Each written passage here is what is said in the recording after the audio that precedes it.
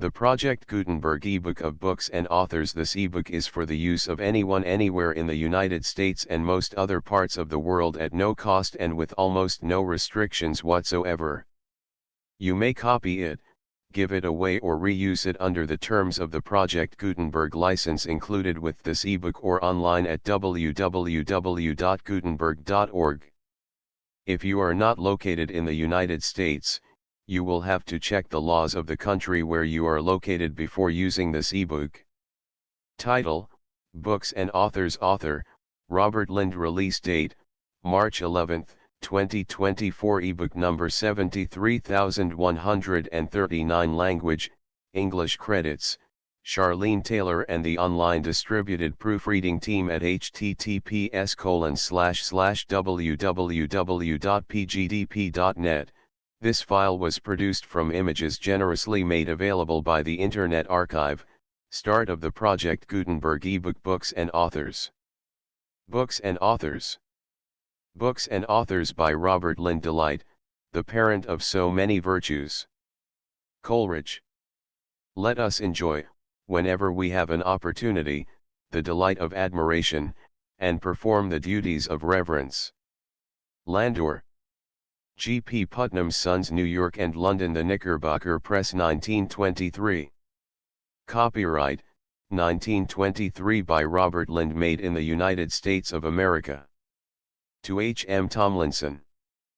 Preface to the American edition. To write books about books has been spoken of as though it were a parasitic industry. Undoubtedly, books about books are among the least necessary of books. The world delighted in songs and epics and histories for centuries before it paused to attend to a literary critic. Even today, when men engage in the eternal discussion of the books with which they would like to be left on a desert island, I do not think a vote is ever given to a volume of criticism. The poet, the essayist, the novelist, the biographer, the philosopher, are all safe among the world's best authors. The critic must be content if he is given a place among the second best. He is not a contributor to the 100 best books. The most that he can claim is that no collection of the 1,000 best books would be complete without him. Certainly, it is difficult to imagine a well-chosen library of 1,000 books without a volume or two of literary criticism. This may be because 1,000 supremely good books have not yet been written, a melancholy reflection when we think of all the ink and paper that have been used since authorship began. I think, however, it is also partly due to the fact that as human society becomes civilized, books become more and more a necessary part of the environment of men and women, so that we may say that on the whole it is more natural for a civilized man to write a book about books than a book about birds or butterflies. In a highly developed civilization, literature inevitably takes literature as part of its subject matter, as it takes every other great human interest. Even the historian ends by admitting authors among his characters along with statesmen and soldiers, and in general literature we have poems on poets, essays on essayists, biographies of biographers, criticisms of critics, and novels about novelists. Writing about writers, indeed, has become in our day an all but universal practice, and it seems to me to stand in no more need of defense than writing about tramps or travelers, about businessmen or burglars. There is, I admit, always a danger that a writer about writers may become excessively professional. He may discuss writing as a cotton manufacturer would discuss the manufacture of cotton, telling us a great deal about the mechanism of production and nothing about the energies, sacrifices, and personal qualities that are the secret of genius in business as in the arts. Criticism of this kind is important, but its place is in a technical or professional treatise. Criticism, in order to justify itself as a branch of literature, must subordinate all such technical matter to philosophy or biography, or both must associate ideas about literature with ideas about life, as Schopenhauer did, or like Saint Beuve and Matthew Arnold, must portray in an author, not only an author, but a man. Those critics who write about literature as though it were a cult for the few instead of a normal human interest, confine themselves largely to analysis, some of them to pretended analysis. They do not see that the critic's analysis is of value only if it leads to a synthesis. There is no use in his taking to pieces what he sees as the genius of Shakespeare if he cannot put it together again in such a way that it is mirrored in the minds and imaginations of his readers as well as in his own. It seems to me to be the positive task of criticism to create in one's own mind an image of a writer's genius and then to try to clear the minds of one's readers so that the same image will be reflected in theirs. We may fail, but that, at least, is what we are attempting to do, or what we ought to be attempting to do. Robert Lynd. London, November, 1922.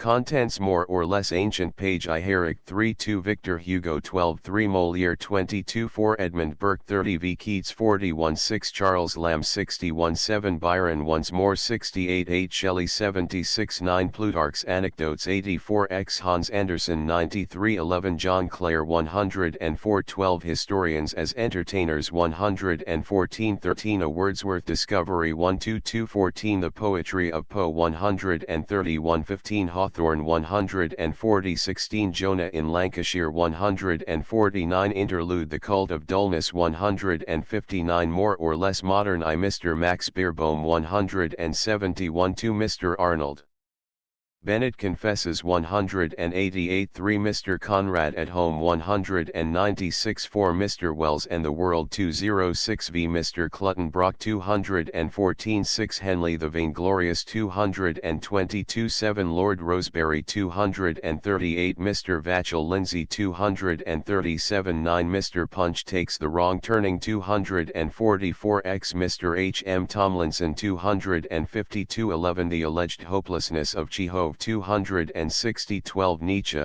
A Note 268 13 Mr. T. S. Eliot as Critic 277 14 Mr. Norman Douglas's Dislikes 285 15 M. André Gide Makes a Joke 293 Finale The Critic 305. More or less ancient. I Herrick was a gross and good-natured clergyman who had a double chin. He kept a pet pig, which drank beer out of a tankard, and he and the pig had probably a good many of the same characteristics. It would be a libel on him to say that he was a pig, but it would not be a libel to say that he was a pet pig. His life, like the pet pig's, was not real, and it certainly was not earnest. He spent the best part of his youth mourning over the brevity of life, and he lived till he was comfortably over 80. He was an Epicurean, indeed, in the vulgar sense of the word, whose dominant theme was the mortality of pretty things. For Herrick gives us the feeling that for him the world was a world of pretty things rather than of beautiful things. He was the son of a goldsmith in Cheapside, and himself served an apprenticeship to the trade. The effect of this may, I think, be seen in his verse. His spiritual home always remained in Cheapside rather than in the church which he afterwards entered. He enjoyed the world as though it were a street of shops. To read him is to call at the florists and the perfumers and the milliners and the jewelers and the confectioners and the vintners and the fruiters and the toy sellers. If he writes, as he proclaims, of bridegrooms and brides, he does not forget the bride's dress or the bride's cake. His very vision of nature belittles it to the measure of golden Cheapside. He begins fair days with the lines, fair was the dawn, and but e'en now the skies showed like rich cream, inspurred with strawberries. If he invites Phyllis to love him and live with him in the country, he reduces the hills for her to the size of bric-a-brac, thy feasting tables shall be hills with daisies spread, and daffodils. He was one of those happily constituted men who can get pleasure from most things, and it is obvious that he got a great deal of pleasure from his life in Devonshire, where he was vicar of Dean Prior, till he was ejected after the triumph of Cromwell in the Civil War. But his heart was never in Devonshire. There is no mirror of Devonshire in his verse. He was a censorious exile amid beauty of that sort, and could have had all the flowers and country scenes he cared for within an hour's walk of the shop in Cheapside. He speaks in one of his poems of this loathed country life, and in the verses called Deanborn, a rude river in Devon, by which he sometimes dwelt, he bids the river farewell, and expresses the hope that he will never set eyes on its warty incivility again. To my content, I never should behold, were thy streams silver, or thy rocks all gold. Rocky thou art, and rocky we discover thy men, and rocky are thy ways all over. O men, O manners, now and ever known to be a rocky generation. A people currish, churlish as the seas, and rude almost as rudest savages. There is no missing the sincere unappreciativeness of these lines. The best that he can say of Devon is not that it is beautiful but that he wrote some good verses in it. More discontents I never had since I was born than here, where I have been and still am sad, in this dull Devonshire. Yet justly too I must confess, I ne'er invented such ennobled numbers for the press than where I loathed so much. It has been remarked that, even when he writes of fairies, he has in mind, not the fairies of the West Country, but the fairies he brought with him from Ben Jonson's London. He is rich in the fancies of the town poet. For him Oberon walks through a grove tinselled with twilight, and is led by the shine of snails. As for the cave in which the fairy king seeks Queen Mab, to pave the excellency of this cave, squirrels and children's teeth late shed are neatly here and checkered. Oberon's feast again is a revel of fantastical dishes not from nature, but from that part of the imagination that is a toy shop, a little moth late fattened in a piece of cloth, with withered cherries, mandrake's ears, mole's eyes, to these, the slain stag's tears, the unctuous tulips of a snail, the broke heart of a nightingale o'ercome in music. The very titles of many of his poems seem to have come straight from the toy shop. How charming some of them are, a ternary of littles upon a pipkin of jelly sent to a lady, upon a cherry stone sent to the tip of the Lady Gemonia Walgrave's ear, upon a black twist, rounding the arm of the Countess of Carlisle, upon Julia's hair, bundled up in a golden net, to the fever, not to trouble Julia, upon Lucia, dabbled in the dew, the funeral rites of the rose. Most beautiful of all, perhaps, is the title of his most famous poem, Gather Ye Rosebuds, which runs, to the virgins, to make much of time. Herrick's small and delightful genius is as manifest in the titles of his poems as in the poems themselves. All the perfume of his verse is in such titles as to live merrily, and to trust to good verses, to Mistress Catherine Bradshaw the lovely, that crowned him with laurel, to the most virtuous Mistress Pot, who many times entertained him, and, especially, to daisies, not to shut so soon. Herrick appears in his poetry, if we leave out of consideration the inferior religious verse in noble numbers, mainly in three characters. He is the cheerful countryman, the praiser of his mistresses, and the philosopher of the mortality of pretty things. As for the first, he was too good a disciple of Horace not to be able to play the part cheerfully and to smile among his animals and his beans. A hen I keep, which, creaking day by day, tells when she goes her long white egg to lay. A lamb I keep, tame, with my morsels fed, whose dam an orphan left him, lately dead. A cat I keep, that plays about my house, grown fat with eating many a mealying mouse. As he writes down the list, he himself realizes to what an extent his life in the country is a life of make-believe among toys, which are but toys to give my heart some ease, where care ne'er is, slight things do lightly please. His mistresses are, however, a thing apart from this happy farmyard. When he goes to the farmyard for a simile in praise of Julia, the effect is amusing, but it is a little lower than love poetry. Fain would I kiss my Julia's dainty leg, which is as white and hairless as an egg. Some critics have doubted whether Herrick ever was actually in love. They regard his Julius and Antheas and Lucius as but an array of Delph shepherd essays that every poet of the day was expected to keep on his table. This may be true of most of the ladies, but Julia seems real enough. Herrick was obviously incapable of the passion of Keats or Shelley or Browning, but we may take it that he had been enchained and enchanted by the lady with the black eyes and the replica of his own double chin. Black and rolling is her eye, double-chinned, and forehead high, lips she has, all ruby red, cheeks like cream and claretted, and a nose that is the grace and proscenium of her face. It is not a very attractive picture, and it is characteristic of Herrick that he can paint Julia's clothes better than he can paint her face. It was an enchained and enchanted man who wrote those lines that are far too well known to quote and far too charming to refrain from quoting, when as in silks my Julia goes, then, methinks, how sweetly flows the liquefaction of her clothes. Next, when I cast mine eyes and see that brave vibration each way free, oh how that glittering taketh me. This is no figmentary picture. The songs to Julia most of all, the glorious night piece are songs of experience. Herrick may not have loved Julia well enough to marry her, even if she had been willing, but he loved her well enough to write good verses.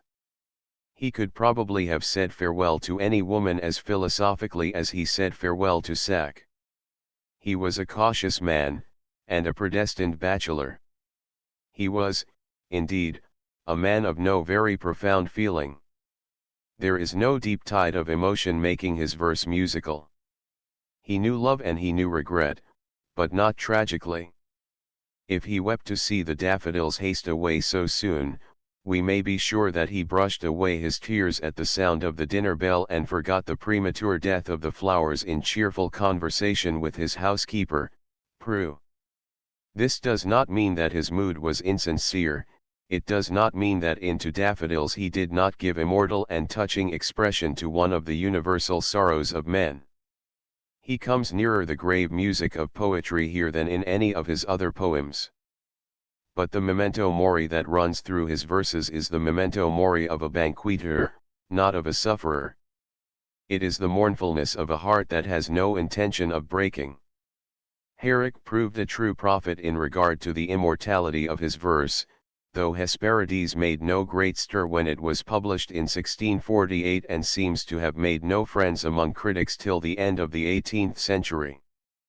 But he never gave a wiser estimate of the quality of his work than those lines, in When He Would Have His Verses Read, where he bids us, in sober mornings do not thou rehearse the holy incantation of a verse, but when that men have both well drank and fed, let my enchantments then be sung or read. When the rose rains, and locks with ointment shine, let rigid Cato read these lines of mine. This is the muse at play. It is absurd to speak of Herrick as though he were a great lyric poet. He is not with Shakespeare. He is not with Campion. But he is a master of light poetry under the rose. To Victor Hugo it is easy to disparage Victor Hugo, but, in order to disparage him, it is necessary to abstain from reading him. Take down his books and begin to read, and, even if you do not agree with the verdict, you will understand before long how it was that a generation or so ago people used to regard Victor Hugo as one of the great names in literature. It was only Swinburne, perhaps, who could describe him as the greatest man born since the death of Shakespeare, but this did not seem an absurd exaggeration to the majority of readers at the time it was written, and even a crabbed critic like Henley accepted him as plainly, the greatest man of letters of his day. His influence as well as his reputation was enormous and extended far beyond France. He was a great author for the great Russians. He was one of Dostoevsky's favorite writers, and Notre Dame was one of the books that influenced Tolstoy. Even in his censorious old age Tolstoy admitted Les Miserables through the straight gate of the best literature in what is art. And it seems likely, as Madame Dukas suggests, that it was at the back of his mind when he wrote Resurrection. His greatest contemporaries, however, realized that Hugo was a charlatan as well as a man of genius. Madame Ducasse quotes Baudelaire's comment, Victor Hugo an inspired donkey, and his assertion that the Almighty, in a mood of impenetrable mystification, had taken genius and silliness in equal parts in order to compound the brain of Victor Hugo. She also quotes Balzac's criticism of the first night of Les Burgraves, the story simply does not exist, the invention is beneath contempt. But the poetry goes to your head. It's Titian painting his fresco on a wall of mud. Yet there is in Victor Hugo's plays an absence of heart, which was never so conspicuous. Victor Hugo is not true. Victor Hugo is not true. That is the suspicion that constantly trips one up whether one reads his books or his life. In literature, in public life, in private life, he was not only amazing but an amazing humbug. We see evidence of this in the story of his relations with his wife and Juliette Drouet, his mistress, which Madame Ducasse tells again so fairly and so well. Even while he was pursuing the mistress across France, he would write fervently home to the wife, Jet aime. Tu es la joie et le honneur de ma vie. Hugo possibly meant this when he wrote it. He may have been lying to himself rather than to his wife. His falseness lay in his readiness to whisper at each shrine at which he worshipped that this was his only shrine.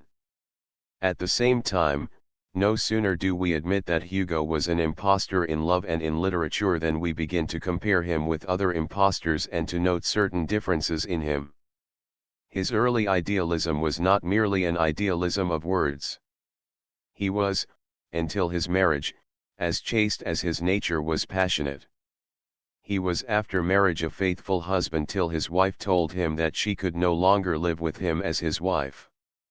After he fell in love with Juliette Drouet in 1833, we might describe him as a high-minded bigamist, though he did not remain perfectly faithful even in his bigamy. One thing, at least, is certain, both women loved him till the end of their long lives. His dying wife wrote to him in 1868, "The end of my dream is to die in your arms." And, when Juliette Drouet was slowly dying of cancer, and both she and Hugo were between 70 and 80, she still insisted on nursing him at the hint of the slightest cough or headache. Did he but stir, she was there with a warm drink or an extra covering. Every morning it was she who drew the curtains from Victor Hugo's window, roused the old man with a kiss on the forehead, lit his fire, prepared the 2 fresh eggs that formed his breakfast, read him the papers. Had he been all false, he could hardly have preserved the affection of these 2 rival and devoted women through years of danger and exile till the ultimate triumph of his fame. Madame Ducasse suggests, however, that he was a humbug even on that early occasion on which, seeing that Saint Beuve was in love with his wife, and that she in turn was attracted by Saint Beuve, he offered with romantic generosity to let his wife choose between them and to abide by the result. Again, the fact that he insisted on remaining friends with Saint Beuve through the affair is regarded as evidence of his cunning determination to keep in with the reviewers at all costs. Victor Hugo would probably be suspected of having been a humbug, whatever he had done.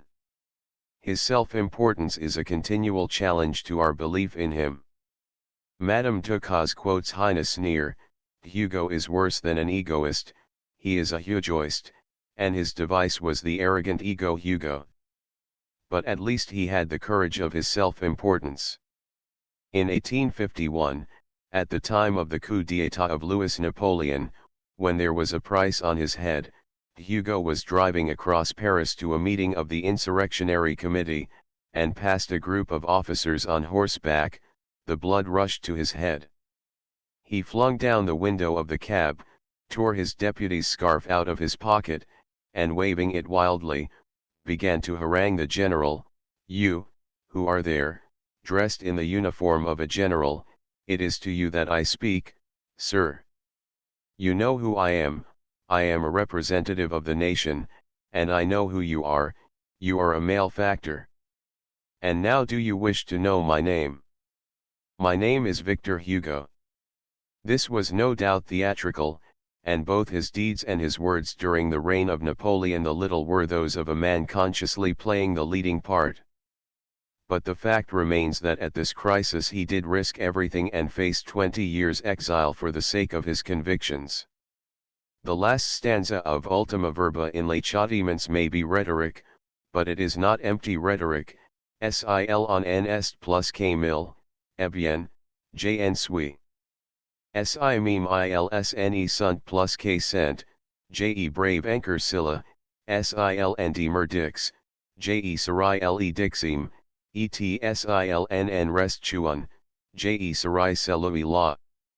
There is an energy of fury in Hugo's political verse that keeps it alive even today, when Louis Napoleon, a charlatan without this redeeming fury, has receded into such littleness that the eye scarcely any longer perceives him. Hugo at times seems a painfully vocative poet, the poet, not merely of the vocative singular, but of the vocative plural. But there is always coursing through his verse a great natural force, like that of the wind or the waves, that carries us along as we read.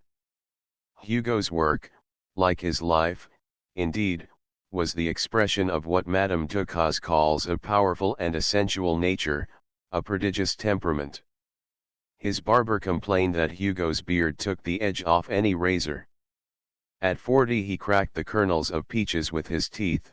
Even in his old age, he ate his oranges with the peel on and his lobsters in their shell, because he found them more digestible. His appetite, which was hungry, not greedy, alarmed the good Theo.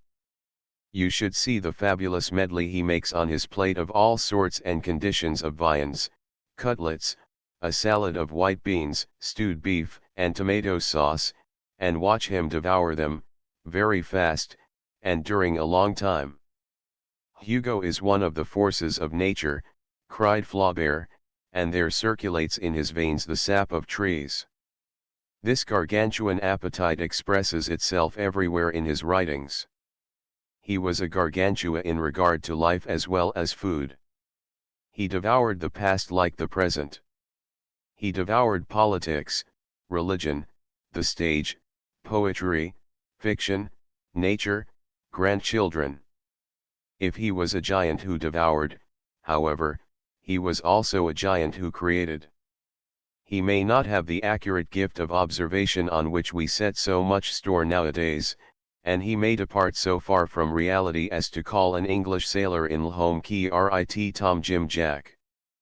But, if he does not create for us a world as real as Clapham Junction, he does create for us a world as real as Aesop's fables. He is an inventor of myths and fables, indeed. He no more attempts to imitate the surface of life than a musician attempts to imitate the sounds of life.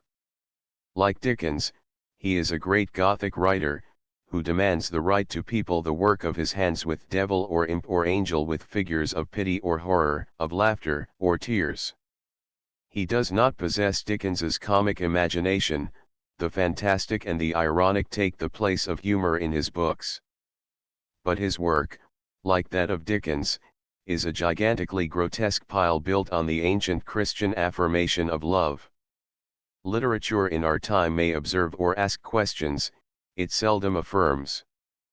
But I doubt whether it even observes the essential heart of things with as sure an eye as that of Hugo or Dickens. It does not penetrate with its pity to that underworld of pain in which Cosette and Smike grow up, starved and loveless. Hugo and Dickens were at least rescuers. They were not mere sentimentalists, they had the imaginative sympathy that would not let them rest in the presence of the miseries of life. They hated the tyranny of men and the tyranny of institutions, they hated greed and cruelty, and the iron door shut on children and on the helpless and the suffering. Hugo has dramatized this imaginative sympathy and hatred in novels so mythical in substance that one might easily fall into the mistake of regarding them as false. We must think of Jean Valjean and Javert as figures in a morality play rather than in a psychological study if we are to appreciate the greatness of Les Miserables. They were created, not by God, but by Victor Hugo. But, if they have not at all points psychological reality, they have at least legendary reality. We can say the same of the characters in Les Travailleurs de la Mer and L'Homme qui rit. They all inhabit the world, not as it actually is, but as it is transmuted in a legendary imagination. Unfortunately, Hugo professes to write about real people and not about dragons, and we constantly find ourselves applying psychological tests as we read him.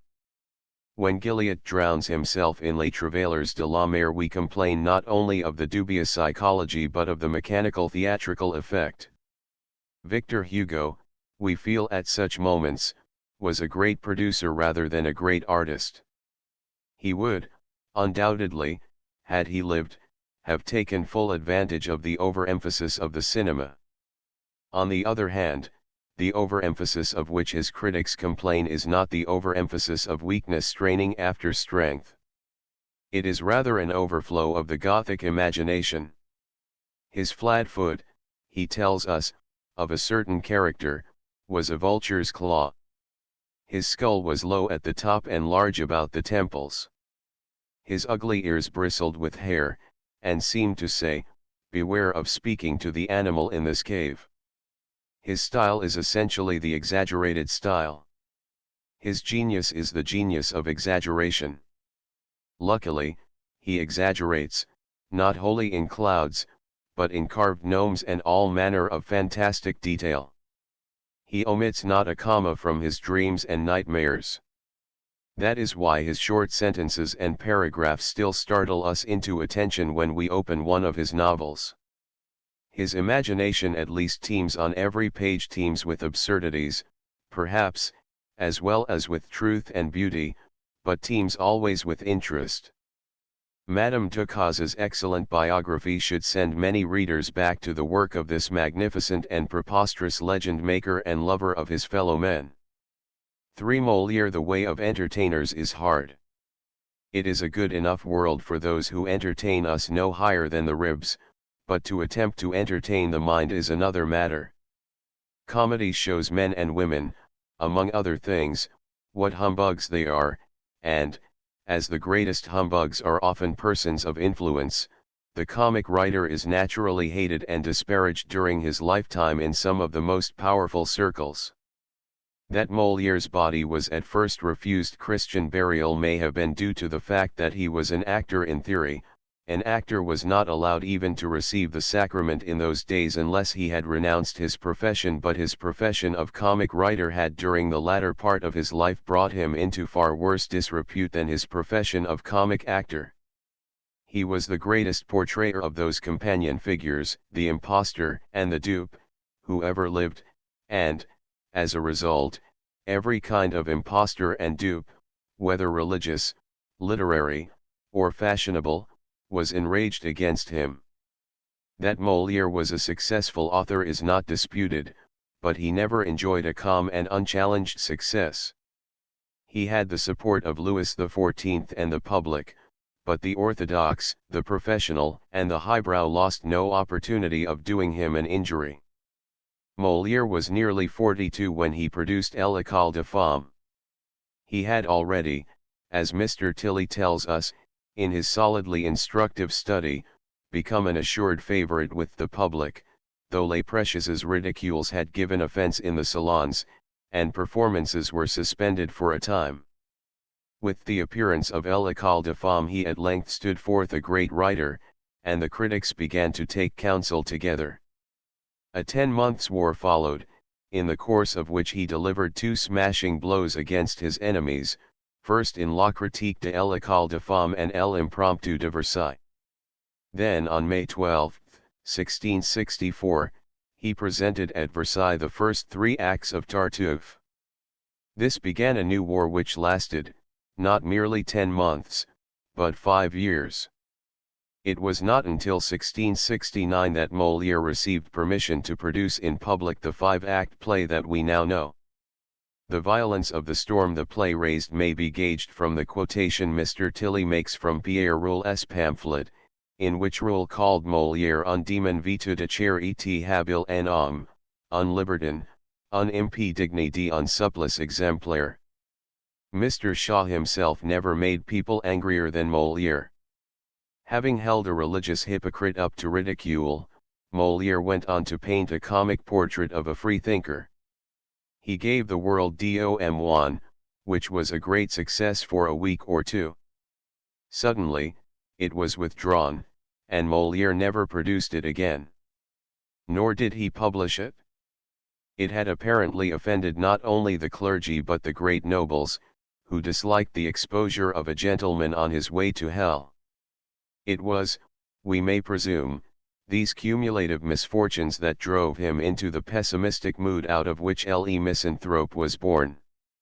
He had now written 3 masterpieces for the purpose of entertaining his fellows, and he was being treated, not as a public benefactor, but as a public enemy.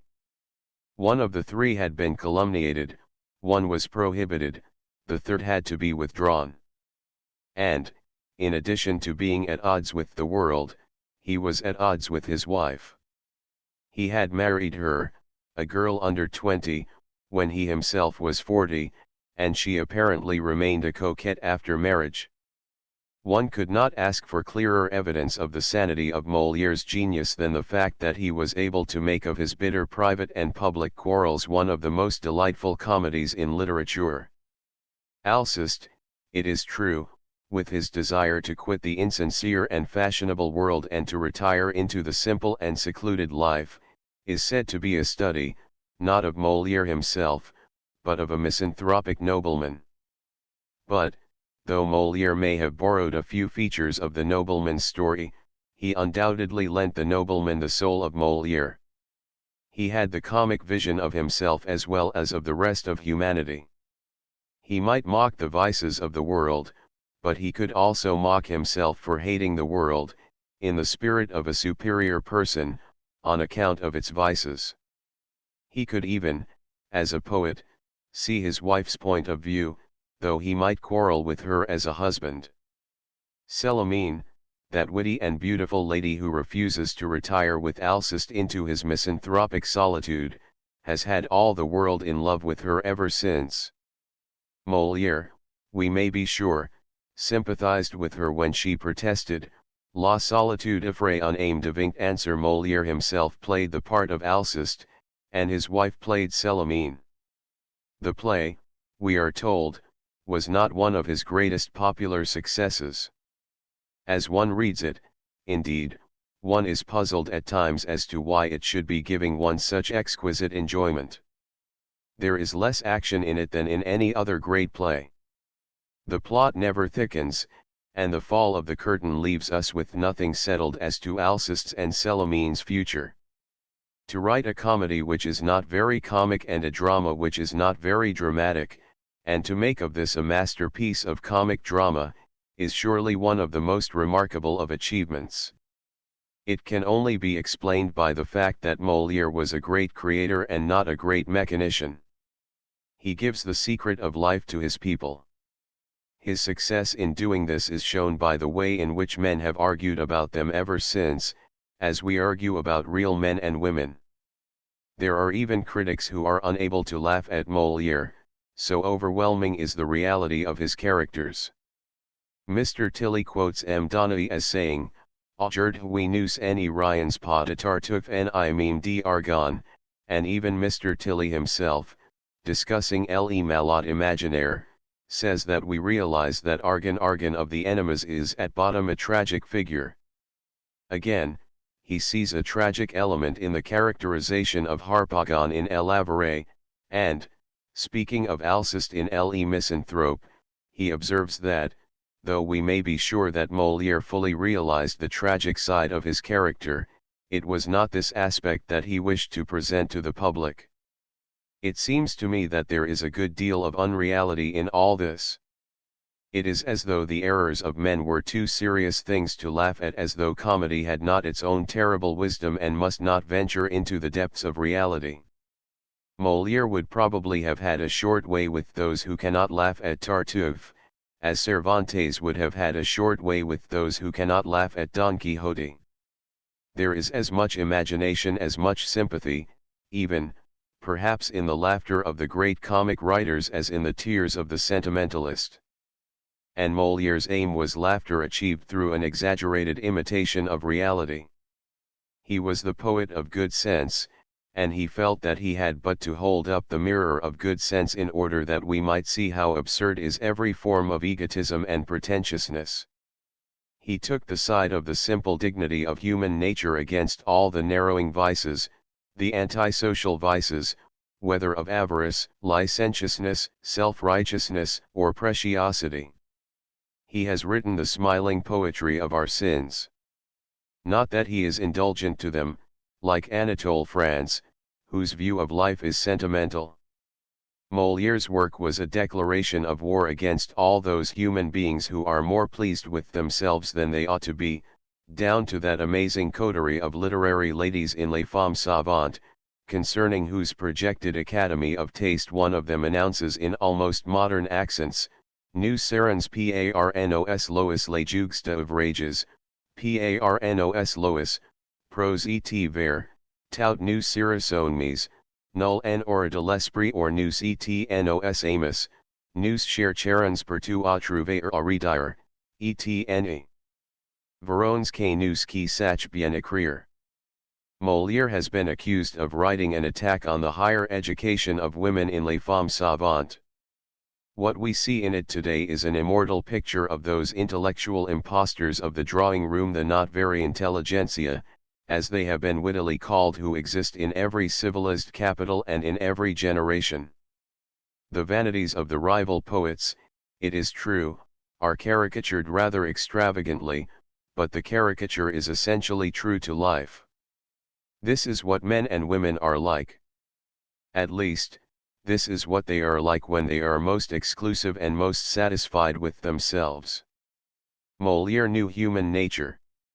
That is what makes him so much greater a comic dramatist than any English dramatist who has written since Shakespeare. Molière has been taken to task by many critics since his death. He has been accused even of writing badly. He has been accused of padding, incorrectness, and the use of jargon.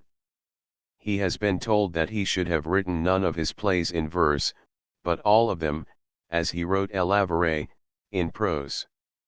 All these criticisms are 9/10 fatuous. Molière by the use of verse gave comic speech the exhilaration of a game, as Pope did, and literature that has exhilarating qualities of this kind has justified its existence, whether or not it squares with some hard and fast theory of poetry. If we cannot define poetry so as to leave room for Molière and Pope, then so much the worse for our definition of poetry. As for padding, I doubt whether any dramatist has ever kept the breath of life in his speech more continuously than Molière. His dialogue is not a flowing tap but a running stream. That Molière's language may be faulty I will not dispute, as French is an alien and but half-known tongue to me. He produces his effects, whatever his grammar. He has created for us a world, delicious even in its insincerities and absurdities, a world seen through charming, humorous, generous, remorseless eyes, a world held together by wit, a world in which the sins of society dance to the ravishing music of the Alexandrine. For Edmund Burke, we are told, was known as the dinner bell because the House of Commons emptied when he rose to speak.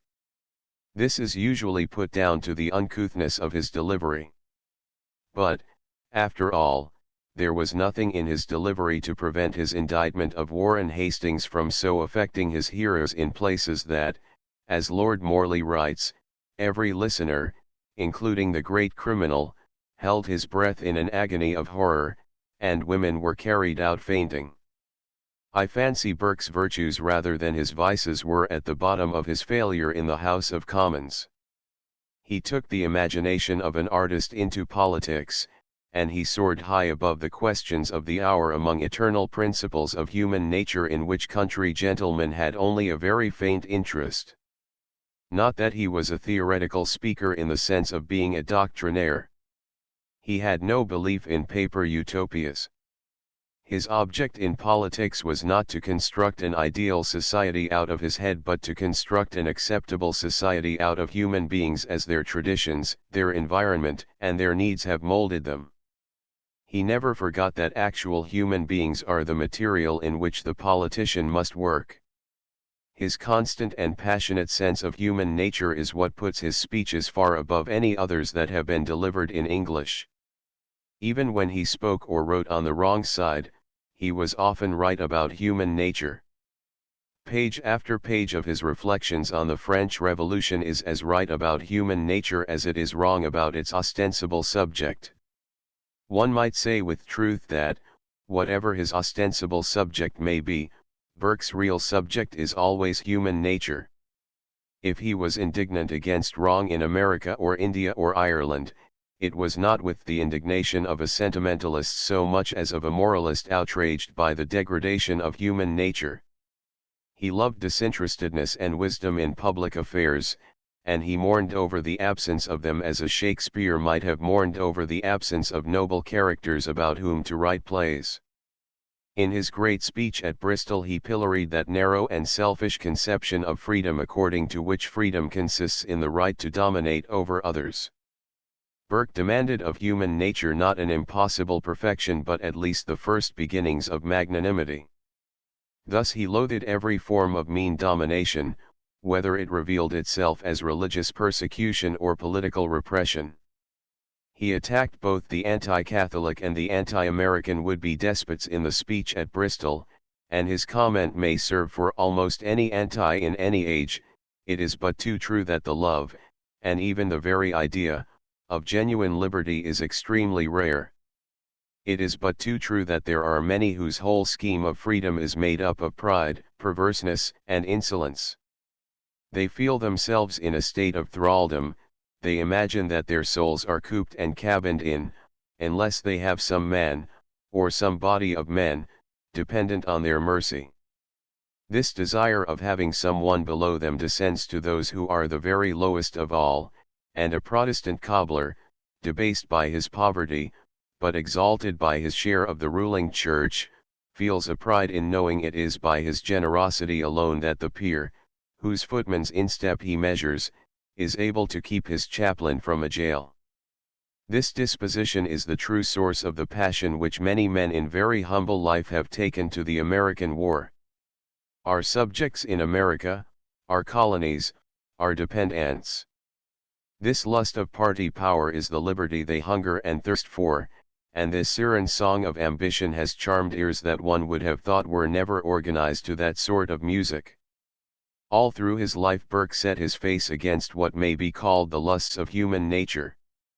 As a member of Parliament he refused to curry favor with his constituents by gratifying their baser appetites.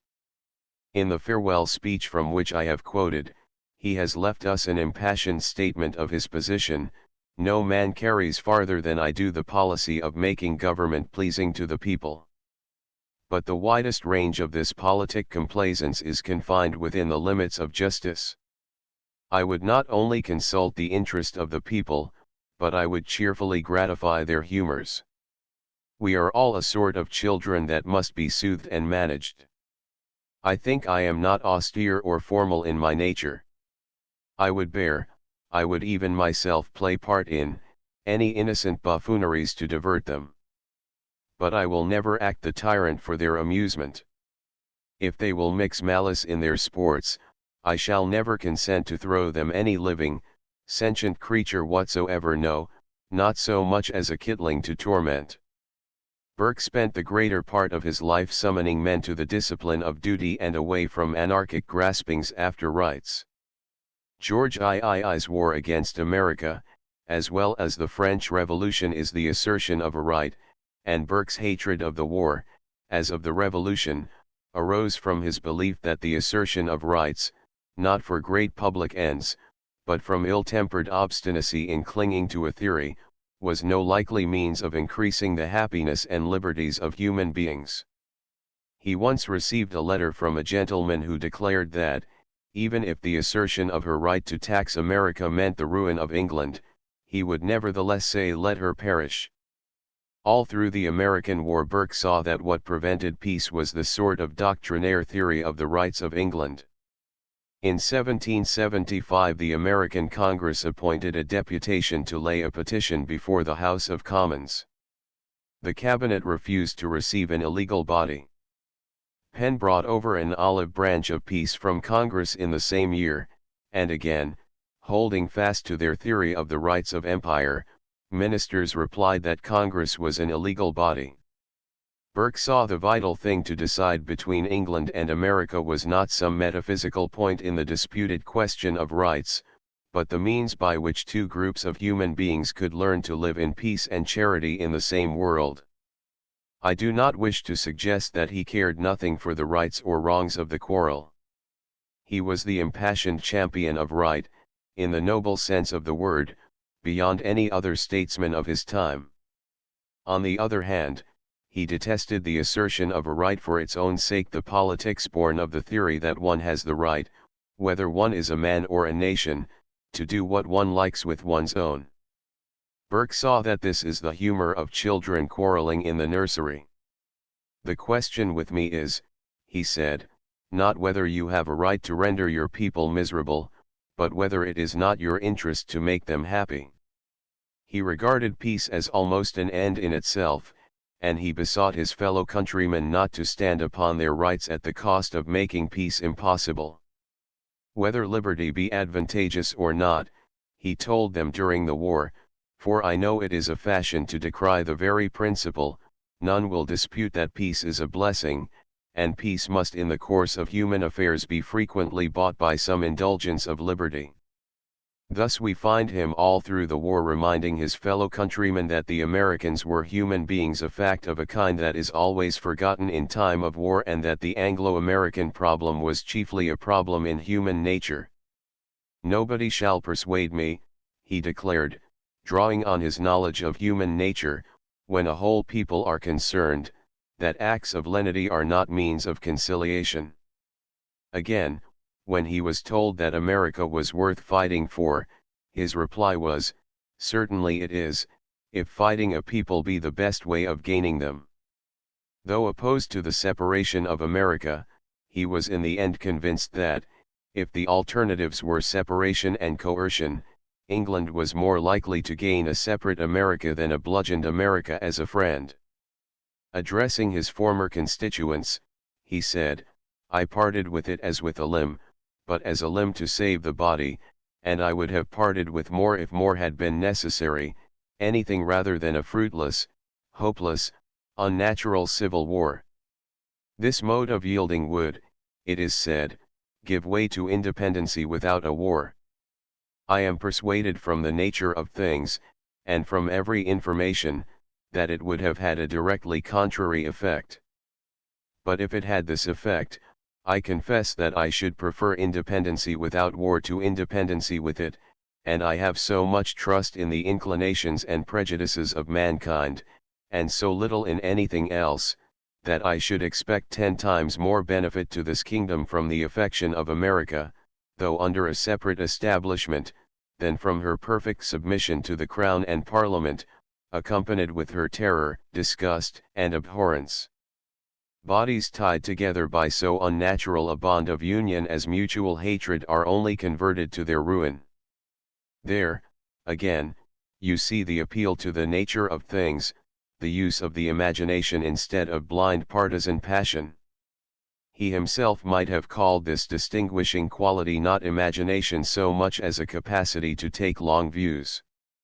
He looked on the taking of long views as itself a primary virtue in politics.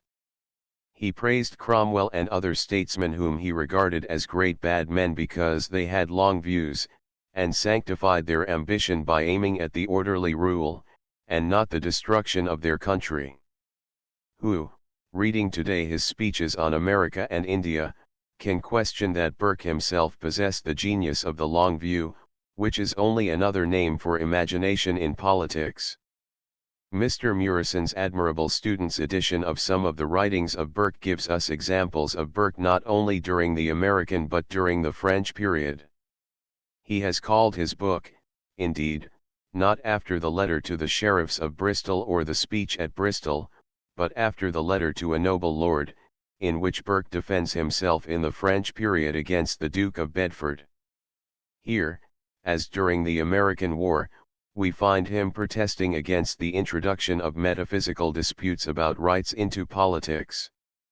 During the American War he had said, in regard to the question of rights, I do not enter into these metaphysical distinctions. I hate the very sound of them.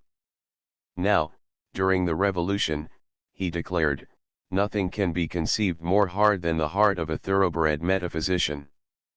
It comes nearer to the cold molly goodnighty of a wicked spirit than to the frailty and passion of man. Unfortunately, Burke himself was something of a metaphysician in his attack on the French Revolution. He wrote against France from prejudice and from theory, and his eye is continually distracted from the facts of human nature to a paper political orthodoxy. Even here, however, he did not forget human nature, and, in so far as the French Revolution was false to human nature, if the phrase is permissible, Burke has told the truth in lasting prose. His greatness as an artist is shown by the fact that he can move us to silent admiration even when we disagree with him. There is plenty of dull matter in most of his writings, since much of them is necessarily occupied with the detail of dead controversies, but there is a tide of eloquence that continually returns into his sentences and carries us off our feet. We never get to love him as a man. We do not know him personally as we know Johnson. He is a voice, a figure, not one of ourselves. His eloquence is the eloquence of wisdom, seldom of personal intimacy. He is not a master of tears and laughter, but, like Milton, seems rather to represent a sort of impassioned dignity of human nature. But what an imagination he poured into the public affairs of his time, an imagination to which his time was all but indifferent until he used his eloquence in support of, in Lord Morley's phrase, the great army of the indolent good, the people who lead excellent lives and never use their reason. Even then, however, the imagination survived, and, hackneyed though it is by quotation, one never grows weary of coming on that great passage in which he mourns over the fate of Marie Antoinette and the passing of the age of chivalry from Europe.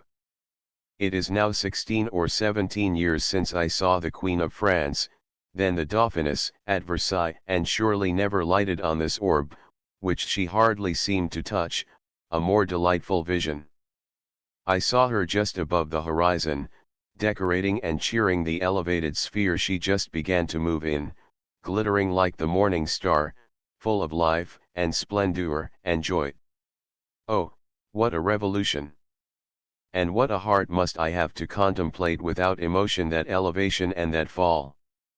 Little did I dream when she added titles of veneration to those of enthusiastic, distant, respectful love, that she should ever be obliged to carry the sharp antidote against disgrace concealed in that bosom. Little did I dream that I should have lived to see such disasters fallen upon her in a nation of gallant men, in a nation of men of honor and of cavaliers. I thought 10,000 swords must have leaped from their scabbards to avenge even a look that threatened her with insult. But the age of chivalry is gone. That of sophisters, economists, and calculators has succeeded, and the glory of Europe is extinguished forever. Never, never more, shall we behold that generous loyalty to rank and sex, that proud submission, that dignified obedience, that subordination of the heart, which kept alive, even in servitude itself, the spirit of an exalted freedom. The unbought grace of life, the cheap defense of nations, the nurse of manly sentiments and heroic enterprise is gone. It is gone, that sensibility of principle, that chastity of honor, which felt a stain like a wound, which inspired courage whilst it mitigated ferocity, which ennobled whatever it touched, and under which vice itself lost half its evil by losing all its grossness. As we read these sentences we cease to ask ourselves whether Burke was on the right or the wrong side in the French Revolution. We are content that a great artist has spoken from the depths of his soul. He has released the truth that is in him to the eternal enrichment of the human race. V. Keats 1. The various Keatses. Most men who write in praise of Shakespeare write in praise of themselves. Shakespeare is their mirror. Respectable middle-aged professors generally think of him as the respectable middle-aged man of the Stratford bust. Mr. Frank Harris sees him as Mr. Frank Harris with a difference. Mr. Charles Whibley imagines him as a Wyby-esque Tory with a knotted whip ever ready for the back of democracy. After reading the John Keats Memorial volume, consisting of appreciations in prose and verse from all manner of contributors, great and little, one comes to the conclusion that most men interpret Keats in the same easy-going way.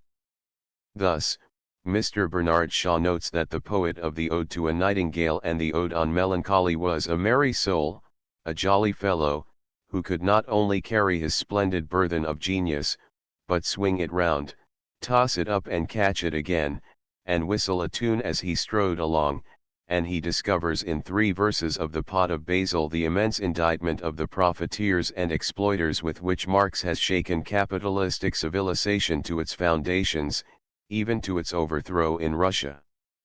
To Dr. Arthur Lynch, on the other hand, Keats is primarily a philosopher, whose philosophic principles account for his republicanism as well as for his criticisms of poetry. Mr. Arthur Symons takes an opposite view. John Keats, he tells us, at a time when the phrase had not yet been invented, practiced the theory of art for art's sake. Keats had something feminine and twisted in his mind, made up out of unhealthy nerves, which it is now the fashion to call decadent. To Sir Ian Hamilton, who contributes a beautiful comment, saved by its passion from the perils of high-flownness, Keats was the prototype of the heroic youth that sacrificed itself in the war. Did he not once declare his willingness to jump down Etna for any great public good, and did he not write, "The patriot shall feel my stern alarum and unsheath his steel"? And, if we dip into the thousands of other things that have been written about Keats, including the centenary appreciations, we shall find this personal emphasis on the part of the critic again and again. Lord Houghton even did his best to raise Keats a step nearer in the social scale by associating him with the upper rank of the middle class, an exaggeration, however, which is no more inaccurate than the common view that Keats was brought up on the verge of pauperdom. As a matter of fact, Keats's father was an ostler who married his employer's daughter, and his grandfather, the livery stable keeper of Finsbury Pavement, left a fortune of £13,000. But it is not only with regard to his birth that attempts to bring Keats into the fold of respectability are common.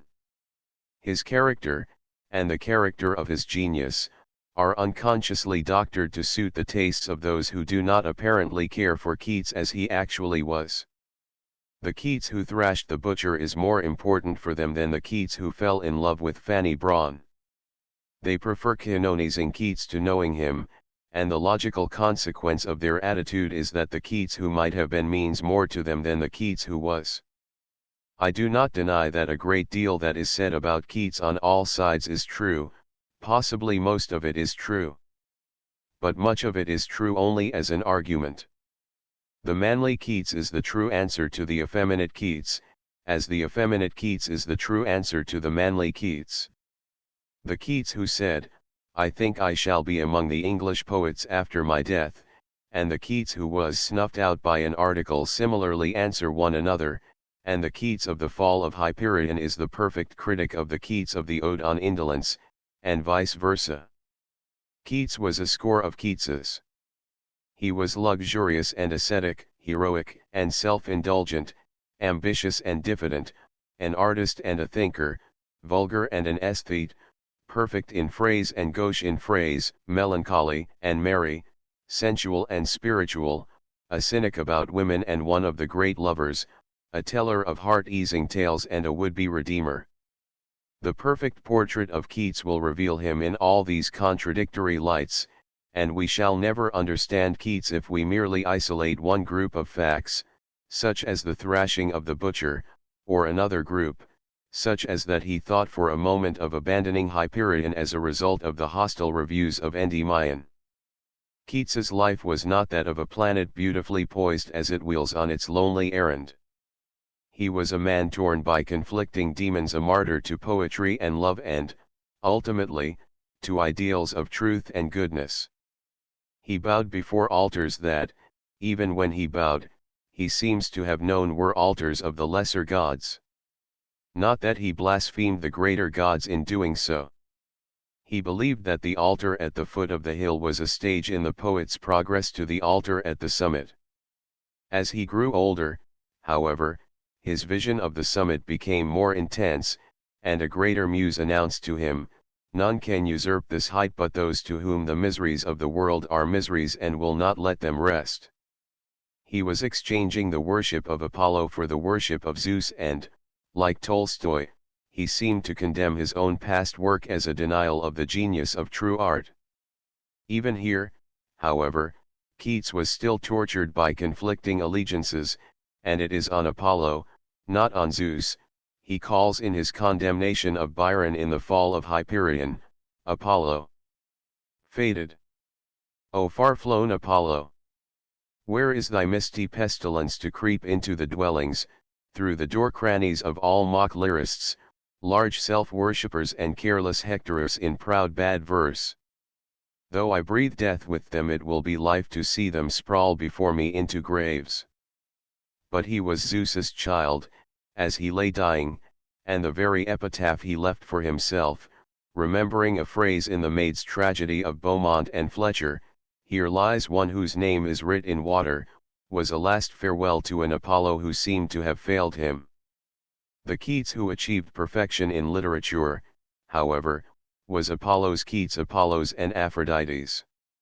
His odes, written out of a genius stirred to its depths for the first time by his passion for Fanny Brawne, he does not seem to have been subject to love, as most poets are, in his boyhood, were but the perfect expression of that idolatry that had stammered in Endymion. Keats in his masterpieces is still the prince breaking through the wood to the vision of the sleeping beauty. He has not yet touched her into life. He almost prefers to remain a spectator, not an awakener. He loves the picture itself more than the reality, though he guesses all the while at the reality behind. That, perhaps, is why men do not go to Keats for healing, as they go to Wordsworth, or for hope, as they go to Shelley. Keats enriches life rather with a sense of a loveliness forever vanishing, and with a dream of what life might be if the loveliness remained. Regret means more to him than hope. Who are these coming to the sacrifice?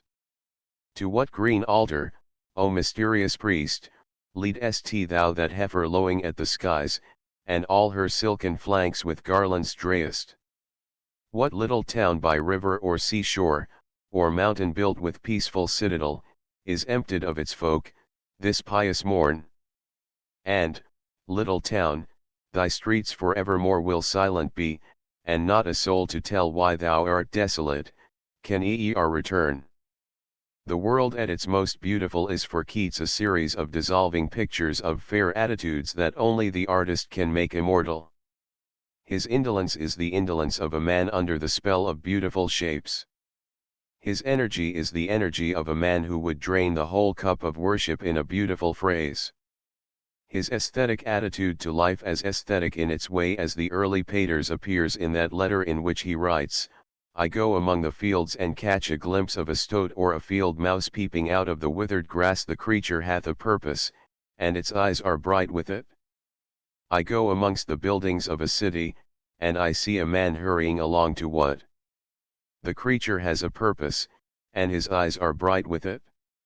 In this very letter, no doubt, the disinterested philosopher as well as the aesthete speaks, but it is Keats's longing for philosophy, not his philosophy itself, that touches us most profoundly in his greatest work. Our knowledge of his sufferings gives his work a background of sorrow more beautiful than beauty's self, against which the exquisite images he wrought have a tragic and spiritual appeal beyond that of any other poet of his kind. The Keats we love is more than the Keats of the poems, more even than the Keats of the letters. It is the Keats of these and of the life, that proud and vehement spirit, that great-hearted traveller in the realms of gold, caught in circumstances and done to death in the very temples where he had worshipped. To the artificer it is an interesting fact that most of the writers who use words like artificers have been townsmen. Milton and Gray, Keats and Lamb, were all Londoners. It is as though to some extent words took the place of natural scenes in the development of the townsman's genius. The town boy finds the muse in a book rather than by a stream. He hears her voice first, perhaps, in a beautiful phrase. It would be ridiculous to speak as though the country-bred poet were uninfluenced by books, or the town-bred poet uninfluenced by bird and tree, by winds and waters. All I suggest is that in the townsman the influence of literature is more dominant, and frequently leads to an excitement over phrases almost more intense than his excitement over things. Milton was thus a stylist in a sense in which Shakespeare was not. Keats was a stylist in a sense in which Shelley was not. Not that Milton and Keats used speech more felicitously, but they used it more self-consciously. Theirs, at their greatest, was the magic of art rather than of nature. They had not, in the same measure as Shakespeare and Shelley, the freedom of the air, the bird-like flight, or the bird-like song. The genius of Keats, we know, was founded on the reading of books.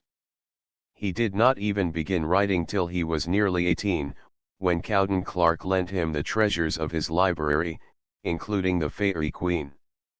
The first of his great poems was written after reading Chapman's Homer, and to the end of his life he was inspired by works of art to a greater degree than any other writer of genius in the England of his time. This may help to explain why he was, as Mr. John Bailey has pointed out, the poet of stillness. Books, pictures, and Grecian urns are still. They fix life for us in the wonder of a trance, and, if Keats saw Cortez silent upon a peak in Darien, and grey-haired Saturn, quiet as a stone, still as the silence round about his lair, and figure after figure in the same sculptured stillness, may this not have been due to the fact that his genius fed so largely on the arts? Keats, however, was the poet of trance, even apart from his stay in the trance world of the artists. One of his characteristic moods was an ecstatic indolence, like that of a man who has tasted an enchanted herb. He was a poet, indeed, whose soul escaped in song as on the drowsy wings of a dream. He may be said to have turned from the fever of life to the intoxication of poetry. He loved poetry, my demon poesy, as a thing in itself, as, perhaps, no other poet equally great has done. This was his quest, this was his paradise. He prayed, indeed, that I may die a death of luxury, and my young spirit follow the morning sunbeams to the great Apollo like a fresh sacrifice, or, if I can bear the o'erwhelming sweets, 'twill bring me to the fair visions of all places. A bowery nook will be Elysium, an eternal book whence I may copy many a lovely saying about the leaves and flowers, about the playing of nymphs in woods and fountains, and the shade keeping a silence round a sleeping maid. This was the mood in which he wrote his greatest work. At the same time Keats was not an unmixed aesthete. He recognized from the first, as we see in this early poem, Sleep and Poetry, that the true field of poetry is not the joys of the senses, but the whole of human life, and can I ever bid these joys farewell? Yes, I must pass them for a nobler life, where I may find the agonies, the strife of human hearts. Modern critics, reading these lines, are tempted to disparage the work Keats actually accomplished in comparison with the work that he might have accomplished, had he not died at 25. They prefer the Fall of Hyperion, that he might have written, to the Eve of St. Agnes, the Nightingale, and the Grecian urn that he did right. They love the potential middle-aged Keats more than the perfect youthful Keats. This seems to me a perversity, but the criticism has value in reminding us how rich and deep was the nature that expressed itself in the work even of the young Keats. Keats was an aesthete, but he was always something more. He was a man continually stirred by a divine hunger for things never to be attained by the ecstasies of youth, for knowledge, for truth, for something that might heal the sorrows of men. His nature was continually at war with itself. His being was in tumult, even though his genius found its perfect hour in stillness. But it was the tumult of love, not the tumult of noble ideals, that led to the production of his greatest work. Fanny Brawne, that beautiful minx in her teens, is denounced for having murdered Keats, but she certainly did not murder his genius. It was after meeting her that he wrote the Odes and the Eve of Saint Agnes, and Lamia and La Belle Dame sans Merci. There has been too much cursing of Fanny. She may have been the cause of Keats's greatest agony, but she was also the cause of his greatest ecstasy. The world is in Fanny's debt, as Keats was. It was Fanny's Keats, in a very real sense, who wrote the immortal verse that all the world now honors. 3 Fanny Brawne, my dear Brown, wrote the dying Keats, with Fanny Brawne in his thoughts, in almost the last of his surviving letters, for my sake, be her advocate forever. You think she has many faults, he had written a month earlier, when leaving England, but, for my sake, think she has none. Thus did Keats bequeath the perfect image of Fanny Brawne to his friend. And the bequest is not only to his friend but to posterity. We, too, must study her image in the eyes of Keats, and hang the portrait of the lady who had no faults in at least as good a position on the wall with those other portraits of the flawed lady, the minx, the flirt, the siren, the destroyer. Sir Sidney Colvin, in his noble and monumental biography of Keats, found no room for this idealized portrait. He was scrupulously fair to Fanny Brawne as a woman, but he condemned her as the woman with whom Keats happened to fall in love. To Sir Sidney she was not Keats's goddess, but Keats's demon. Criticizing the book on its first appearance, I pointed out that almost everything that is immortal in the poetry of Keats was written when he was under the influence of his passion for Fanny Brawne, and I urged that, had it not been for the ploughing and harrowing of love, we should probably never have had the rich harvest of his genius. Sir Sidney has now added a few pages to his preface, in which he replies to this criticism, and declares that to write of Fanny Brawne in such a manner is to misunderstand Keats's whole career. He admits that most of Keats's best work was done after he had met Fanny Brawne, but it was done, he insists, not because of her, but in spite of her.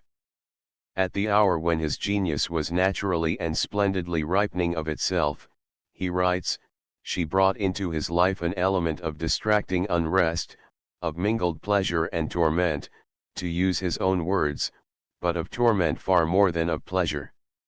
In writing to her or about her he never for a moment suggests that he owed to her any of his inspiration as a poet. In point of fact, from the hour when he passed under her spell he could never do any long or sustained work except in absence from her. Now all this means little more than that Fanny Brawne made Keats suffer. On that point everybody is agreed. The only matter in dispute is whether the suffering was a source of energy or of destruction to Keats's genius. Keats has left us in one of his letters his own view of the part suffering plays in the making of a soul. Scoffing at the conception of the world as a vale of tears, he urges that we should regard it instead as the vale of soul-making, and asks, do you not see how necessary a world of pain and troubles is to school an intelligence and make it a soul? Thus, according to his own philosophy, there is no essential contradiction between a love that harrows and a love that enriches.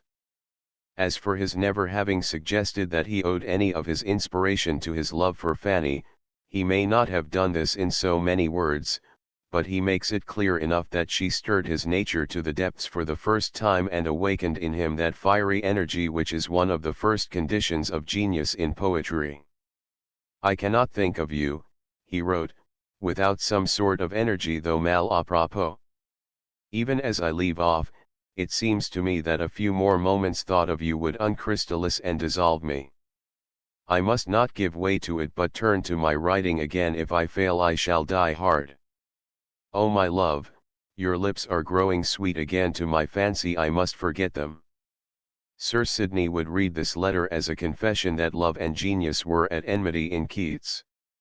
It seems to me a much more reasonable view that in the heat of conflict Keats's genius became doubly intense, and that, had there been no struggle, there would have been no triumph. It is not necessary to believe that Fanny Brawne was the ideal woman for Keats to have loved, the point is that his love of her was the supreme event in his life. "I never," he told her, "felt my mind repose upon anything with complete and undistracted enjoyment upon no person but you. I have been astonished," he wrote in another letter, "that men could die martyrs for religion. I have shuddered at it. I shudder no more. I could be martyred for my religion. Love is my religion. I could die for that. I could die for you. My creed is love, and you are its only tenet." And still earlier he had written, "I have two luxuries to brood over in my walks, your loveliness and the hour of my death. Oh, that I could have possession of them both in the same minute. I will imagine you Venus tonight and pray, pray, pray to your star like a heathen." It is out of emotional travail such as we find in these letters that poetry is born. Is it possible to believe that, if Keats had never fallen in love and he had never been in love till he met Fanny, he would have been the great poet we know? I hold that it is not. Hence I still maintain the truth of the statement which Sir Sidney Colvin sets out to controvert, that, while Fanny may have been the bad fairy of Keats as a man, she was his good fairy as a poet. Keats's misfortune in love was a personal misfortune, not a misfortune to his genius. He was too poor to marry, and, in his own phrase, he trembled at domestic cares. He was ill and morbid, he had longed for the hour of his death before ever he set eyes on Fanny. Add to this that he was young and sensual and as jealous as Othello. His own nature had in it all the elements of tragic suffering, even if Fanny had been as perfect as Saint Cecilia. And she was no Saint Cecilia. He had called her minx shortly after their first meeting in the autumn of 1818, and described her as beautiful and elegant, graceful, silly, fashionable, and strange. Even then, however, he was in love with her. "The very first week I knew you," he told her afterwards, "I wrote myself your vassal. If you should ever feel for man at the first sight what I did for you, I am lost." It is clear from this that his heart and his head quarreled about Fanny. At the same time, after those first censures, he never spoke critically of her again, even to his most intimate friends. Some of his friends evidently disliked Fanny and wished to separate the lovers. He refers to this in a letter in which he speaks angrily of these laughers who do not like you, who envy you for your beauty, and writes of himself as one who, if he never should see you again, would make you the saint of his memory. But Keats himself could not be certain that she was a saint. "My greatest torment since I have known you," he tells her, "has been the fear of you being a little inclined to the crescent." He is so jealous that, when he is ill, he tells her that she must not even go into town alone till he is well again, and says, "If you would really what is called enjoy yourself at a party, if you can smile in people's faces, and wish them to admire you now, you never have nor ever will love me." But he adds a postscript, "No, my sweet Fanny, I am wrong, I do not wish you to be unhappy, and yet I do, I must while there is so sweet a beauty, my loveliest, my darling. Goodbye. I kiss you, oh the torments." In a later letter he returns to his jealousy, and declares, Hamlet's heart was full of such misery as mine is when he said to Ophelia, "Go to a nunnery, go, go." He tells this fragile little worldly creature that she should be prepared to suffer on the rack for him, accuses her of flirting with Brown, and, in one of the most painful of his letters, cries out, "I appeal to you by the blood of that Christ you believe in, do not write to me if you have done anything this month which it would have pained me to have seen. You may have altered if you have not. If you still believe in dancing rooms and other societies as I have seen you, I do not want to live. If you have done so, I wish the coming night may be my last. I cannot live without you, and not only you, but chaste you, virtuous you. Be serious. Love is not a plaything, and again, do not write unless you can do it with a crystal conscience." Poor Keats. Poor Fanny. That Fanny loved Keats is obvious. In this at least she showed herself unworldly. She cannot have been dazzled by his fame, for at that time he was to all appearance merely a minor poet who had been laughed at. He was of humble birth, and he had not even the prospect of being able to earn a living. Add to this that he was an all but chronic invalid. Her love must, in the circumstances, have been a very real and unselfish affair, and there is no evidence to suggest that, for all her taste for dancing and for going into town, it was fickle. Keats asked too much of her. He wished to enslave her as she had enslaved him. He knew in his saner moments that he was unfair to her. "At times," he wrote, "I feel bitterly sorry that ever I made you unhappy." There was unhappiness on both sides, the unhappiness of an engagement that could come to nothing. There are, as Keats mournfully wrote, impossibilities in the world. It was fate, not Fanny, that wrecked the life of Keats. "My dear Brown," he wrote near the end, "I should have had her when I was in health, and I should have remained well." That is not the comment a man makes on a woman whom he regards as his destroying angel. Nor is it a destroying angel that Keats pictures when he writes to Fanny, "You are always new. The last of your kisses was ever the sweetest, the last smile the brightest, the last movement the gracefulest. When you passed my window home yesterday, I was filled with as much admiration as if I had then seen you for the first time." Love such as this is not the enemy of poetry. Without it there would be no poetry but that of patriots, saints and hermits. A biography of Keats should not be a biography without a heroine. That would be Hamlet without Ophelia. Sir Sidney Colvin's is a masterly life which is likely to take a permanent place in English biographical literature. But it has one flaw. Sir Sidney did not see how vital a clue Keats left us to the interpretation of his life and genius in that last despairing appeal, "My dear Brown, for my sake be her advocate forever." 6. Charles Lamb was a small, flat-footed man whose eyes were of different colors and who stammered. He nevertheless leaves on many of his readers the impression of personal beauty. De Quincey has told us that in the repose of sleep Lamb's face assumed an expression almost seraphic, from its intellectual beauty of outline, its childlike simplicity, and its benny good-nighting. He added that the eyes disturbed the unity of effect in Lamb's waking face, and gave a feeling of restlessness, shifting, like northern lights, through every mode of combination with fantastic playfulness. This description, I think, suggests something of the quality of Lamb's charm. There are in his best work depths of repose under a restless and prankish surface. He is at once the most restful and the most playful of essayists. Carlyle, whose soul could not find rest in such quietistic virtue as Lamb's, noticed only the playfulness and was disgusted by it. "Charles Lamb," he declared, "I do verily believe to be in some considerable degree insane. A more pitiful, rickety, gasping, staggering, stammering tomfool I do not know.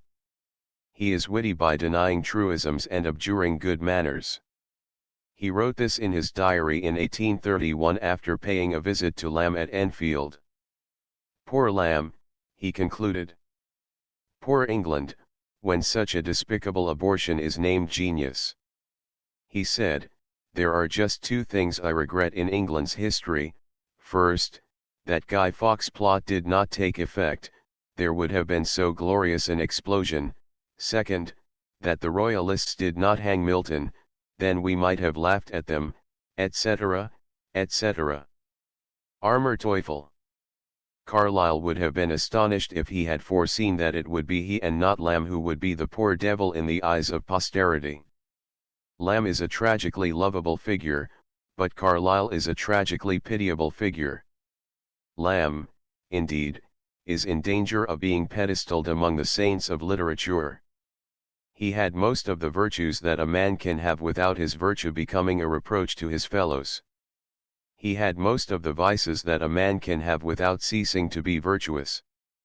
He had enthusiasm that made him at home among the poets, and prejudices that made him at home among common men. His prejudices, however, were for the most part humorous, as when, speaking of Lel, he said, "If she belonged to me I would lock her up and feed her on bread and water till she left off writing poetry." A female poet, a female author of any kind, ranks below an actress, I think. He also denounced clever women as impudent, forward, unfeminine, and unhealthy in their minds.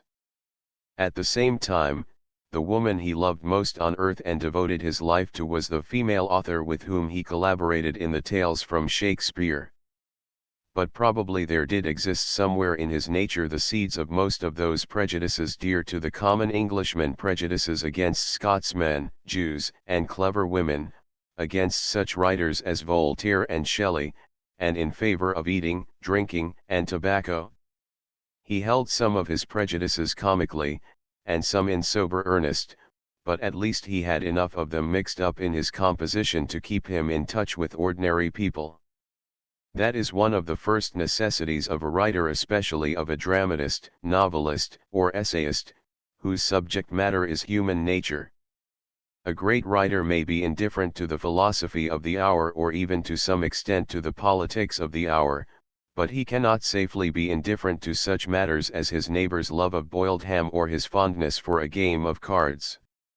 Lamb sympathized with all the human appetites that will bear talking about. Many noble authors are hosts who talk gloriously, but never invite us to dinner or even ring for the decanter. Lamb remembers that a party should be a party. It is not enough, however, that a writer should be friends with our appetites.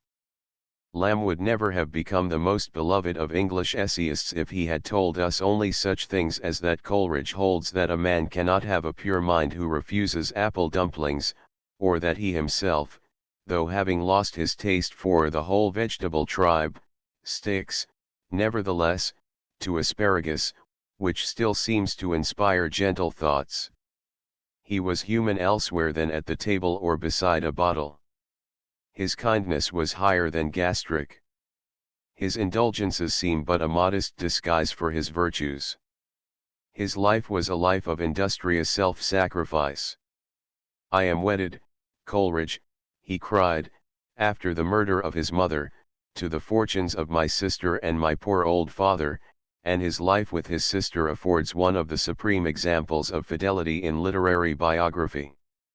Lamb is eminently the essayist of the affections. The best of his essays are made up of affectionate memories. He seems to steep his very words in some dye of memory and affection that no other writer has discovered. He is one of those rare sentimentalists who speak out of the heart. He has but to write, "Do you remember," as in old China, and our breasts feel a pang like a homesick child thinking of the happiness of a distant fireside and a smiling mother that it will see no more. Lamb's work is full of the sense of separation. He is the painter of the old familiar faces. He conjures up a utopia of the past, in which aunts were kind and Coleridge, the inspired charity boy, was his friend, and every neighbor was a figure as queer as a witch in a fairy tale. all, all are gone, that is his theme. He is the poet of town-bred boyhood. He is a true lover of antiquity, but antiquity means to him, not merely such things as Oxford and a library of old books, it means a small boy sitting in the gallery of the theatre, and the clerks, mostly bachelors, in the shut-up South Sea house, and the dead pedagogue with uplifted rod in Christ's hospital, of whom he wrote, "Poor J.B. May all his faults be forgiven, and may he be wafted to bliss by little cherub boys, all head and wings, with no bottoms to reproach his sublunary infirmities." His essays are a jesting elegy on all that venerable and ruined world. He is at once Hamlet and Yorick in his melancholy and his mirth. He has obeyed the injunction, "Let us all praise famous men," but he has interpreted it in terms of the men who were famous in his own small circle when he was a boy and a poor clerk. Lamb not only made all that world of school and holiday and office a part of antiquity, he also made himself a part of antiquity. He is himself his completest character, the only character, indeed, whom he did not paint in miniature. We know him, as a result of his letters, his essays, and the anecdotes of his friends, more intimately even than we know Dr. Johnson. He has confessed everything except his goodness, and, indeed, did his reputation some harm with his contemporaries by being so public with his shortcomings. He was the enemy of dull priggishness, and would even set up as a buffoon in contrast. He earned the reputation of a drunkard, not entirely deserved, partly by his confessions of a drunkard, but partly by his habit of bursting into singing diddle, diddle, dumpling, under the influence of liquor, whatever the company. His life, however, was a long, half-comic battle against those three friendly enemies of man: liquor, snuff, and tobacco. His path was strewn with good resolutions. "This very night," he wrote on one occasion, "I am going to leave off tobacco. Surely there must be some other world in which this unconquerable purpose shall be realized." The perfect anecdote of Lamb's vices is surely that which Hone tells of his abandonment of snuff. "One summer's evening I was walking on Hampstead Heath with Charles Lamb, and we talked ourselves into a philosophic contempt of our slavery to the habit of snuff-taking, and with the firm resolution of never again taking a single pinch, we threw our snuff-boxes away from the hill on which we stood, far among the firs and the brambles below, and went home in triumph. I began to be very miserable, and was wretched all night. In the morning I was walking on the same hill. I saw Charles Lamb below, searching among the bushes. He looked up laughing, and saying, 'What, you are come to look for your snuff-box too?' 'Oh, no,' said I, taking a pinch out of a paper in my waistcoat pocket, 'I went for a halfpenny worth to the first shop that was open.'" Lamb's life is an epic of such things as this, and Mr. Lucas is its rhapsodist. He has written an anthological biography that will have a permanent place on the shelves beside the works of Lamb himself. 7. Byron. Once more, it will always be easy to take an interest in Byron because he was not only a scamp but a hero, or, alternatively, because he was not only a hero but a scamp. As a hero he can be taken seriously, as a villain he can be taken comically. His letters, like Don Juan, reveal him at their best chiefly on the comic side. He was not only a wit, but an audacious wit, and there is a kind of audacity that amuses us, whether in a gutter snipe or in a peer. Byron was a gutter snipe in scarlet and ermine. He enjoyed all the more playing the part of a gutter snipe, because he could play it in a peer's robe. He was obviously the sort of person who, if brought up in the gutter, would be sent to a reformatory. Imagine a reformatory boy, unreformed and possessed of genius, loosed on respectable society, and you will have a picture of Byron. Not that Byron did not share the point of view of respectable society on the most important matters. He had no sympathy with the heresies of Shelley, whom he thought crazy against religion and morality. He did not want a new morality, as Shelley did. He was quite content with the old morality and the old immorality. He never could have run away with a woman on principle. Love with him was not a principle, but an appetite. He was a glutton who did not know where to stop. He himself never pretended that it was the desire of the moth for the star that was the cause of his troubles. He was an orthodox materialist, as we may gather from one of his unusually frank letters to Lady Melbourne, a lady in her 60s, to whom he ran with the tale of every fresh amour, like a newsboy with the stop press edition of an evening paper. We find him at the age of 25 or so writing to explain that he was sure to die fairly young. I began very early and very violently, he wrote, and alternate extremes of excess and abstinence have utterly destroyed, unsentimental word, my stomach, and, as Lady Oxford used seriously to say, a broken heart means nothing but a bad digestion. Byron, no doubt, enjoyed posturing, whether he exposed a broken heart or a weak stomach. But, for a poet, he undoubtedly lived and thought on the material plane out of all proportion to his life and thought on the spiritual plane. He felt much the same dread of a respectable woman as did the wicked young aesthete of the 90s. When he was thinking of getting married, and had his eye on Miss Milbanke, he wrote doubtingly to Lady Melbourne, I admired your niece, but she is engaged to Eden, besides, she deserves a better heart than mine. What shall I do? Shall I advertise? About the same time he was writing concerning women in general, I am sadly out of practice lately, except a few sighs to a gentlewoman at supper, who was too much occupied with the fourth wing of her second chicken to mind anything that was not material. If the wing of a chicken was not at least as immaterial as Byron's sighs, there must have been something amiss with the cooking. Byron's sighs to women were material enough, one fancies, to have been visible, like a drayman's breath on a frosty day. The letters to Lady Melbourne reveal him in an extraordinary light, even for an amorist. While attempting to arrange a match with Lady Melbourne's niece, he fills the greater part of his letter to her with the backwash of his intrigue with her daughter-in-law, Lady Caroline Lamb, and with stories of intrigues with various other ladies.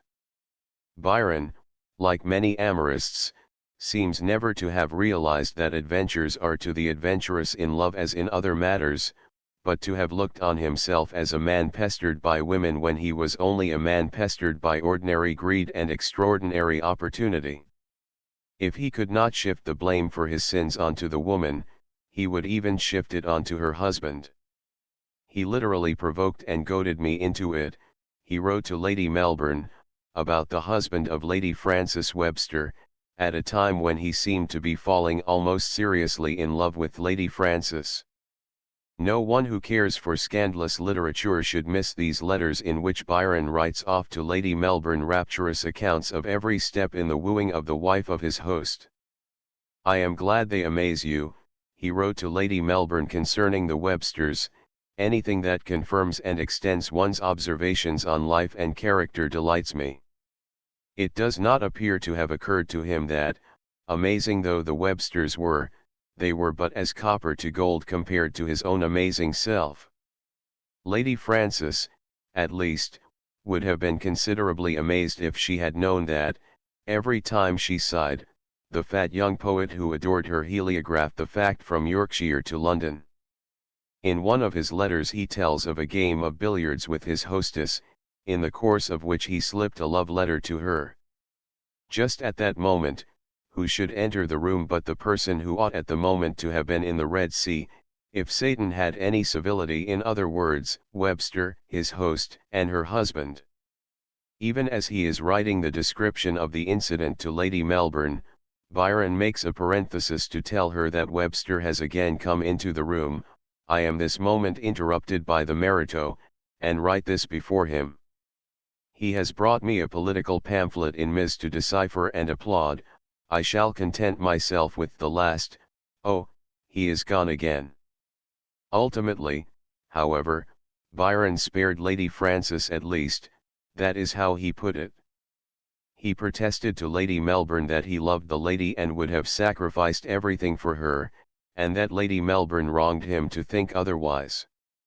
"I hate sentiment," he told her, "and, in consequence, my epistolary levity makes you believe me as hollow and heartless as my letters are light." The truth is, Byron was, in many of his relations, heartless. He kissed and told, and he enjoyed telling, at least, as much as he enjoyed kissing. He tells Lady Melbourne, for instance, about the exquisite oddity of Lady Frances's letters, the simplicity of her cunning and her exquisite reasons. She vindicates her treachery to Webster thus, after condemning deceit in general, and hers in particular, she says, "But then remember it is to deceive on merito, and to prevent all the unpleasant consequences, etc., etc." It is clear that Lady Frances, though pure, shocked Byron, just as Byron, though impure, shocks the average reader. She even besought him to go on writing to her husband. Again, she desires me to write to him kindly, for she believes he cares for nobody but me. Byron could never understand unconventional behavior. "Is not all this a comedy?" he asks Lady Melbourne. Byron, as we read his letters and poems together, seems to lead the double life of an actor. There is the Byron who stands in the middle of the stage in the fierce light that beats upon a poet, and who declaims how gloriously the mountains look on Marathon and Marathon looks on the sea, and musing there an hour alone, I dreamed that Greece might still be free, for standing on the Persian's grave, I could not deem myself a slave. And there is Byron behind the scenes, the Byron who might have been invented by Mr. Shaw as an example of the moral irresponsibility of the artistic temperament. It may be doubted whether any artist of the first rank could have written such a letter as Byron wrote to Hobhouse in 1818, announcing that his illegitimate daughter, Allegra, had been brought out to Italy from England by Shelley. His reference to the child runs, "Shelley has got to Milan with the bastard, and its mother, but won't send the child, unless I will go and see the mother. I have sent a messenger for the child, but I can't leave my quarters, and have sworn an oath. Between attorneys, clerks, and wives, and children, and friends, my life is made a burthen." Shelley, for his part, when he is writing to Byron to ask what he is to do with the child, which has been left on his hands month after month, never mentions it but with a delight at least equal to his anxiety to get rid of it. "I think," he tells Byron, "she is the most lovely and engaging child I ever beheld." Shelley's letters to Byron are the letters of a good man, but they are not good letters. They are the formal utterances of an angel. Byron's letters, on the other hand, are good letters, though they are not the letters of a good man. They are the informal utterances of a man possessed by a devil. But whether he was as black as he painted himself it is impossible to be sure. When little Allegra died at the age of 5, he prepared an inscription for her tomb ending with the verse, "I shall go to her, but she shall not return to me." If he had been all heartless, he could never have written his greatest lyrics. His letters, for the most part, take us into the comic recesses of his mind. Perhaps this comic Byron is the immortal Byron. But in the letters, as in the legend of his death and in his poems, there are hints of that greater Byron whom Shelley tried to summon into being, a Byron who would have been Byron with a touch of Shelley, a nobler being a little more remote from the splendour of hell, a candidate for paradise. 8 Shelley Matthew Arnold has had a bad time of it during the Shelley centenary celebrations. He has been denounced in nearly every paper in England, as though, in his attitude to Shelley, he had shown himself to be a malicious old nincompoop. As a matter of fact, Matthew Arnold talked a great deal of common sense about Shelley, and, though he underestimated his genius, How many of the overestimators of Shelley have even praised him so nobly as he is praised in that unforgettable image of beautiful and ineffectual angel, beating in the void his luminous wings in vain? Yet these are the words with which Matthew Arnold's critics quarrel most angrily. It is not enough for them that he called Shelley a beautiful angel. It is a compliment that few poets, few saints even, have deserved. The partisans demand, however, it seems, that he shall also be proclaimed an effectual angel. In one sense, of course, no great poet is ineffectual. We might as well call a star ineffectual. In a more limited sense, however, a great poet who is also a theorist may be ineffectual, and Shelley, in whom the poet and the theorist are all but inseparable, was undoubtedly ineffectual in this meaning of the word. He sang a philosophy of love, and one effect of his philosophy was the suicide of Harriet Westbrook. He was, in this instance, ineffectual in not being able to translate his theory into experience in such a way that what was beautiful in theory would also be beautiful in experience. Where a theory was concerned, he did not recognize facts, he recognized only the theory. Thus, his theory that love is the sole law which should govern the moral world led him in Lan and Scythna, later transformed into the revolt of Islam, to make the lovers brother and sister. This circumstance was, he declared, intended to startle the reader from the trance of ordinary life. It was introduced merely to accustom men to that charity and toleration which the exhibition of a practice widely differing from their own has a tendency to promote. Who but an ineffectual angel would have thought of dragging idealized incest into a work of art solely with a view to the improvement of his readers' morals? He did not wish his readers to practice incest, he merely wished to make them practice charity. Shelley, indeed, was a man always hastening towards an ideal world which at the touch of experience turned into a mirage. His political, like his ethical, theories had something mirage-like about them. He was a prophet who was so absorbed in the vision of the promised land that he had little thought to spare for the human nature that he was trying to incite to make the journey. His own imagination traveled fast as a ray of light, but he could not take human beings with him on so swift a journey. Hence, if he has been effectual, he has been so as an inspiration to the few. He has been ineffectual as regards achieving the earthly paradise he foretold in the Mask of Anarchy and Prometheus Unbound. It ought, then, to be possible to appreciate Shelley without abusing Matthew Arnold. Every genius is limited, and we shall not admire the genius the less but the more if we recognize its limitations so clearly that we come to take them for granted. Thus, if we attempt to define Shelley's genius as a poet, we have to start by recognizing that there is a formless quality in most of his work when it is compared to the work of Keats or Wordsworth. His poems do not seem to be quite vertebrate to have a beginning, a middle, and an end. Their path is as indeterminate as the path of the lark fluttering in the air. With Keats we stand still to survey the earth. With Wordsworth we walk. But Shelley, like his skylark, is a scorner of the ground, and our feet do not always touch the earth when we are in his company. Even when he journeys by land or water, he rushes us along as though the air were the only element, and we are dizzied by the speed with which we are carried from landscape to landscape. In Alastor, scene succeeds scene faster than the eye can seize it. Shelley, indeed, is the poet of metamorphosis.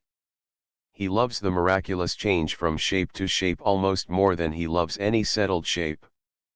This aspect of his genius reveals itself most richly in the cloud. Here is the very music of the changing shape.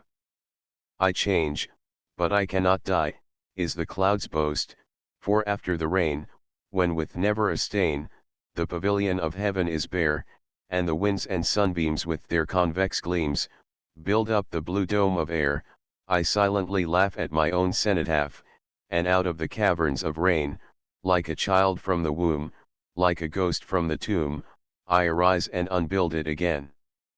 Shelley, too, could create these beautiful and unsubstantial shapes from hour to hour, feeling that each was but a new metamorphosis of universal beauty.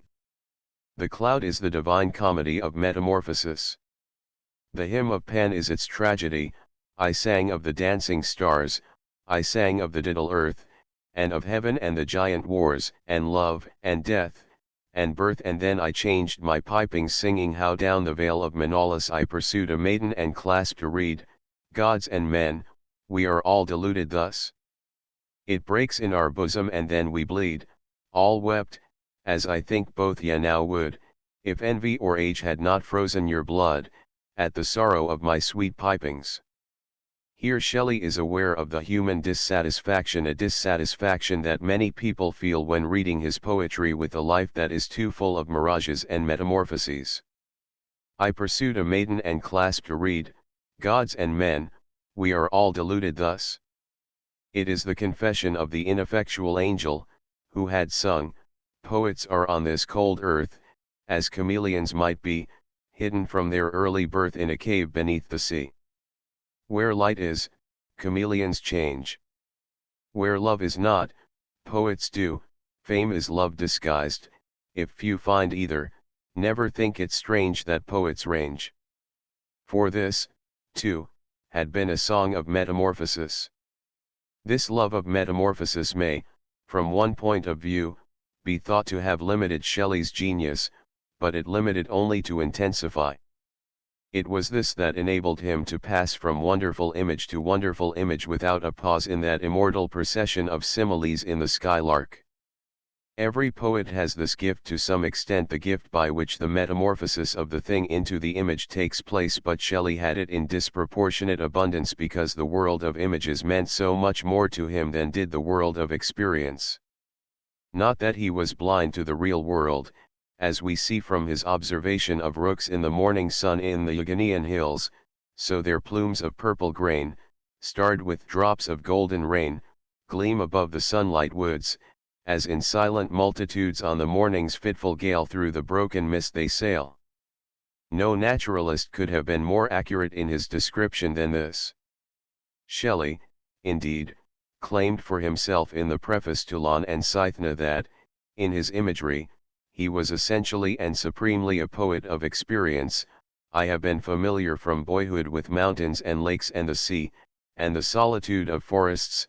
Danger, which sports upon the brink of precipices, has been my playmate. I have trodden the glaciers of the Alps, and lived under the eye of Mont Blanc. I have been a wanderer among distant fields. I have sailed down mighty rivers, and seen the sun rise and set, and the stars come forth, whilst I have sailed night and day down a rapid stream among mountains.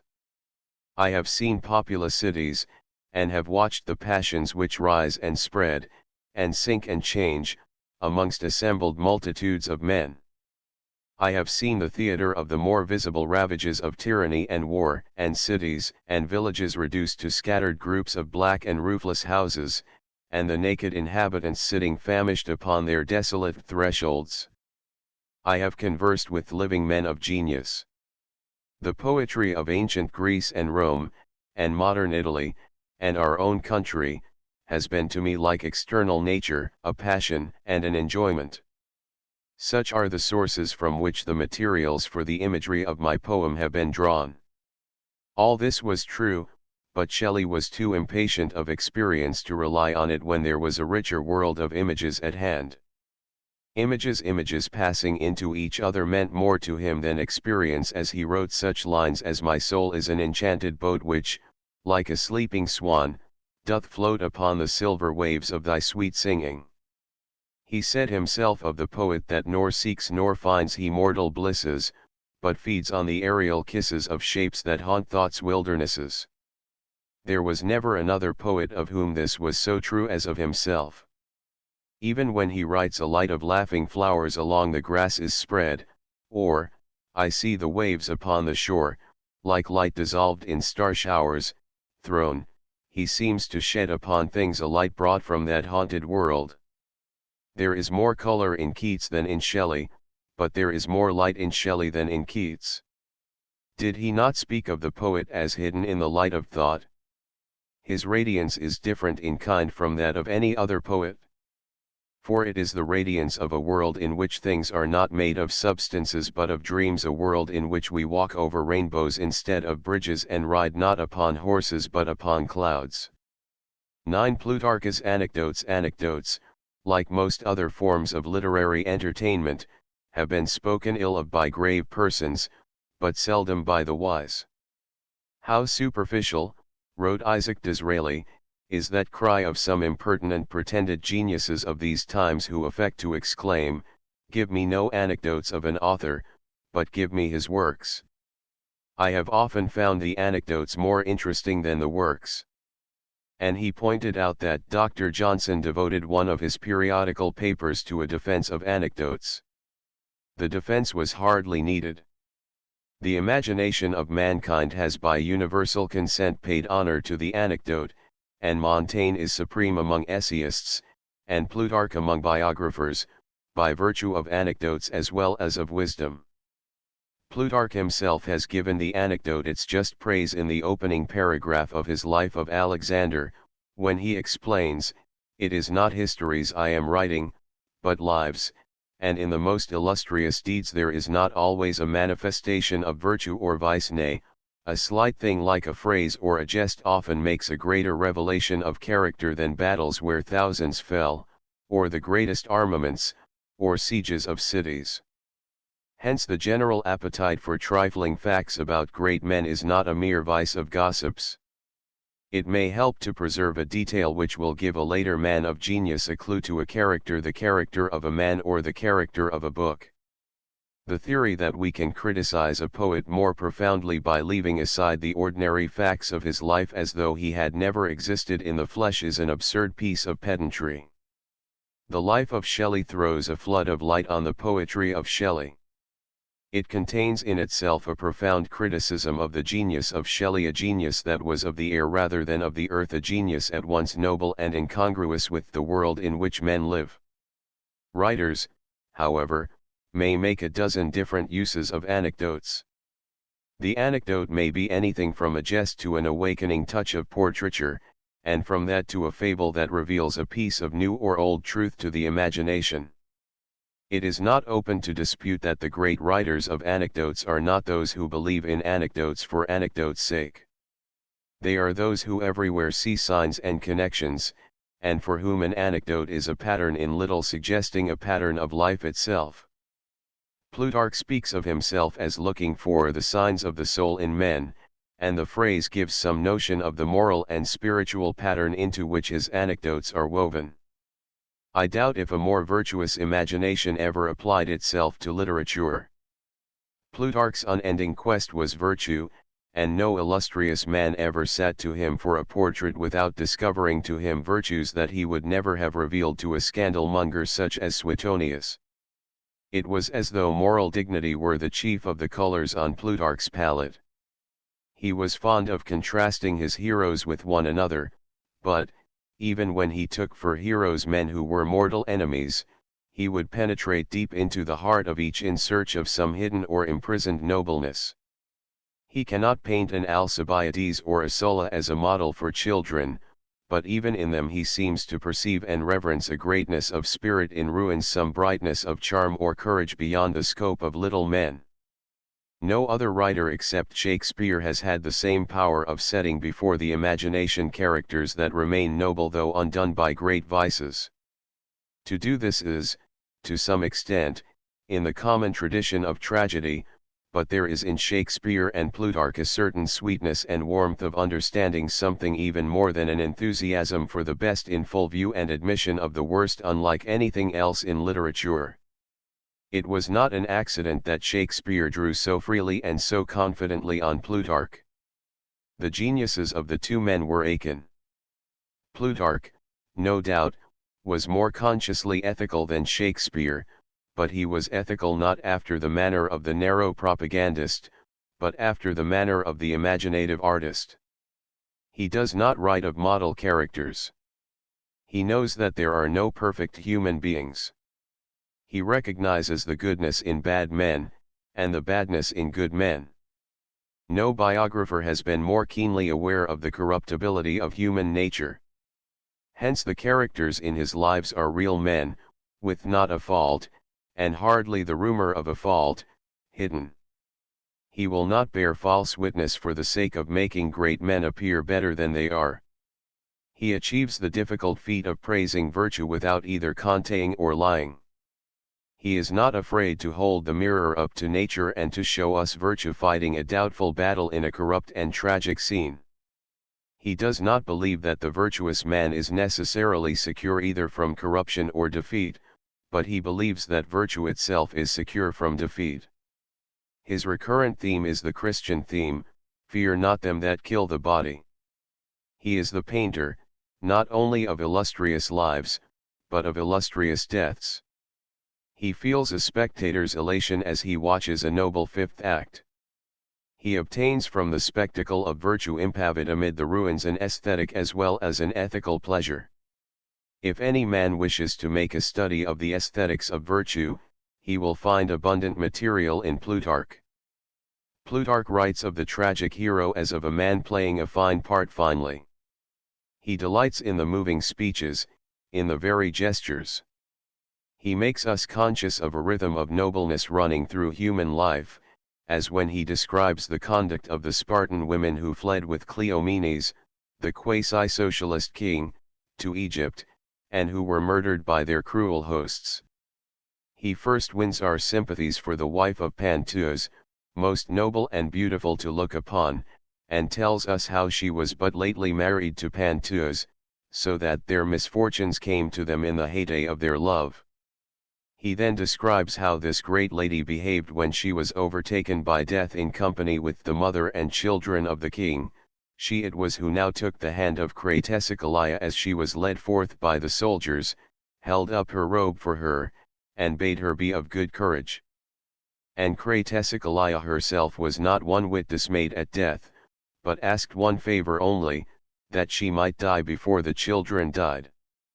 However, when they were come to the place of execution, first the children were slain before her eyes, and then Cratesicalia herself was slain, making but one cry at sorrows so great, O children, whither are ye gone? Then the wife of Panthus, girding up her robe, vigorous and stately woman that she was, ministered to each of the dying women calmly and without a word, and laid them out for burial as well as she could. And, finally, after all were cared for, she arrayed herself, let down her robe from about her neck, and suffering no one besides the executioner to come near or look on her, bravely met her end, and had no need of any one to array or cover up her body after death. Thus her decorum of spirit attended her in death, and she maintained to the end that watchful care of her body which she had set over it in life. That decorum of spirit is, for Plutarch, the finishing grace of the noble life. And he summarizes his creed in the triumphant comment on the Spartan women. So then, Sparta, bringing her women's tragedy into emulous competition with that of her men, showed the world that in the last extremity virtue cannot be outraged by fortune. Catholic though Plutarch is, however, in his appreciation of virtue, and gently though he scans his brother man, does he not forgive the baseness of Aratus in the sentence, I write this, however, not with any desire to denounce Aratus, for in many ways he was a true Greek and a great one, but out of pity for the weakness of human nature, which, even in characters so notably disposed towards excellence, cannot produce a nobility that is free from blame, in spite of this imaginative understanding and sympathy. He has himself a rigid and almost puritanical standard of virtue. His ideal is an ideal of temperance in the pleasures of the body as well as in the love of money and the love of glory. His Alexander the Great is a figure of mixed passions, but he commends him most warmly on those points on which he was temperate, as when the beautiful wife of Darius and her companions fell into his hands. But Alexander, as it would seem, writes Plutarch, considering the mastery of himself a more kingly thing than the conquest of his enemies, neither laid hands upon these women, nor did he know any other before marriage, except Persine. As for the other women, displaying in rivalry with their fair looks the beauty of his own sobriety and self-control, he passed them by as though they were lifeless images for display. Again, when Plutarch writes of the Gracchi, he praises them as men who scorned wealth and were superior to money, and, if he loves Tiberius the better of the two, it is because he was the more temperate and austere and could never have been charged, as Caius was, with the innocent extravagance of buying silver dolphins at 1250 drachmas the pound. Agis, the youthful king of Sparta, who, though brought up amid luxury, at once set his face against pleasures and attempted to banish luxury from the state by restoring equality of possessions, brings together in his person the virtues that inevitably charm Plutarch. Like so many of the old moralists, Plutarch cries out upon riches and pleasures as the great corruptors, and Agis, the censor of these things, comes into a Sparta ruined by gold and silver as a beautiful young redeemer. He dies, a blessed martyr, and his mother, when she stands over his murdered body, kisses his face and cries, "My son, it was thy too great regard for others, and thy gentleness and humanity, which have brought thee to ruin, and us as well." But, even here, Plutarch does not surrender himself wholly to Agis. He will not admit that Agis, any more than the Gracchi, was a perfect man.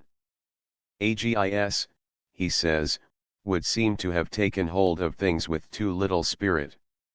He abandoned and left unfinished the designs which he had deliberately formed and announced owing to a lack of courage due to his youth. Plutarch's heroes are men in whom a god dwells at strife with the devil of sin and imperfection. He loves them in their inspired hour, he pities them in the hour of their ruin. Thus he does not love men at the expense of truth, as some preachers do, or tell the truth about men at the expense of love, as some cynics do. His imagination holds the reins both of the heart and of the mind. That is the secret of his genius as a biographer. Hans Andersen. Almost the last story Hans Andersen wrote was a sentimental fable, called The Cripple, which he intended as an apologia for his career as a teller of fairy tales. It is the story of a bedridden boy, the son of a poor gardener and his wife, who receives a storybook as a Christmas present from his father's master and mistress. "He won't get fat on that," says the father when he hears of so useless a gift. In the result, as was to be expected, the book turns out to have a talismanic effect on the fortunes of the family. It converts the father and mother from grumblers into figures of contentment and benevolence, so that they look as though they had won a prize in the lottery. It is also indirectly the cause of little Hans recovering the use of his legs. For, while he is lying in bed one day, he throws the book at the cat in order to scare it away from his bird, and, having missed his shot, he makes a miraculous effort and leaps out of bed to prevent disaster. Though the bird is dead, Hans is saved, and we leave him to live happily ever afterwards as a prospective schoolmaster. This, it must be confessed, sounds rather like the sort of literature that is given away as Sunday school prizes. One could conceive a story of the same kind being written by the author of No Gains Without Pains or Jessica's First Prayer. Hans Andersen, indeed, was in many respects more nearly akin to the writers of tracts and moral tales than to the folklorists. He was a teller of fairy tales. But he domesticated the fairy tale and gave it a townsman's home. In his hands it was no longer a courtier, as it had been in the time of Louis XIV, or a wanderer among cottages, as it has been at all times. There was never a teller of fairy tales to whom kings and queens mattered less. He could make use of royal families in the most charming way, as in those little satires, The Princess and the Pea and the Emperor's New Clothes. but his imagination hankered after the lives of children such as he himself had been. He loved the poor, the ill-treated, and the miserable, and to illuminate their lives with all sorts of fancies. His miracles happen preferably to those who live in poor men's houses. His cinder girl seldom marries a prince; if she marries at all, it is usually some honest fellow who will have to work for his living.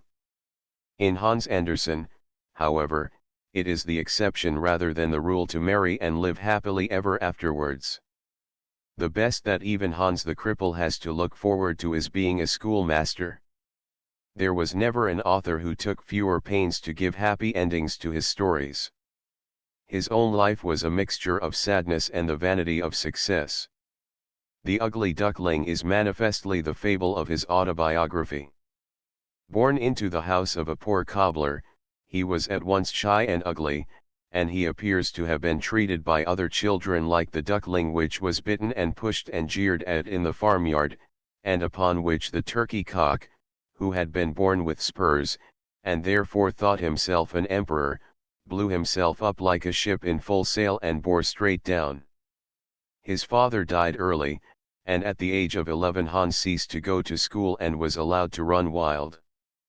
He amused himself by devouring plays and acting them with puppets in a toy theater which he had built, till at the age of 18 he realized that he must do something to make a living. As he did not wish to dwindle into a tailor, he left his home, confident that he had the genius to succeed in Copenhagen. There his passion for the theater led him to try all sorts of occupations. He tried to write, he tried to act, he tried to sing, he tried to dance. He danced figure dances, wrote Nisbet Bain, before the most famous danseuse of the century, who not unnaturally regarded the queer creature as an escaped lunatic. By his persistence and his ugliness, perhaps, as much as by the first suggestions of his genius, he contrived at last to interest the manager of the Royal Theatre, and, through him, the king, and the latter had him sent off to school with a pension to begin his education all over again in a class of small boys. Here, one can imagine, the Ugly Duckling had a bad time of it, and the headmaster, a man with a satirical tongue, seems to have been as merciless as the turkey cock in the story. Hans's education and his unhappiness went on till he was in his 20s, when he escaped and tried his hand at poetry, farce, fantasy, travel books, and fiction. We hear very little of his novels nowadays in England at any rate, but we know how they were appreciated at the time from some references in the Browning love letters, within a few years of their being published. The first of them appeared in 1835, when the author was 30, and a few months later an installment of the first volume of the fairy tales was published. Andersen described the latter as fairy tales which used to please me when I was little and which are not known, I think. The book, which began with the Tinderbox and Little Claus and Big Claus, was, apart from one critic, reviewed unfavorably where it was reviewed at all. Andersen himself appears to have been on the side of those who thought little of it. His ambition was to write plays and novels and epics for serious people, and all his life he was rather rebellious against the fame which he gradually won all over Europe as a storyteller for children. He longed for appreciation for works like Ahasuerus, described by Nisbet Bain as an aphoristic series of historical tableaus from the birth of Christ to the discovery of America, and To Be or Not to Be, the last of his novels, in which he sought to reconcile nature and the Bible. We are told of his vexation when a statue was put up in Copenhagen, representing him as surrounded by a group of children.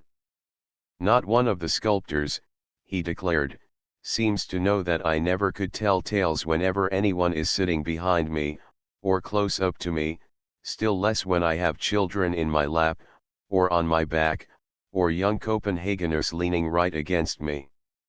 To call me the children's poet is a mere figure of speech.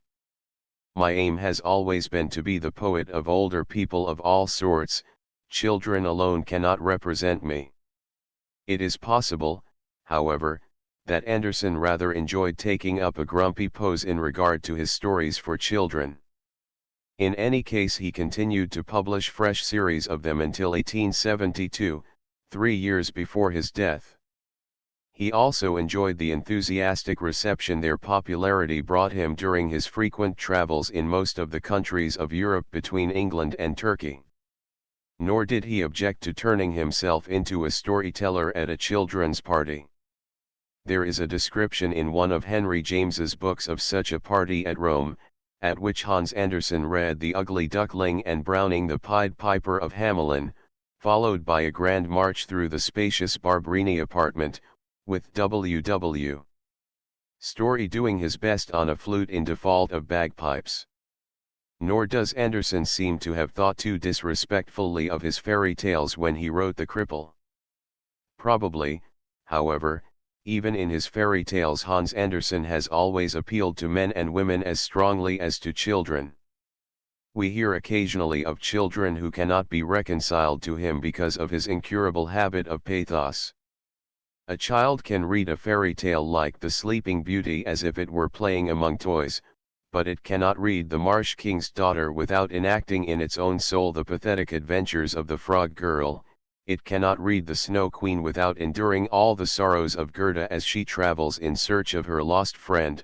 It cannot read The Little Mermaid without feeling as if the knives were piercing its feet, just as the mermaid felt when she got her wish to become a human being so that she might possess a soul. Even in The Wild Swans, though Lisa's 11 brothers are all restored to humanity from the shapes into which their wicked stepmother had put them, it is only after a series of harrowing incidents, and Lisa herself has to be rescued from being burned as a witch. Hans Andersen is surely the least gay of all writers for children. He does not invent exquisite confectionery for the nursery such as Charles Perrault, having heard a nurse telling the stories to his little son, gave the world in Cinderella and Bluebeard. To read stories like these is to enter into a game of make-believe, no more to be taken seriously than a charade. The Chinese lanterns of a happy ending seem to illuminate them all the way through. But Hans Andersen does not invite you to a charade.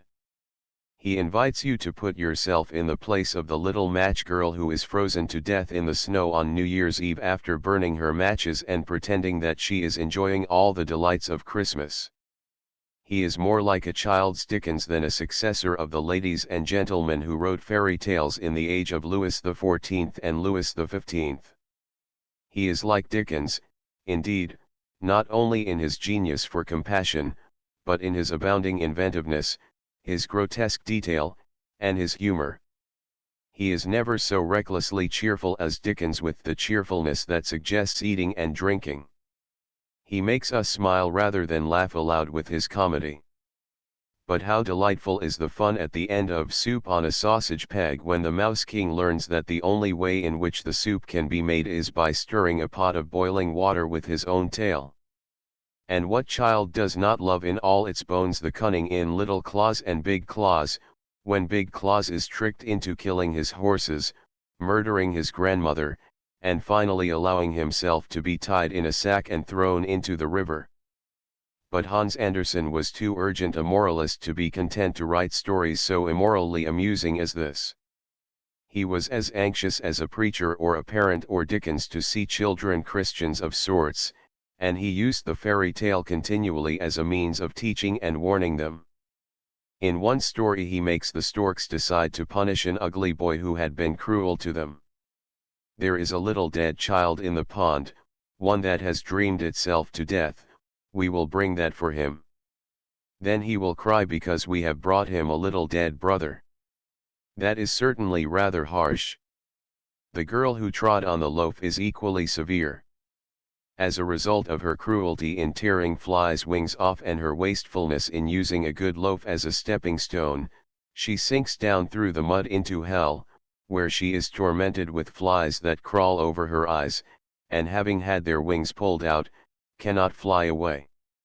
Hans Andersen, however, like Ibsen in Peer Gynt, believes in redemption through the love of others, and even the girl who trod on the loaf is ultimately saved. Love begets life runs like a text through the Marsh King's Daughter. His stories as a whole are an imaginative representation of that gospel, a gospel that so easily becomes mush and platitude in ordinary hands. But Anderson's genius as a narrator, as a grotesque inventor of incident and comic detail, saves his gospel from commonness. He may write a parable about a darning needle, but he succeeds in making his darning needle alive, like a dog or a schoolboy. He endows everything he sees, china shepherdesses, tin soldiers, mice, and flowers, with the similitude of life, action and conversation. He can make the inhabitants of one's mantelpiece capable of epic adventures, and has a greater sense of possibilities in a pair of tongs or a door knocker than most of us have in men and women. He is a creator of 1,000 fancies. He loves imagining elves no higher than a mouse's knee, and mice going on their travels leaning on sausage skewers as pilgrim staves, and little Thumbelina, whose cradle was a neat polished walnut shell, blue-violet leaves were her mattresses, with a rose leaf for a coverlet. His fancy never becomes lyrical or sweeps us off our feet, like Shakespeare's in A Midsummer Night's Dream. But there was nothing else like it in the fairy tale literature of the 19th century. And his pages are full of the poetry of flights of birds. More than anything else one thinks of Hans Andersen as a lonely child watching a flight of swans or storks till it is lost to view, silent and full of wonder and sadness. Mr. Edmund Gosse, in 2 Visits to Denmark, a book in which everything is interesting except the title, describes a visit which he paid to Hans Andersen at Copenhagen in his old age, when he took me out into the balcony and bade me notice the long caravan of ships going by in the sound below. They are like a flock of wild swans, he said. The image might have occurred to anyone, but it is specially interesting as coming from the mouth of Hans Andersen, because it seems to express so much of his vision of the world. He was, above all men of his century, the magician of the flock of wild swans.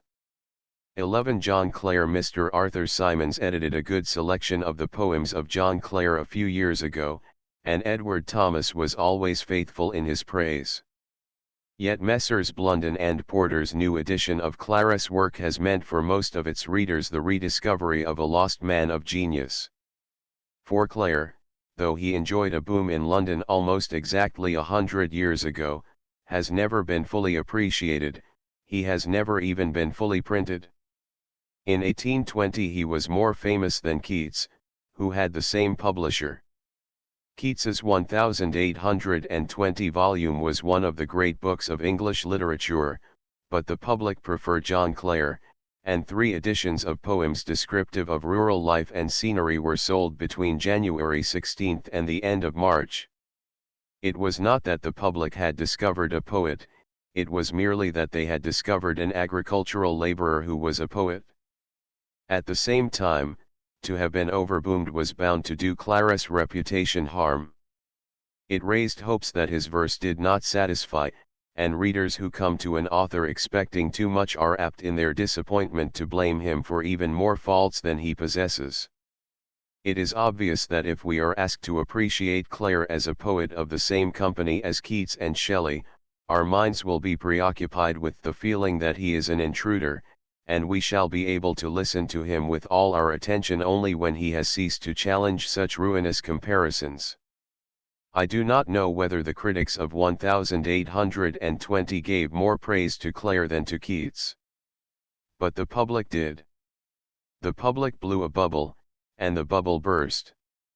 Had Clare, instead of making a sensation, merely made the quiet reputation he deserved, he would not have collapsed so soon into one of the most unjustly neglected poets of the 19th century. In order to appreciate Clare, we have to begin by admitting that he never wrote either a great or a perfect poem. He never wrote a Tintern Abbey or a Skylark or a Grecian Urn or a Tiger or a Red, Red Rose or an Ode to Evening. He was not a great artist uttering the final rhythms and the final sentences, rhythms and sentences so perfect that they seem like existences that have escaped out of eternity. His place in literature is nearer that of Gilbert White or Mr. W. H. Hudson than that of Shelley. His poetry is a mirror of things rather than a window of the imagination. It belongs to a borderland where naturalism and literature meet. He brings things seen before our eyes. The record of his senses is more important than the record of his imagination or his thoughts. He was an observer whose consuming delight was to watch a grasshopper or a snail, a thistle, or a yellow hammer. The things that a Wordsworth or a Shelley sees or hears open the door, as it were, to still more wonderful things that the poet has not seen or heard. Shelley hears a skylark, and it becomes not only a skylark, but a flight of images, illumining the mysteries of life as they pass. Wordsworth hears a Highland girl singing, and her song becomes not only a girl's song, but the secret music of far times and far places, brimming over and filling the world. To Clare the skylark was most wonderful as a thing seen and noticed. It was the end, not the beginning, of wonders. He may be led by real things to a train of reflections, he is never at his best led to a train of images. His realism, however, is often steeped in the pathos of memory, and it is largely this that changes his naturalism into poetry. One of the most beautiful of his poems is called Remembrances, and who that has read it can ever forget the moving verse in which Clare calls up the playtime of his boyhood and compares it with a world in which men have begun to hang dead moles on trees. When from school o'er little field with its brook and wooden brig, where I swaggered like a man though I was not half so big, while I held my little plough though 'twas but a willow twig, and drove my team along made of nothing but a name, G hep and hoyt and woy oh I never call to mind these pleasant names of places but I leave a sigh behind, while I see little muldewarps hang swaying to the wind on the only aged willow that in all the field remains, and nature hides her face while they're swaying in their chains and in a silent murmuring complains. The pity that we find in this poem is, perhaps, the dominant emotion in Clara's work. Helpless living things made the strongest appeal to him, and he honored the spear thistle, as it had never been honored in poetry before, chiefly because of the protection it gave to the nesting partridge and the lark. In Spear Thistle, after describing the partridge, which will lie down in a thistle clump, and dust and prune its horseshoe-circled breast, he continues, the sheep when hunger presses sore may nip the clover round its nest, but soon the thistle wounding sore relieves it from each brushing guest that leaves a bit of wool behind, the yellow hammer loves to find. The horse will set his foot and bite close to the ground lark's guarded nest and snort to meet the prickly sight, he fans the feathers of her breast yet thistles prick so deep that he turns back and leaves her dwelling free. We have only to compare the detail of Clara's work with the sonorous generalizations in, say, Thomson's Seasons which he admired to realize the immense gulf that divides Clare from his 18th-century predecessors.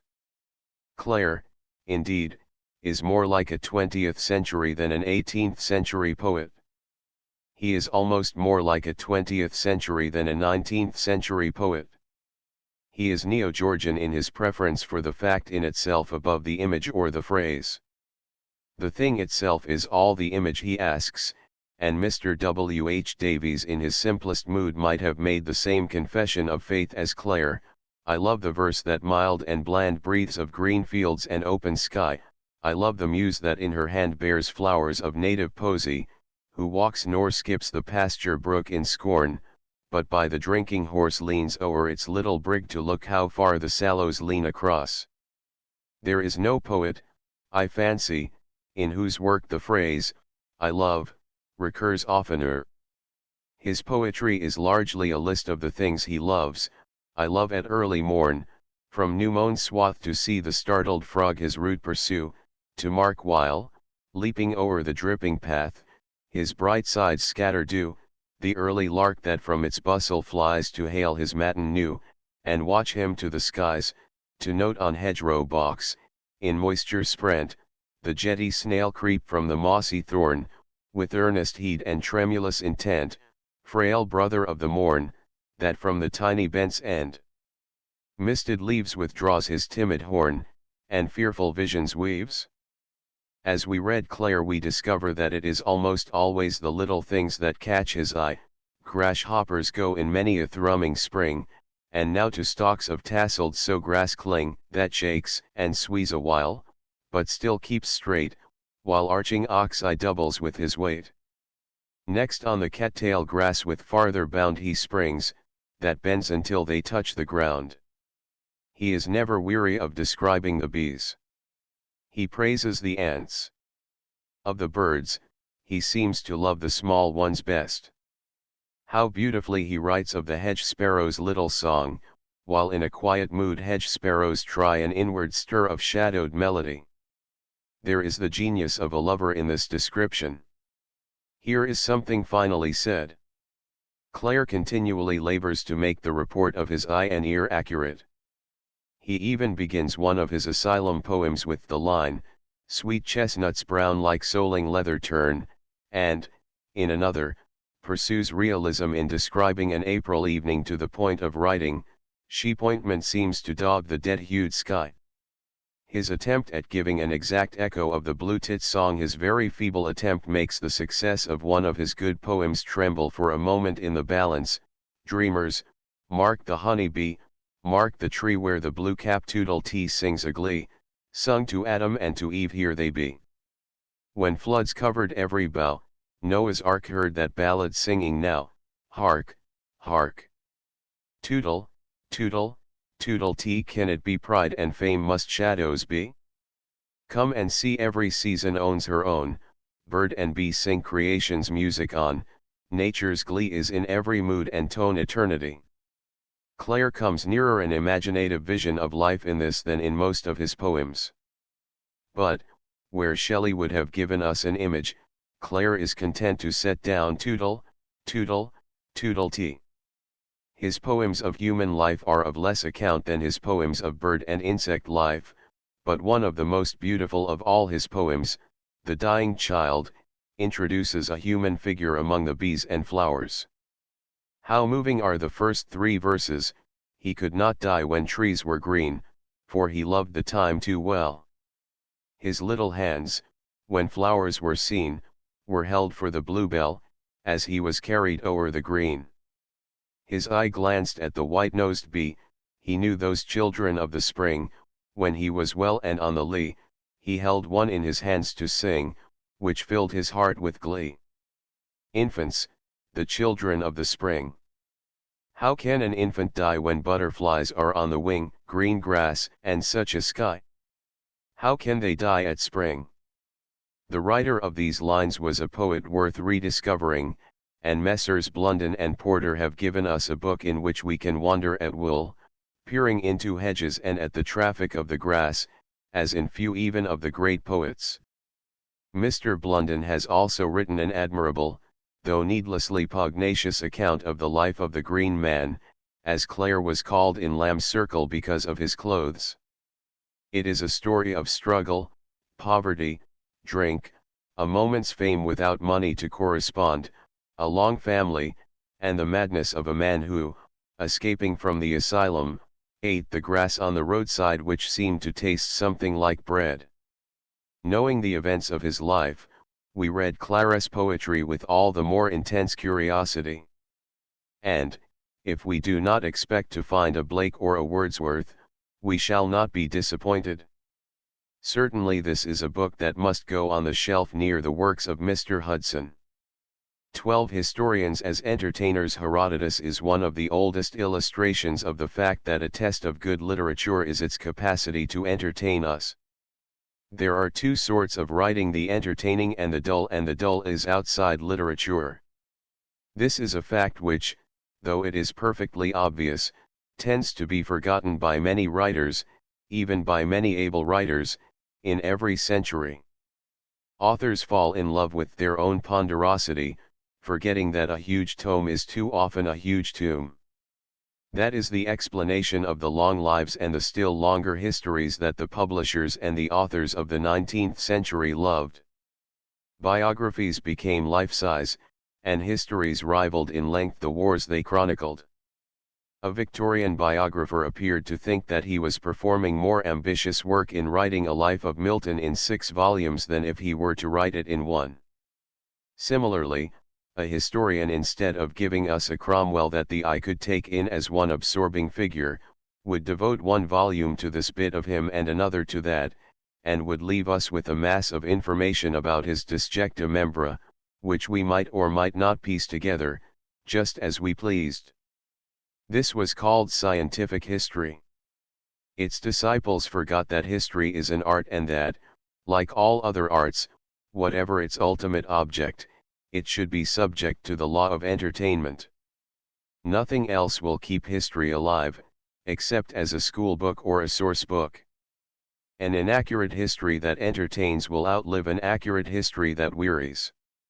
Herodotus did not cease to be read, even when he was generally regarded as the father of lies. It is true that scholars no longer regard him as a liar, and that Mr. Godley, in the preface to his admirable translation in the Loeb Library, claims with Dr. Macon that the most stringent application of historical and critical methods to the text of Herodotus leaves the work irrevocably and irreplaceably at the head of European prose literature, whether in its scientific or in its artistic character. At the same time, even if we did not know about the scientific value of Herodotus, his artistic value would be indisputable. He was as indefatigably interested in the world as Mr. Pepys was in himself, and he can infect us with the thrill of his delightful curiosity.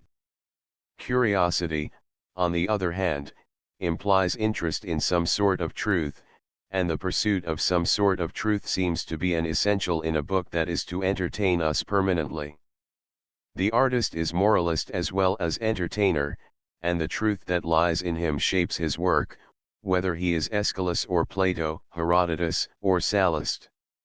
Sallust's Jugurtha, Professor Rolfe warns us in a preface to the Loeb translation, is rather like a historical novel of the better class than like sober history, and the Catiline, we are told, is inaccurate in many of its details, with inevitable distortion of the facts.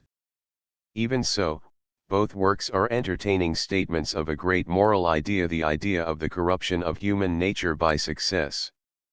Sallust, it may be argued, had the propagandist purpose of attacking the corruption of the nobles rather than the moral purpose of exhibiting the corruption of human nature, but he writes his history with an amazing dramatic sense of the catastrophe that occurs even in great souls. It occurred in the soul of Jugurtha, and in the soul of Rome. When Carthage, the rival of Rome's sway, had perished root and branch, and all seas and lands were open, then fortune began to grow cruel and to bring confusion into all our affairs. Those who had found it easy to bear hardship and dangers, anxiety and adversity, found leisure and wealth, desirable under other circumstances, a burden and a curse. Hence the lust for power, then for money, grew upon them. These were, I may say, the root of all evils.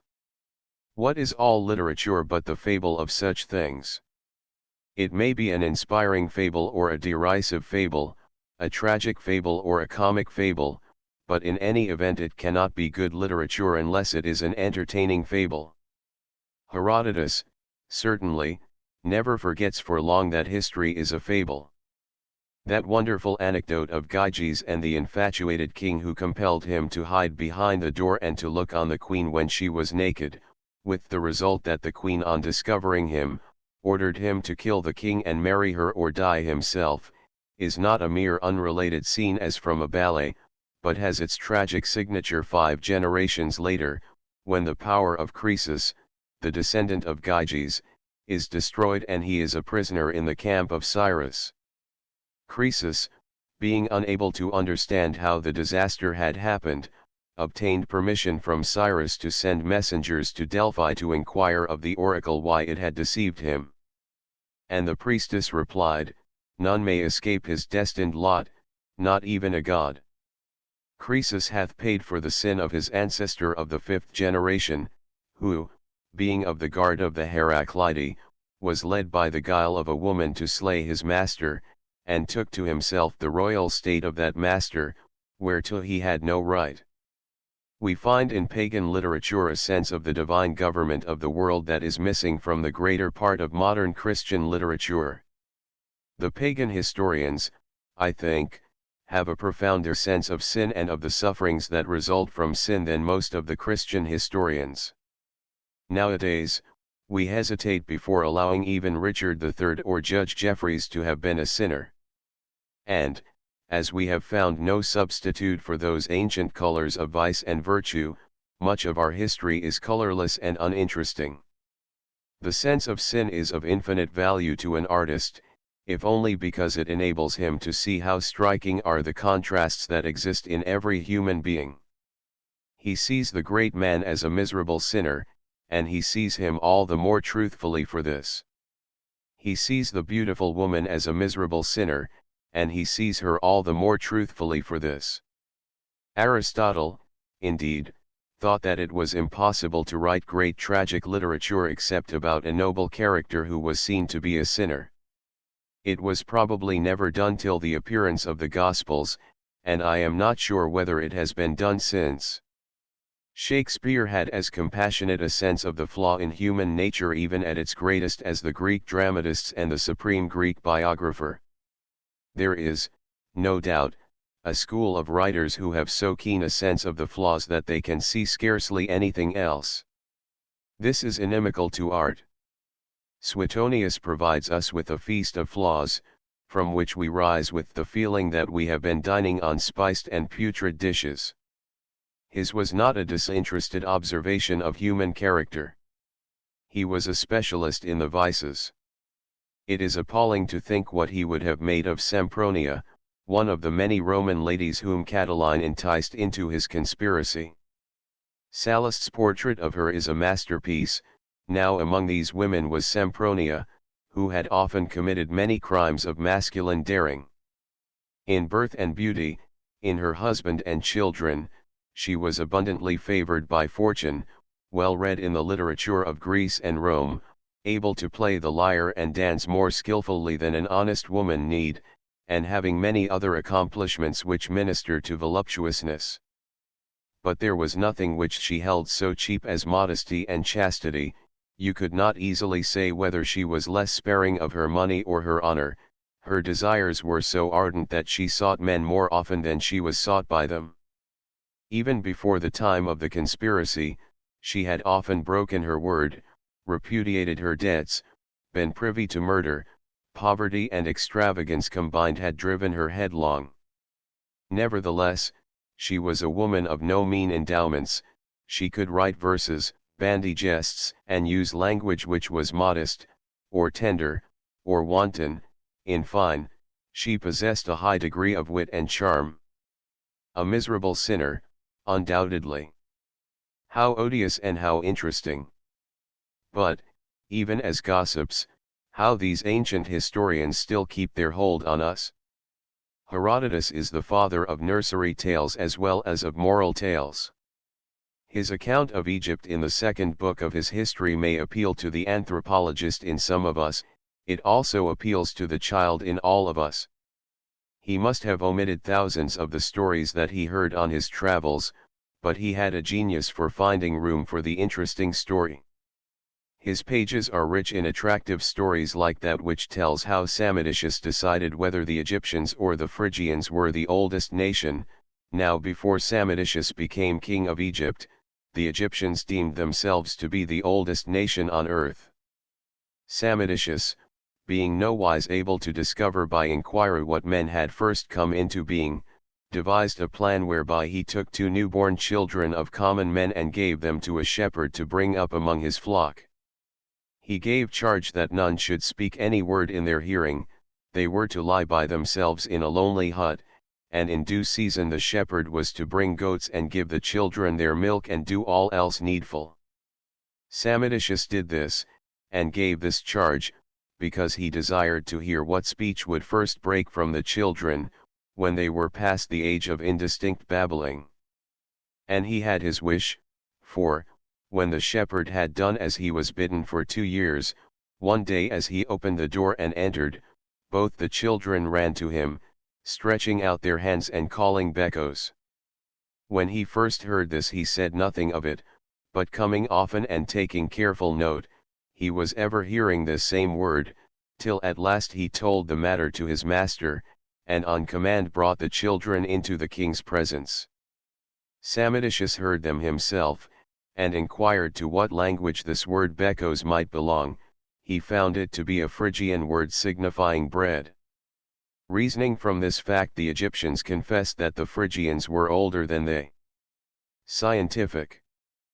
Perhaps not.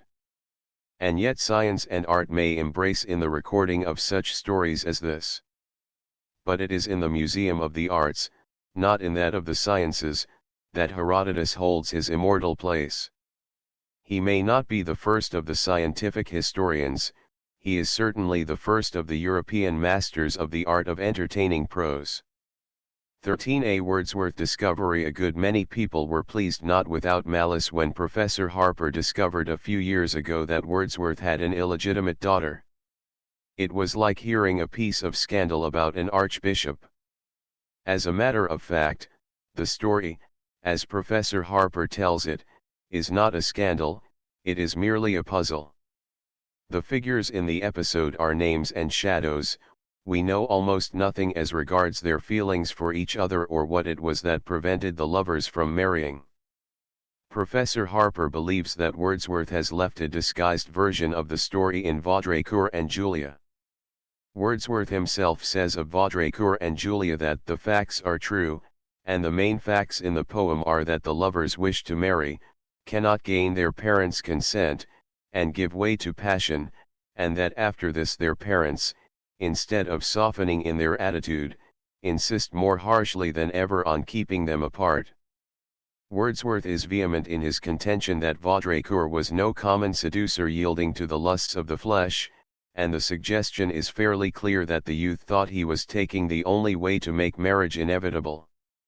Consider these lines, which impute honorable motives, if not honorable conduct, to the lover: so passed the time, till whether through effect of some unguarded moment that dissolved virtuous restraint, speak it, think it, not. Deem rather that the fervent youth, who saw so many bars between his present state and the dear haven where he wished to be in honorable wedlock with his love, was in his judgment tempted to decline to perilous weakness, and entrust his cause to nature for a happy end of all. Deem that by such fond hope the youth was swayed and bare with their transgression, when I add that Julia, wanting yet the name of wife, carried about her for a secret grief, the promise of a mother. These lines have an ethical rather than a poetical interest.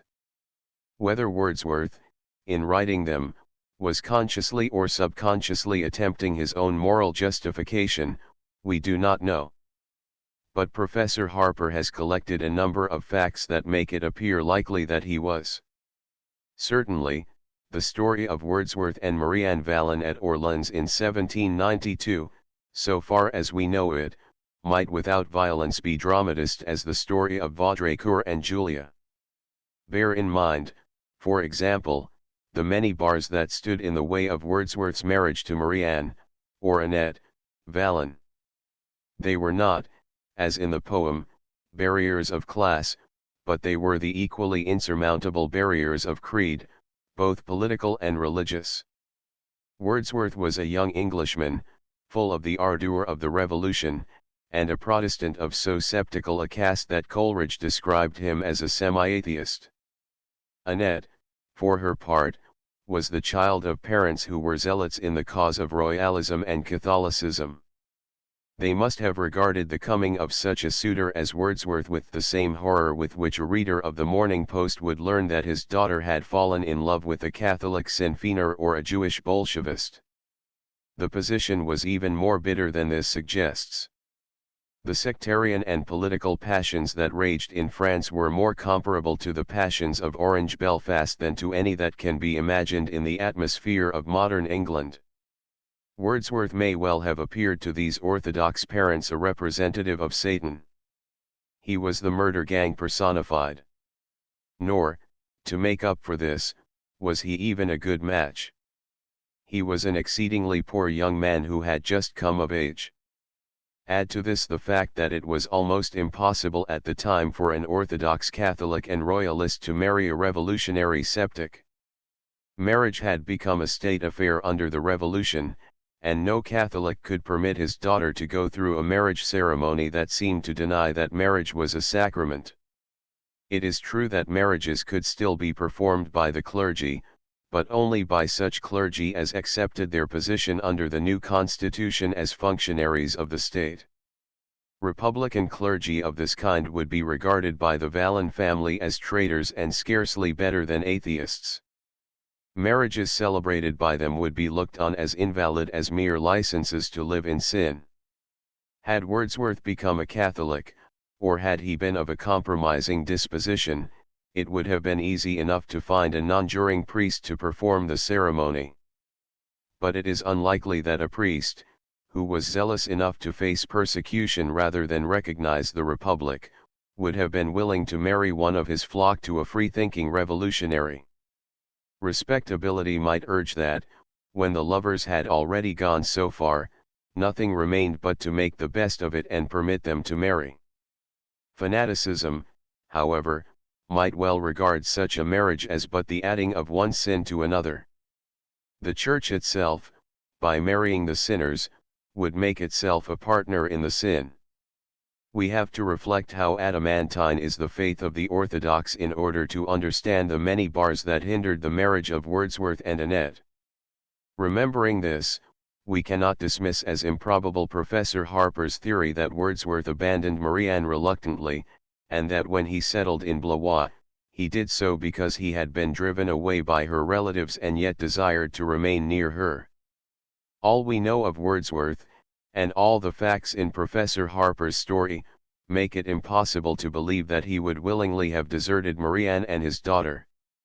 The baptism of the child was entered in the registry of baptisms in the parish of St. Croix, William's Wordsworth in his absence being represented by a local official. She was baptized as Anne Caroline, and it was as Anne Caroline Wordsworth, daughter of William's Wordsworth, landowner, that she was married in Paris about 24 years later. Wordsworth appears to have kept constantly in touch with her and her mother in the meantime, and, when peace was in sight in 1802, he and his sister Dorothy determined to cross to France and see them. A meeting took place in Calais. It was the preliminary to a marriage, but not to marriage with Annette, who, indeed, never married, but went through life as Madame Valin. 2 months after the Calais meeting Wordsworth married Mary Hutchinson. That he had been deeply moved by the meeting with his child rather than with her mother is suggested by the mood of the sonnet he wrote at the time: "It is a beauteous evening, calm and free." Professor Harper is of opinion that Wordsworth's love for Marianne Valin was an event of supreme importance in his life. He holds that the facts he has discovered throw light upon many of Wordsworth's poems. I do not think that on this point he has proved his case. In his 2-volume Life of Wordsworth, it may be remembered, he even goes so far as to assign the Lucy of so many beautiful poems to a French original. Lovers of a great poet are naturally led to speculate as to the experiences out of which his poems grew. There is nothing of the vice of Paul Pry in attempting thus to discover the sources of the experiences the poet communicates in his verse. The theme of every poet is the experiences that have moved his soul most profoundly. And many, or most, of those experiences spring from his relations with other human beings. At the same time, there is no evidence that Wordsworth in his work was ever influenced by Marianne Valin as Keats was influenced by Fanny Brawne. It is doubtful if any woman ever really took the place of his sister in his heart. "She gave me eyes, she gave me ears," could be said only of Dorothy. It was the fire of affection, not the fire of passion, that glowed in Wordsworth's soul. "Oh, my dear, dear sister," he cried in one of his letters, "with what transport shall I again meet you? With what rapture shall I again wear out the day in your sight? So eager is my desire to see you that all other obstacles vanish. I see you in a moment running, or rather flying, to my arms. He was in life as in literature a devoted brother rather than a devoted lover. Even Professor Harper can give no other woman but Dorothy the position of presiding genius over his life and work. This does not necessarily involve our acceptance of the common theory that Dorothy was the original around whom the Lucy poems were written. But, had Lucy been a French woman, Wordsworth would hardly have written, "I travelled among unknown men in lands beyond the sea, nor England did I know till then what love I bore to thee. Among thy mountains did I feel the joy of my desire, and she I cherished turned her will beside an English fire." To interpret this as a dramatization of his early passion in France is to strain probability. 11 I understand that Professor Harper disclaims what seemed to me the obvious interpretation of a passage in his book. Professor Harper, then, has discovered an interesting episode in Wordsworth's life, but I do not think he has discovered what may be called a key episode. It may turn out to have had more influence on Wordsworth's destiny than at present appears. But we do not yet know enough even about the circumstances to get any fresh light from it either on his work or on his character.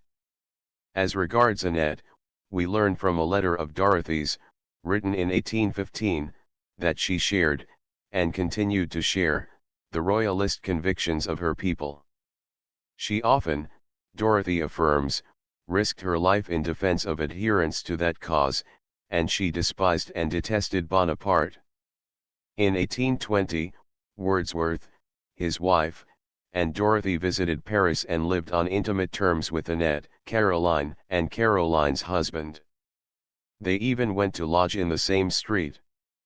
Of Caroline it was reported earlier that she resembles her father most strikingly. For the rest, Christopher Wordsworth, Bishop of Lincoln, when writing his uncle's biography, said nothing about the matter. He cannot be accused of having hidden anything of very great significance.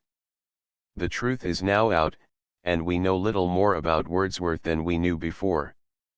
14 The poetry of Poe. My first object, as usual, was originality, said Poe, in discussing the versification of the Raven. It is a remarkable fact that the two great poets of America, Poe and Whitman, were two of the most deliberately original poets of the 19th century, in English at least. They were both conscious frontiersmen of poetry, drawn to unmapped territories, settlers on virgin soil. This may help to explain some of their imperfections. Each of them gives us the impression of a genius rich but imperfectly cultivated. Different though they were from each other, they resembled each other in a certain lack of the talent of order, of taste, of finish. They were both capable of lapses from genius into incompetence, from beauty into provincialism, to an unusual degree. A contemporary critic said of Poe that he had not talent equal to his genius. Neither had Whitman. In the greatest poets, genius and talent go hand in hand. Poe seldom wrote a poem in which his mood seems to have attained its perfect expression. His poetry does not get near perfection even in the sense in which Coleridge's fragments do. It seems, as a rule, like a first sketch for greater things. His complete poems, indeed, is one of the most wonderful sketchbooks of a man of genius in literature. Poe himself attributed the defects of his work to lack of leisure rather than to lack of talent. "Events not to be controlled," he said in the preface to the 1845 edition of his poems, "have prevented me from making, at any time, any serious effort in what, under happier circumstances, would have been the field of my choice.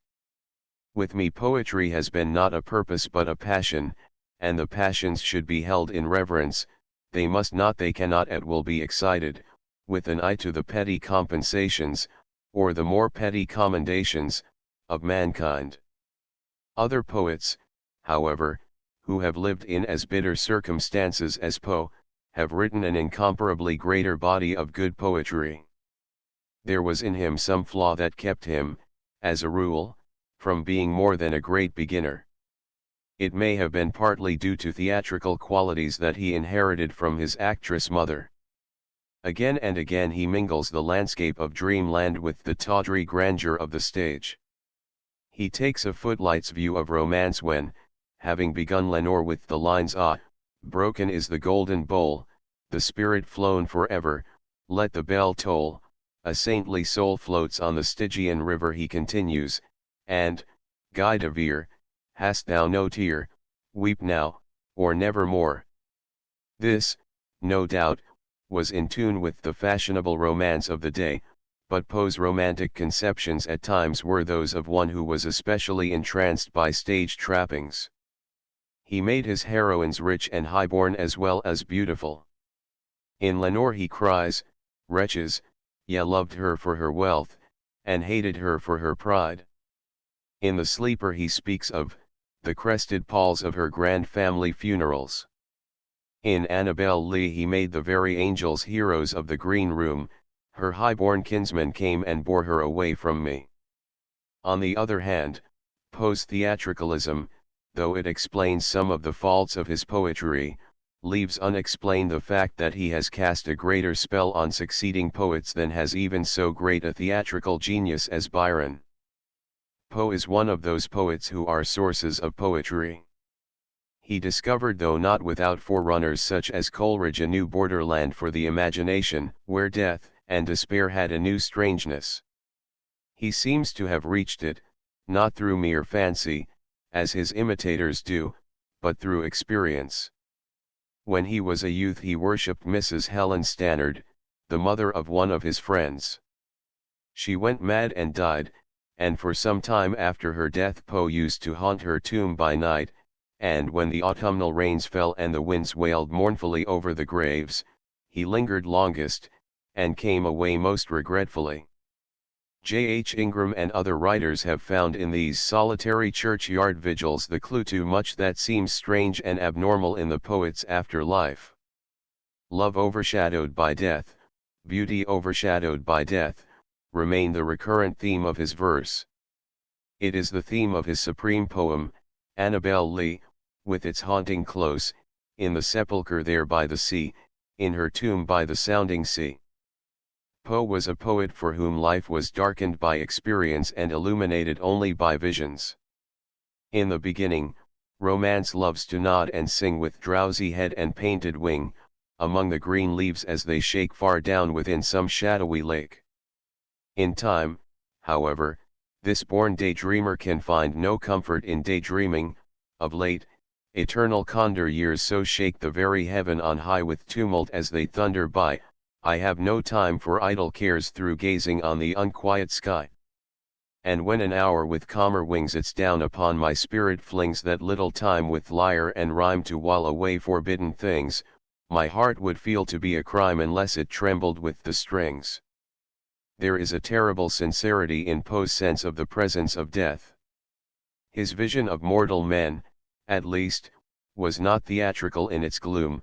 Mimes, in the form of God on high, mutter and mumble low, and hither and thither fly mere puppets they, who come and go at bidding of vast formless things that shift the scenery to and fro, flapping from out their condor wings invisible woe. Poe and Whitman were both poets preoccupied with the thought of death, but, whereas Whitman forced himself to praise it, Poe was in revolt against it as the ultimate tyrant. He saw it as the one thing that made dreadful those enchanted islands, those enchanted valleys, those enchanted palaces in which, for him, so much of the beauty of the world took refuge. He could not reconcile himself to a world that was governed by mortality. There is the wistfulness of the exile from a lost paradise running through his verse. He is essentially a man for whom the spiritual universe exists.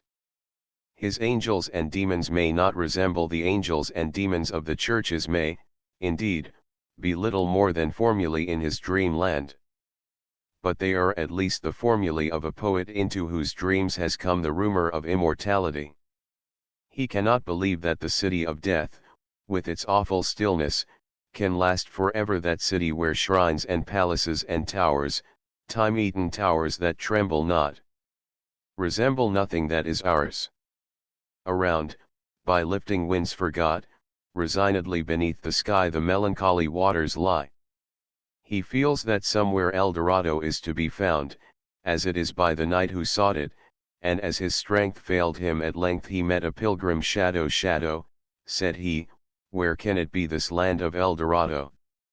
Over the mountains of the moon, down the valley of the shadow, ride, boldly ride, the shade replied, if you seek for El Dorado. It is true that his vision, whether of life or immortality, has something of the incoherence of the landscape of his dreamland, mountains toppling ever more into seas without a shore. If his imagination passes out of space, out of time, it is on the wings of trance rather than of faith.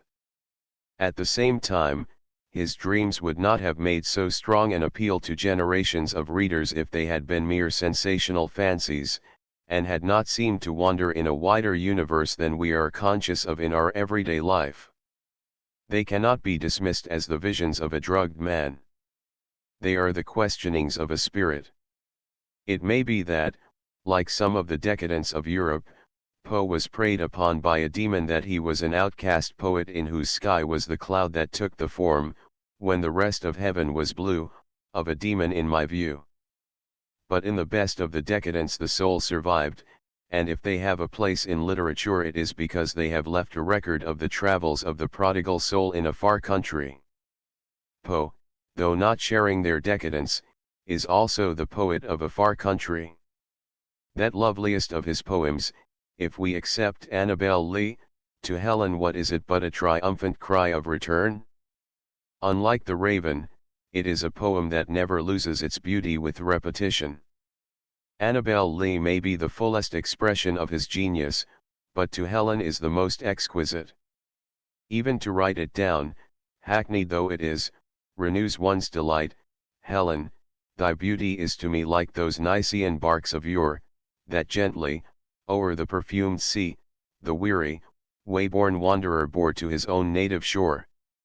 On desperate seas long wont to roam, thy hyacinth hair, thy classic face, thy Naiad airs have brought me home to the glory that was Greece and the grandeur that was Rome. Lo! in yon brilliant window niche how statue-like I see thee stand, the agate lamp within thy hand. Ah, Psyche, from the regions which are Holy Land. Here, as nowhere else, Poe achieved coherent and consummate grace of form. Here, if almost nowhere else, his talent was equal to his genius. 15 Hawthorne. Hawthorne is the only American admitted into the English Men of Letters series. This may be partly accidental, and due to the fact that it was possible to get so fine a critic as Henry James to write about him. It also suggests, however, that in 1879 Hawthorne was held in higher esteem than he is held today. There are several American writers about whom we are nowadays more curious. Emerson does not soar at quite such an altitude as he once did, but he is still an indubitable figure of genius on the sunny side of the clouds. Thoreau, with the challenge of his sardonic simplicity, will interest us so long as there is a society to protest against. Poe, after we have refined him in the fiercest fires of criticism, remains gold of the most precious. Whitman holds us as the giant aborigine of democracy as well as the rhapsodist of brotherhood and death. Washington Irving, on the other hand, has disappeared except from the school books, and Oliver Wendell Holmes has ceased to be read by people under 50. Longfellow has become an exiguous contributor to an anthology except in so far as he is taught, like Irving, to school children, and Lowell is oftener quoted by politicians than by critics of letters. There is no need to discuss just now whether this waning of reputations is likely to be permanent. It is enough to note that Hawthorne, though he has not waned to the extent that Longfellow has ceased for most readers to be a star of the first or second magnitude. How many critics would now place him, as he was once placed, among the great masters of English prose? How many editors of a series of lives of great writers would unhesitatingly include in it a life of Nathaniel Hawthorne? Hawthorne may nevertheless justly be regarded as a classic, and there have been few writers whose short stories would bear rereading so well as Hawthorne's 3/4 of a century after their first appearance. The prose, as anyone may see by dipping into Mr. Carl Van Doren's admirable selection from Twice Told Tales, Mosses from an Old Manse, and The Snow Image, is beautiful prose, even if it falls short of supreme greatness. It flows with a rhythm at once charming and forceful. It is transparent, and through it we can see life as Hawthorne's imagination played on it like sunlight refracted through water. He is a music maker rather than a phrase maker in his use of words. Movement is more to him than metaphor, though he can combine them attractively, as in the opening sentence of The Seven Vagabonds: rambling on foot in the spring of my life and the summer of the year, I came one afternoon to a point which gave me the choice of 3 directions. You may turn Hawthorne's pages almost at random, and you can scarcely help noticing example after example of this characteristic rhythm of his. It is noticeable even in such a simple narrative sentence as that with which the artist of The Beautiful opens: an elderly man, with his pretty daughter on his arm, was passing along the street, and emerged from the gloom of the cloudy evening into the light that fell across the pavement from the window of a small shop. And, again, we find it in a meditative passage such as, I saw mankind, in this weary old age of the world, either enduring a sluggish existence amid the smoke and dust of cities, or, if they breathed a purer air, still lying down at night with no hope but to wear out tomorrow, and all the tomorrows which make up life, among the same dull scenes and in the same wretched toil that had darkened the sunshine of today. This all flows with something of the noble ease of hexameters, yet without falling into the vices of pseudo-poetic prose. The mere sound of his sentences gives Hawthorne's prose a wonderful momentum that keeps us interested even when at times we begin to wonder if his subject matter is quite as interesting as it ought to be. This grave and equable momentum is one of his greatest technical qualities. It is a quality that cannot be adequately illustrated in single sentences or detached passages, because its success is not the success of occasional felicities but of something sustained and pervasive. It may even be imputed as a fault to Hawthorne that he can never, or almost never, escape from the equable rhythm of his prose. He seldom ends a story with the slightly different momentum due to an ending. It is not merely, however, that his stories end quietly. He is like a rider who rides beautifully but does not know how to dismount. He maintains his graceful ease of motion until the last moment, and then he slides off as best he can. But it would be folly to regard Hawthorne's rhythm as wholly or even mainly a technical quality. The rhythm of prose is never that, and it is in vain to play the sedulous ape to the great masters if nothing but their style is imitated. It is not an accident that the greatest English prose is to be found in the Bible.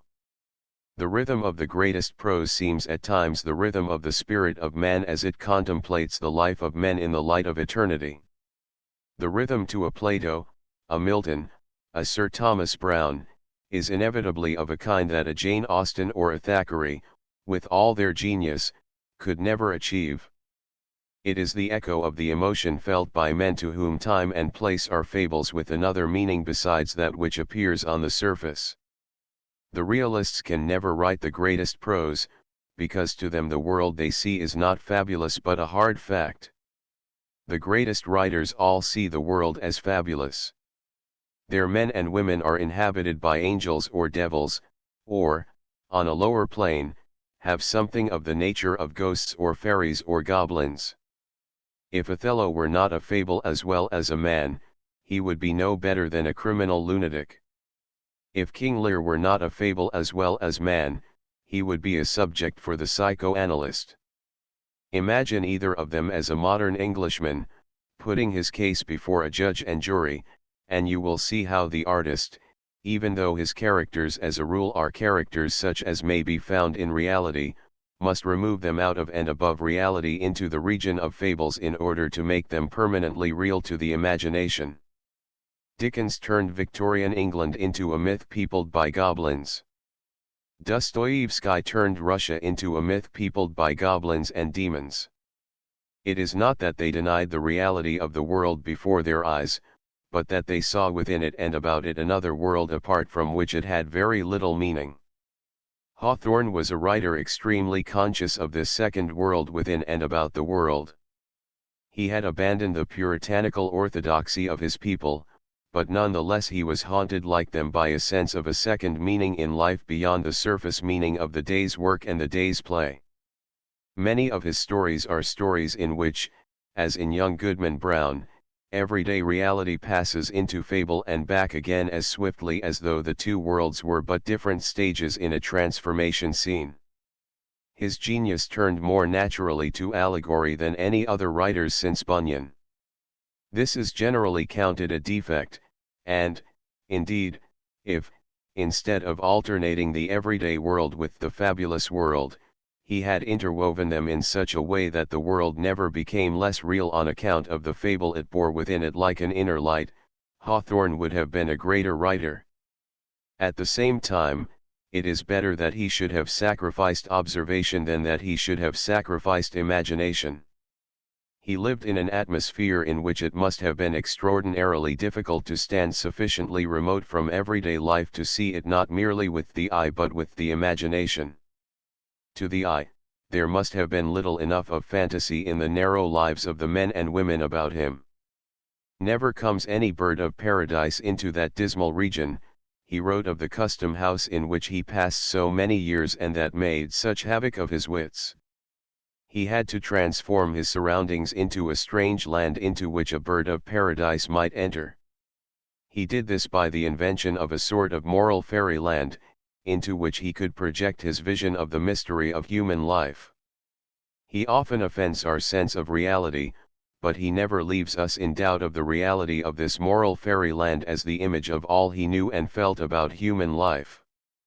It is a puritanical fairyland into which sin has come. But, strong though his sense of sin is, Hawthorne does not always in his view of sin agree with the Puritans. He is more Christian, and he condemns the sin of self-righteousness more than the sins of the flesh.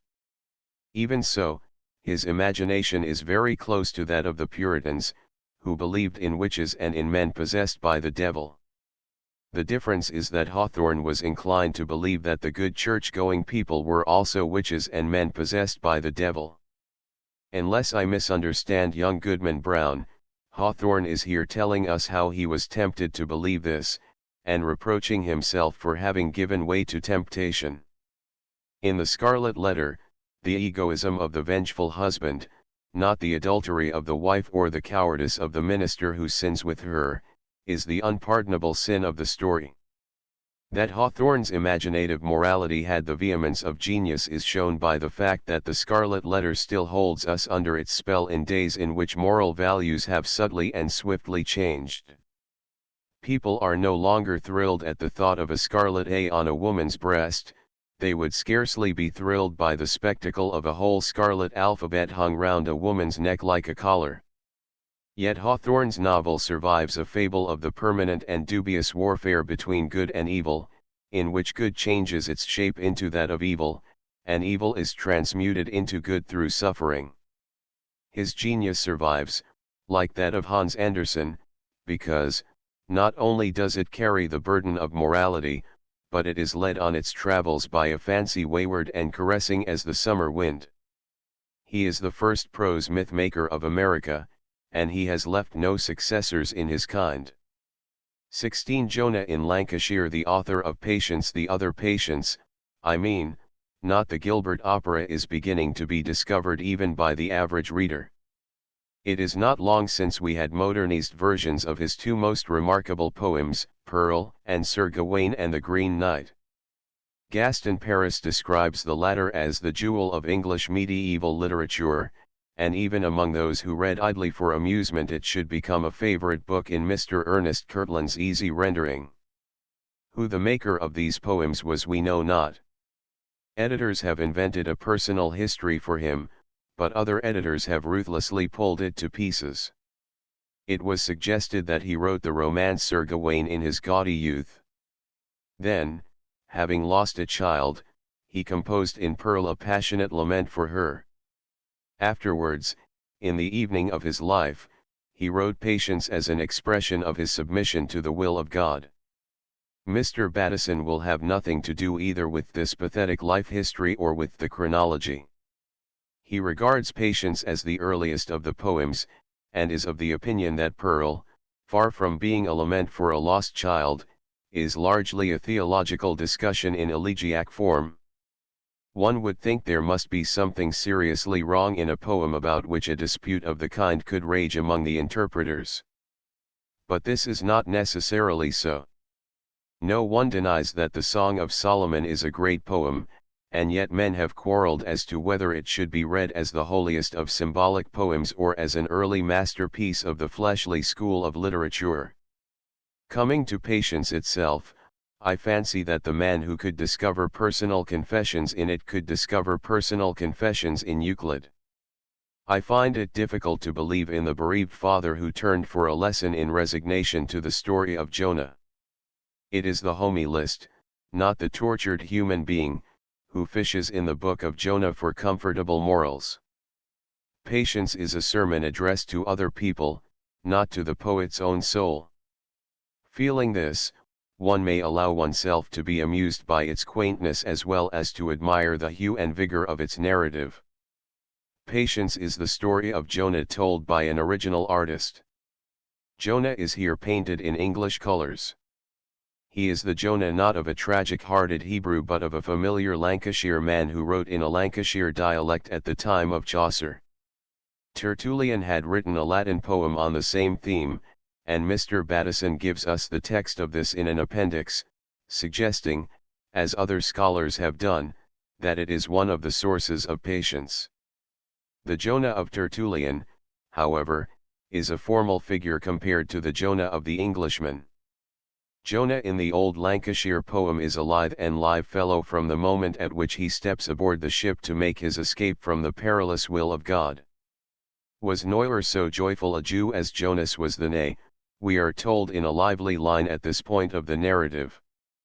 The storm that follows is described with such a sense of reality that it has been suggested that the poet himself must have experienced some such tempest when making a pilgrimage to Compostela, the favorite journey of Englishmen at the time, and a journey of the ancient popularity of which we are still reminded in the streets of London once a year when children set up their grottos on the footpaths as an excuse for begging pennies. Mr. Bateson attempts to bring home to us the desperate circumstances of seafaring in the Middle Ages by quoting the statement that John of Gaunt, on one occasion, was tossing about in the Channel for 9 months, unable to land at Calais. I confess I cannot believe the story in this form, and we need no such incredible example to enable us to realize the terrors of the storm that swept down on Jonah, when the frightened sailors attempted to lighten the ship by throwing overboard her bags, and her feather beds, and her bryght weds. The introduction of the feather beds into the narrative would alone be a sufficient reason for welcoming the Lancashire version of the Jonah story. The description of the panic-stricken sailors gluing, or calling, on their very various gods, who included Fernigo, a French giant, is another addition that pleases by its strangeness. Bot Vichon glued on his god that gained hym best, summit to Vernigo there vouch to vow solemn, summit to Diana duout, and derf Neptune to Mahoun and to Mergot, the moon and the sun. Both in Tertullian and in Patience Jonah is made not only to sleep but to snore while the others pray during the storm. Tertullian puts it, sternintum inflata resonabat nere soperum. The English poet writes still more vividly that Jonah lay in the bottom of the boat, slipt vipana slumslippy, and slaberunda he roots. A freak, or man, was sent to rouse him and to prepare him for the casting of lots. The freak hym front with his FOT, and beat hym firk up. Then came the casting of the lots, and I the lote, vpon last, limped on Jonas. The sailors immediately began to upbraid Jonah in masculine English. What the duel hast thou done, dote wreck? What sitchest thou on sea, sinful shrew, with thy last crimes so luther evil to lose vos vichon? Soon after follows the decision to throw him overboard. Now is Jonas the jugged to drown.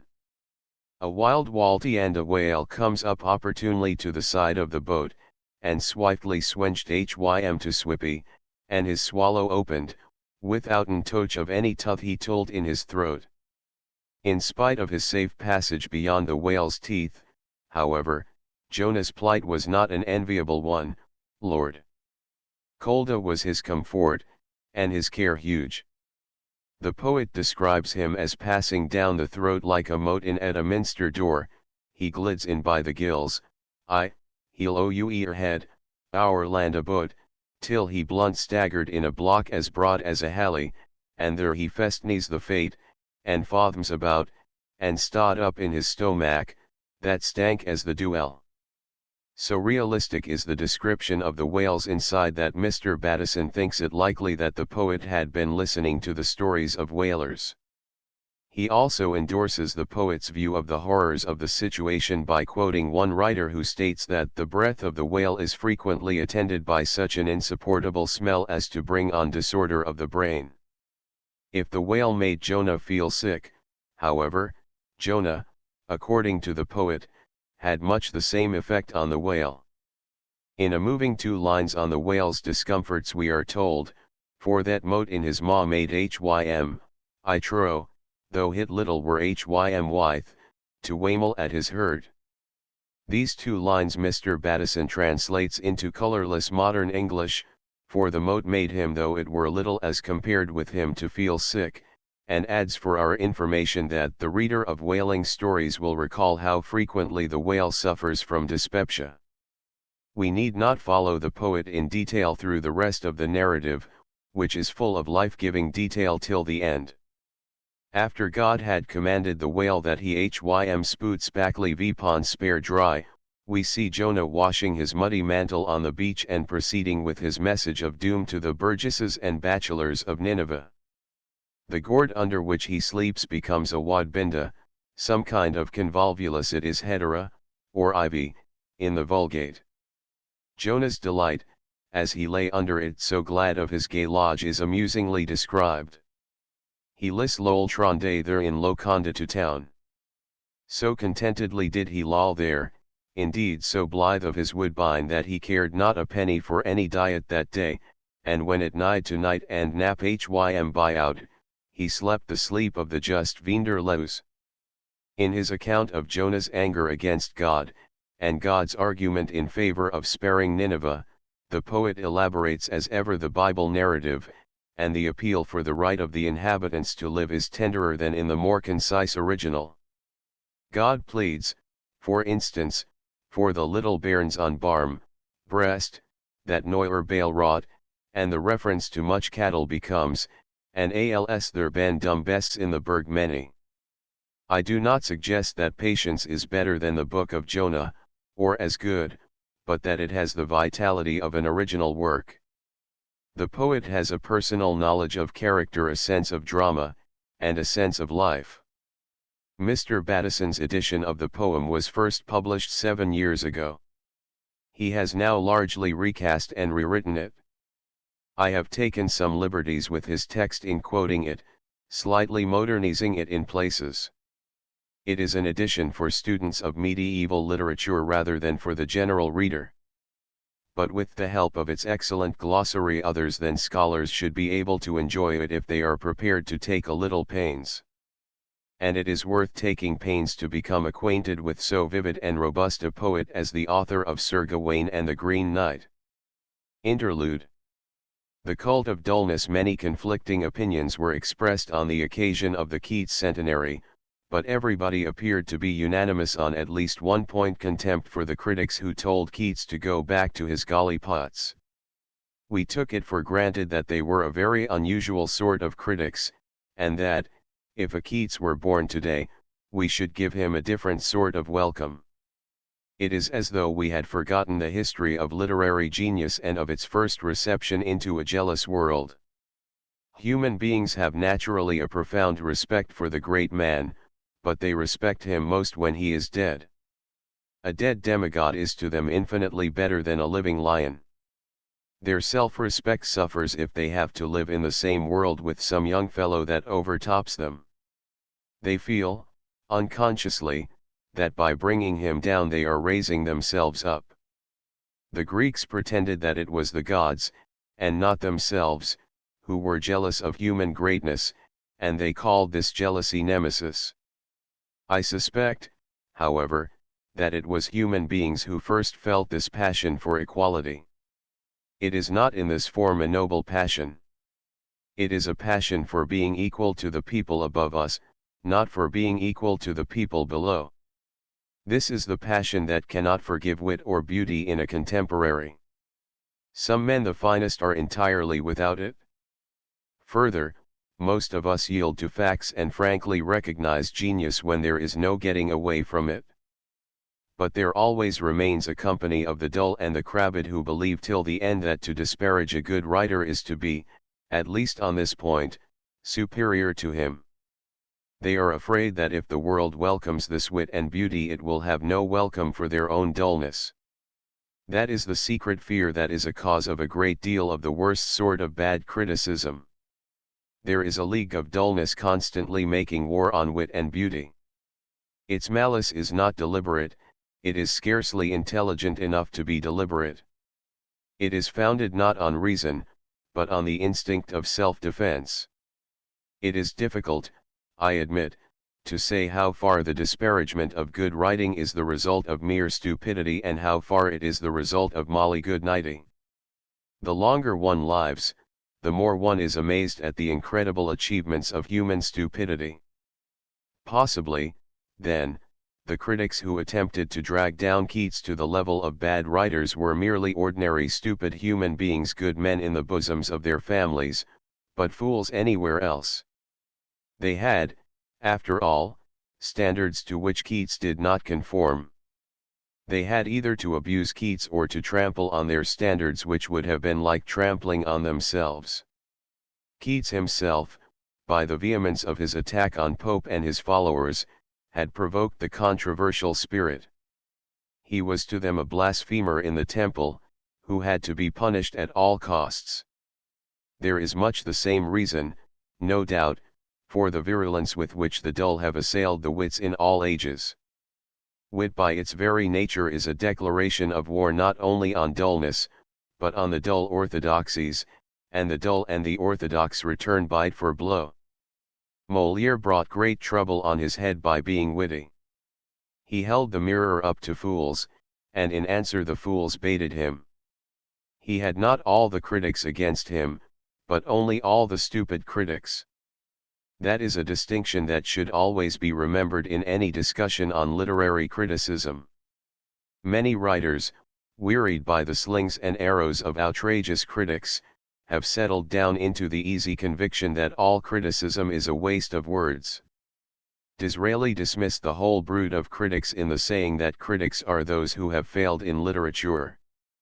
This, of course, is a libel on a reputable art.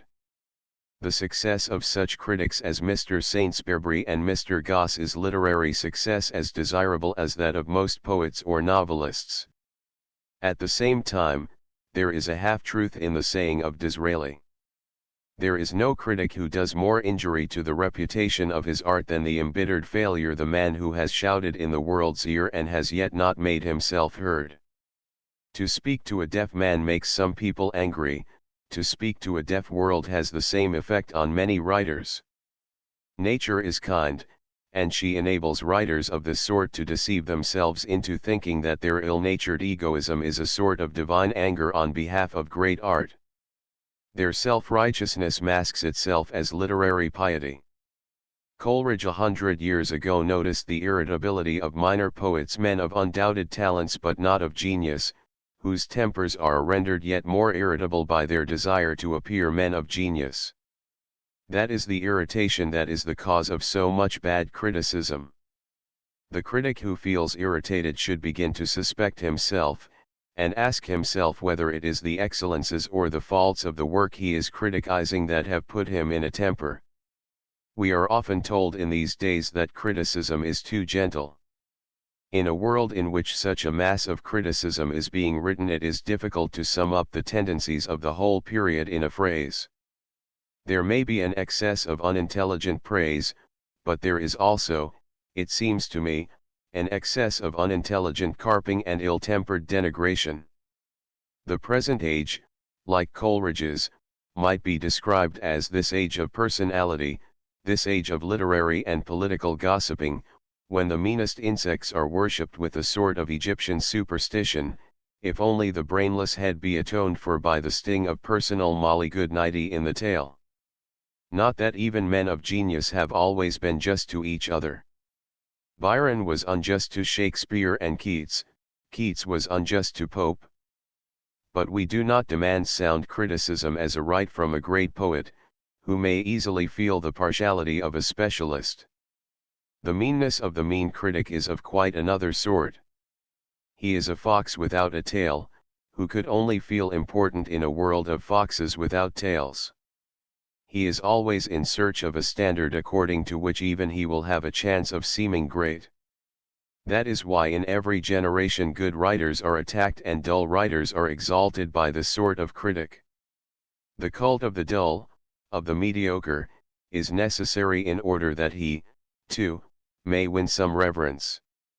The whole thing is, it seems to me, a pathetic delusion.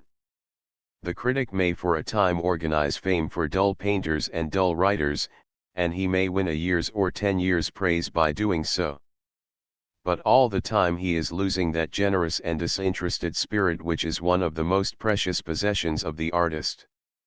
The ordinary writer sets out with the hope of qualifying for a place in the temple of fame, he ends too often by merely qualifying for a place in the Dunciad. He may be a man of one talent, which would serve well enough if put to proper uses, but he prefers to hide it and to pretend that it is 10, railing all the while at others on the ground that they have only 5. I used to think that it was unchristian of the founder of Christianity to give the man with 1 talent so poor a name compared to the man with 5 or the man with 10. But I have long since come to see that in doing so he spoke out of a profound knowledge of human nature. The man with 1 talent is the most likely of all to make no use of it. He does not see that even his poverty may be turned into riches, as is obvious when one remembers such Lilliputian and immortal poets as Lovelace. He is blinded by a sense of his insignificance.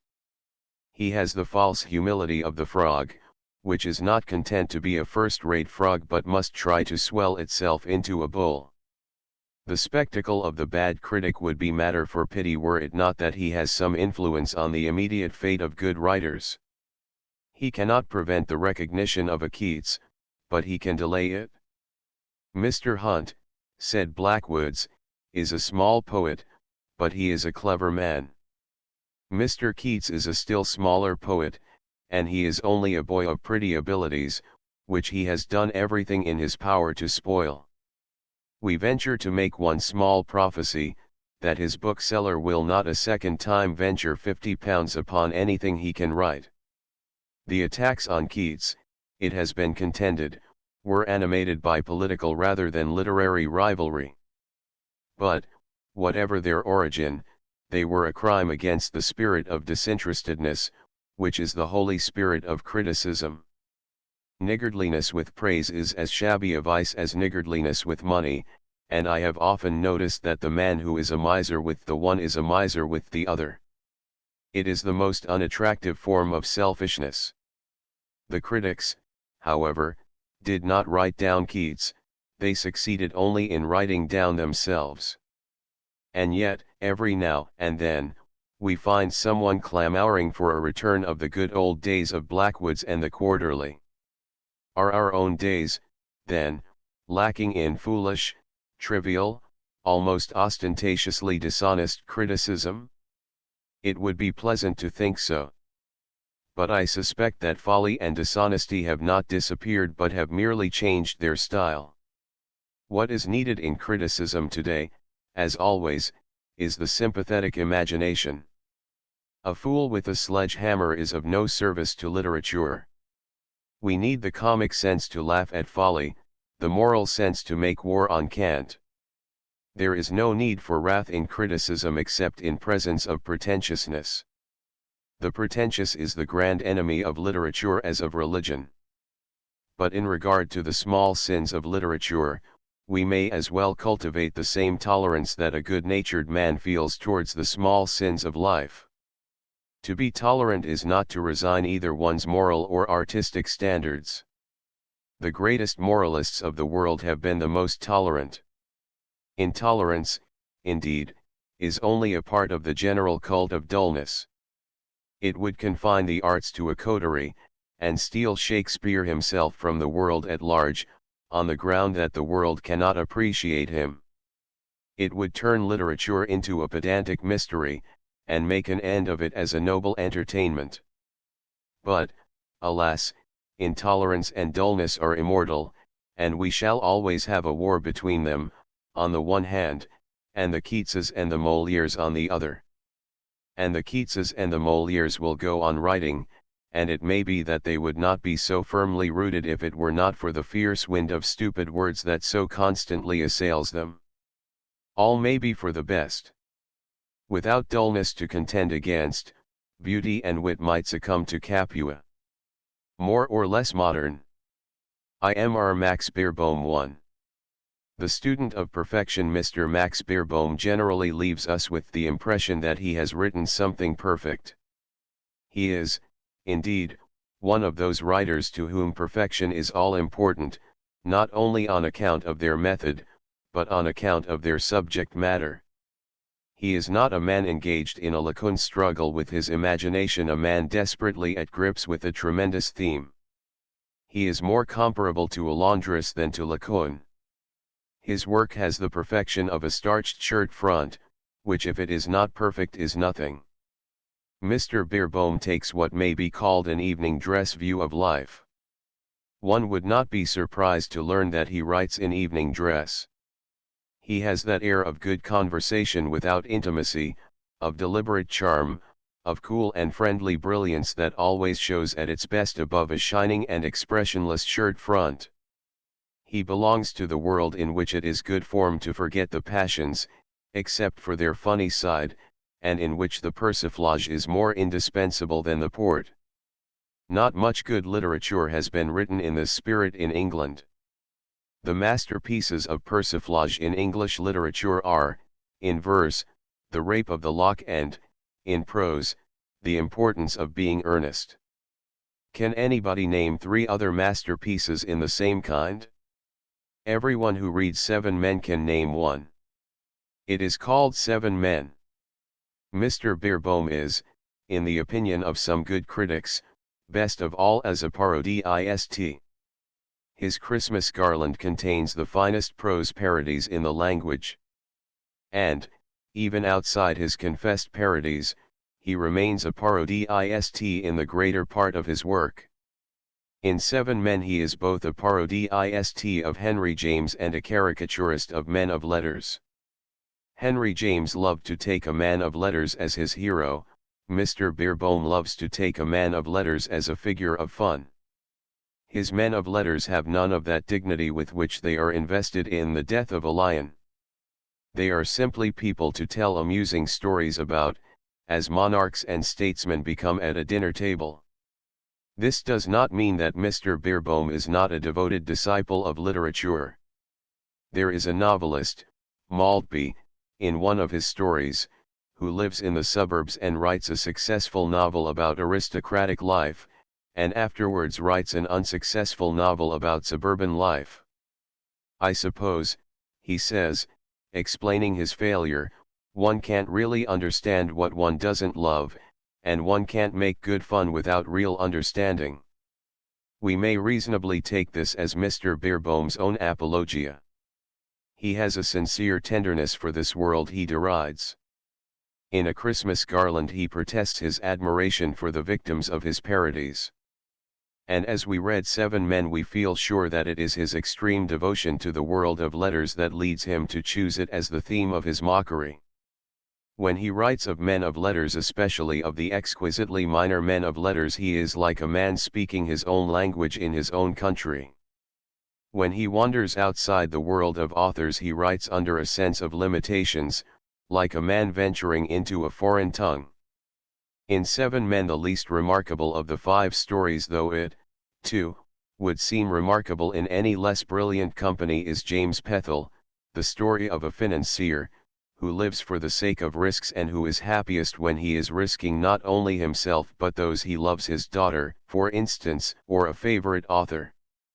The description of a motor drive, on which he takes his wife and daughter and Mr. Beerbohm in Normandy, with its many hairbreadth escapes, is an excellent piece of comico-sensational literature. But the story reads like hearsay, not like reminiscences of a man's own world. One does not believe that Pethel ever existed, or that he enjoyed drinking water in France simply because there was a risk of typhoid. Even the motor drive is not quite convincing. Or, perhaps, one should say that, while the motor drive itself is immensely convincing, James Pethel's state of mind as he drives the car is not. Henry James might have made of him a queer study in morbid psychology. Mr. Beerbohm has hardly raised him above the level of a joke. It lacks the thrill of masterly and intimate portraiture. A.V. Later is another story with a non-literary theme. It is, perhaps, the most refined example of leg-pulling in fiction. It is one of those stories in which the reader is worked up to a moment of intense horror only to be let down with mockery by the narrator. Everything in it is perfectly done: the grey introduction at the rainy seaside, the railway accident foreseen in the palms of several of the passengers, and the final confession and comment. If not a man of letters, A.V. Later is at least a man of imagination, and Mr. Beerbohm knows the type. As to which of Mr. Beerbohm's burlesque portraits of authors is the best, opinions quite properly differ. The votes that Savonarola Brown loses for the burlesque of his personality he wins back again for the burlesque of his play. Brown was a dramatist who chose his subject on a novel principle. He originally thought of writing a tragedy about Sardanapalus, but on looking this up in the encyclopedia his eye fell on Savonarola, and what he read interested him. He did not allow himself to be hampered, however, by historical facts, but adopted the policy of allowing his characters to live their own lives. In the result his blank verse tragedy introduces us to most of the famous and infamous figures in Italian history. Had Brown lived to finish the 5th act, there is no doubt that he would have introduced Garibaldi, perhaps even D'Annunzio, into his coruscating pageant. He has certainly achieved the most distinguished list of dramatis personae ever crowded into a brief play. The play as we now possess it can hardly be described as a parody. At least, it is not a parody on any particular play. It makes fun at the expense not only of the worst writer of blank verse now living, but of Shakespeare himself. It is like one of those burlesque operas that were popular 30 years ago, and some of the speeches might have been stolen from Julius Caesar up to date. The opening scene introduces us not only to a friar and a sacristan, wigged by Clarkson, but to Savonarola, Dante, Lucrezia Borgia, Leonardo da Vinci, and Saint Francis of Assisi. Savonarola, on seeing Lucrezia, cries, "Who is this wanton?" Saint Francis, with characteristic gentleness, reproves him, "Hush, sir. 'Tis my little sister the poisoner, right well beloved by all whom she as yet hath spared." The central interest of the play is the swaying intensity of the love of the poisoner and Savonarola. In his passion Savonarola at one moment discards the monkeyish frock for the costume of a Renaissance nobleman. But the sight of his legs temporarily kills Lucrezia's feeling for him. She scornfully bids him, "Go pad thy calves." Thus mightst thou just conceivably with luck capture the fancy of some serving wench. This being too much for him, they part in the mood of revenge, and, after Lucrezia has made a desperate effort to force a poisoned ring on him, they both find themselves in jail. When the curtain rises on Savonarola's cell, he has been in prison 3 hours. Imprisonment, says the stage direction, has left its mark on both of them. Savonarola's hair has turned white. His whole aspect is that of a very old man. Lucrezia looks no older than before, but has gone mad. How like 9/10 of the prison scenes one has seen on the stage. But never on the stage has one heard a prison soliloquy half so fine as Savonarola's, from its opening sentence, "Alas, how long ago this morning seems this evening," down to its close, "What would my sire have said, and what my dam, had anybody told them the time would come when I should occupy a felon's cell? Oh, the disgrace of it, the scandal, the incredible come down. It masters me. I see I my mind's eye the public prints sharp sentence on a monk. What then? I thought I was of sterner stuff than is affrighted by what people think. Yet thought I so because 'twas thought of me, and so 'twas thought of me because I had a hawk-like profile and a baleful eye. Lo! My soul's chin recedes, soft to the touch as half-churned butter. Seeming hawk is dove, and dove's a jailbird now. Fie, out upon tea. I do not think that anyone has produced a more unforgettable line of heroic decasyllabic verse than, the scandal, the incredible come down. Savonarola's fame will be increased as a result of that exquisitely inappropriate line. It is infinitely regrettable that Brown did not live to write the fifth act of his masterpiece. Mr. Beerbohm has attempted a scenario for a fifth act, and it contains many admirable things. But Mr. Beerbohm lacks Brown's magnifical touch, though he does his best to imitate it in the lines in which he makes Lucrezia say that she means, to start afresh in that uncharted land which austers not from out the antipod, Australia. Good as this is, it seems just to verge on parody. It is grotesque where Brown would have been moving. The play as a whole, however, will find a place among the minor classics. It is far, far better than going to the pantomime. It is as good as the pantomime ought to be. Maltby and Braxton is something new in literature, a comic ghost story. There are plenty of funny stories about ghosts that did not exist. This is a funny story about a ghost that did exist. It is a story of the jealousy of two novelists of the 90s, and tells how one of them was pursued by the ghost of his jealous rival to a weekend at a duchess's. It is a nightmare scene, objectively everybody's nightmare. In Enoch Soames, which is the masterpiece of the book, Mr. Beerbohm fools, but he fools wisely. He never takes his eye off human nature. He draws not only a caricature, but a man. The minor poet, the utterly incompetent minor poet, has never before been drawn so brilliantly and with so much intelligence as in Enoch Soames.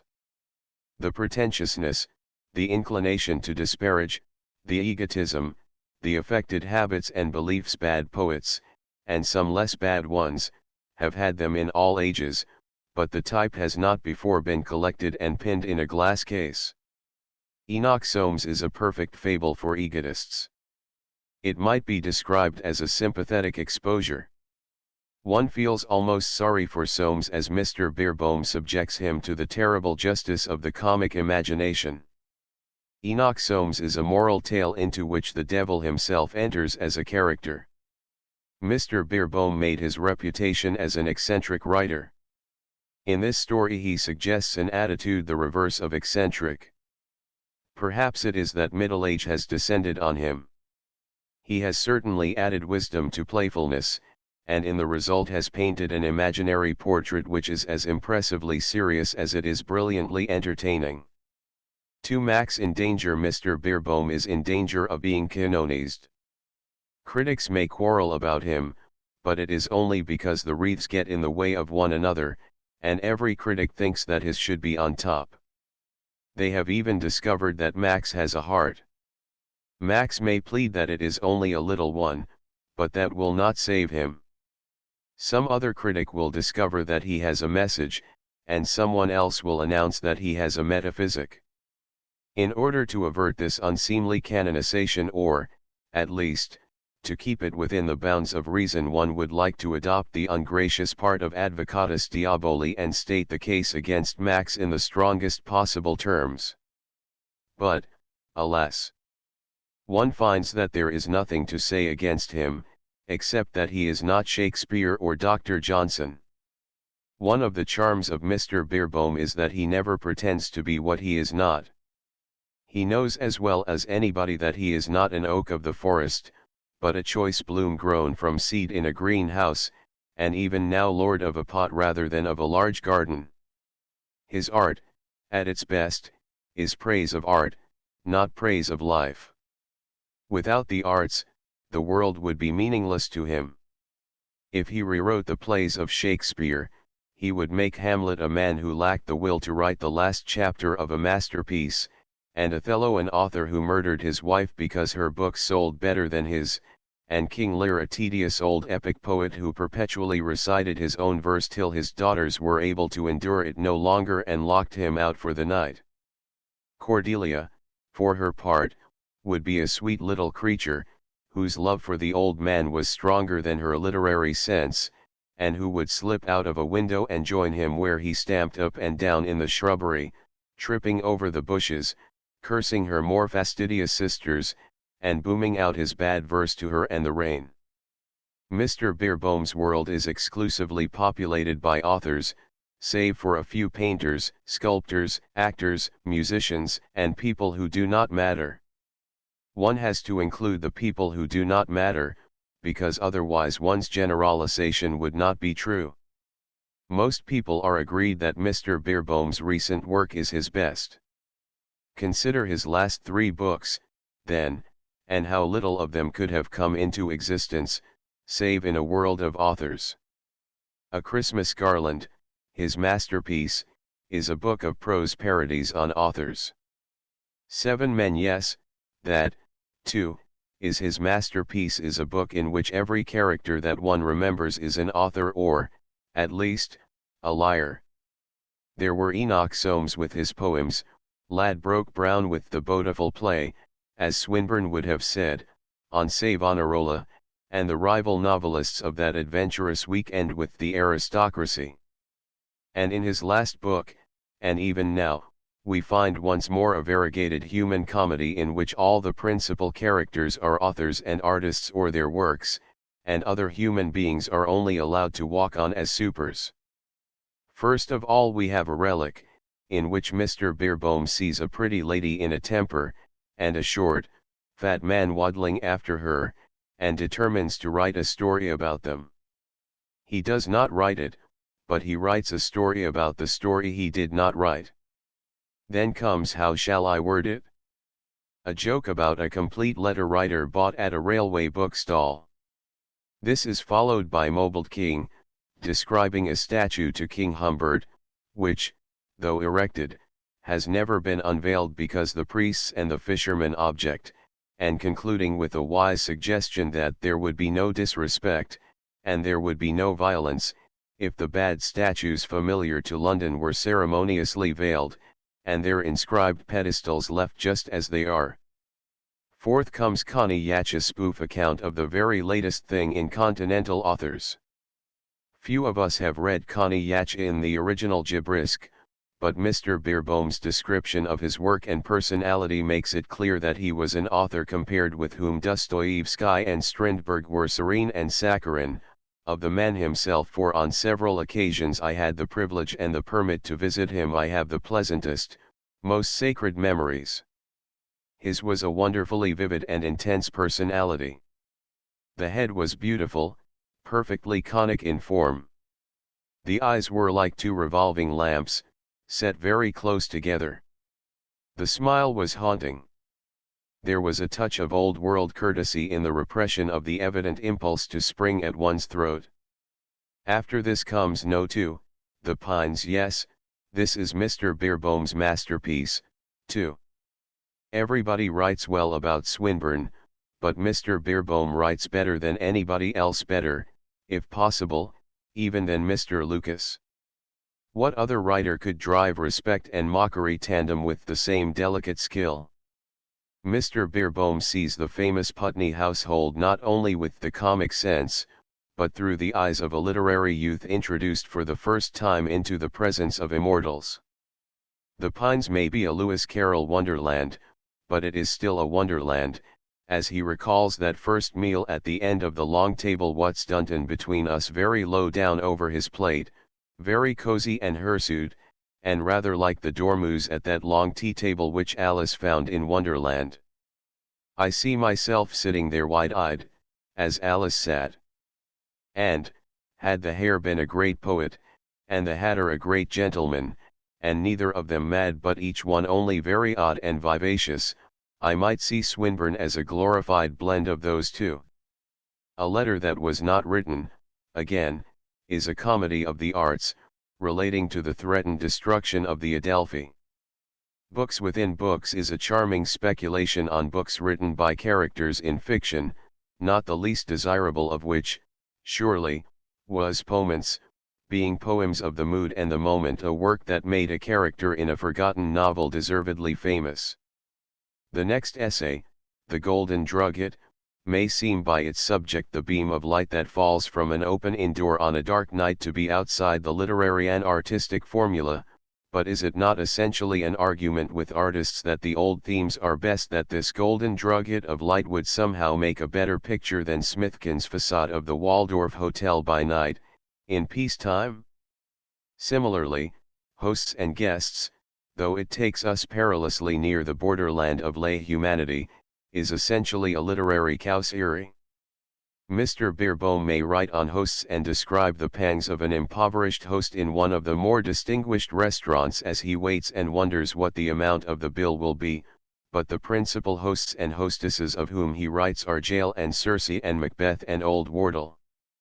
A point to be remembered by very eminent men, the essay that follows, contains advice to great authors as to how they should receive a worshipper who is to meet them for the first time.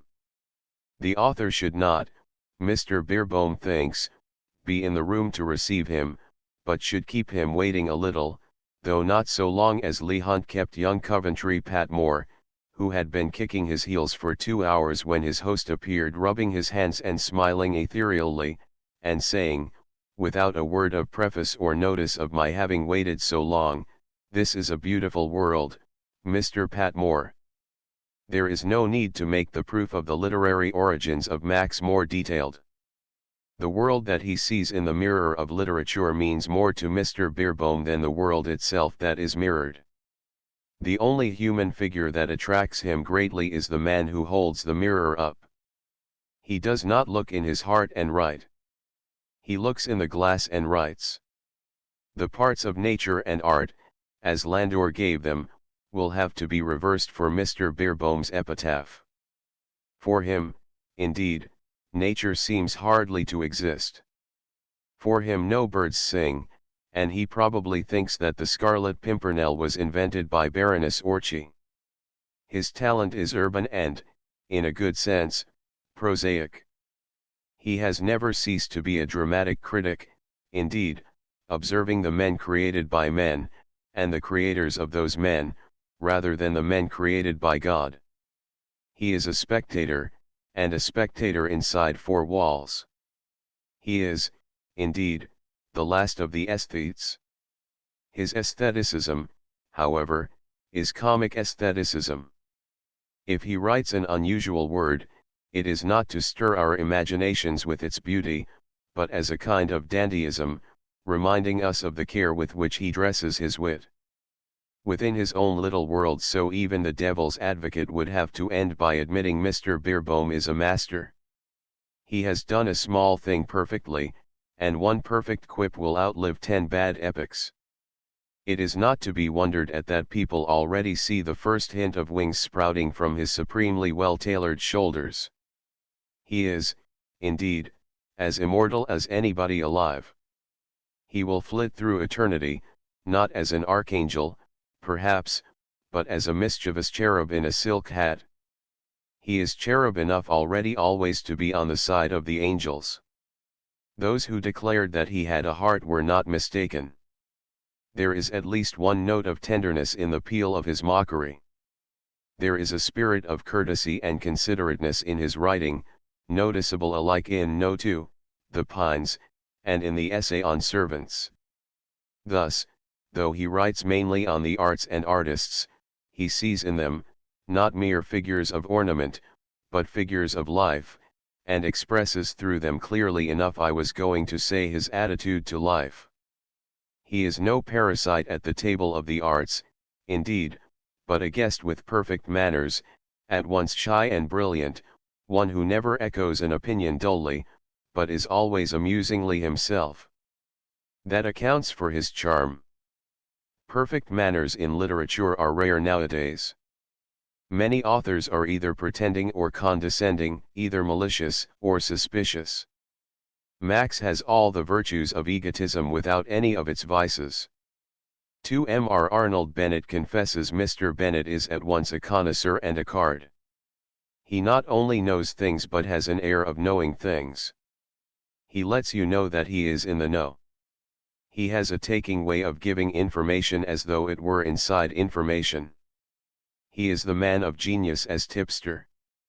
In things that have interested me he gives us tips about painting, music, literature, acting, war, politics, manners and morals.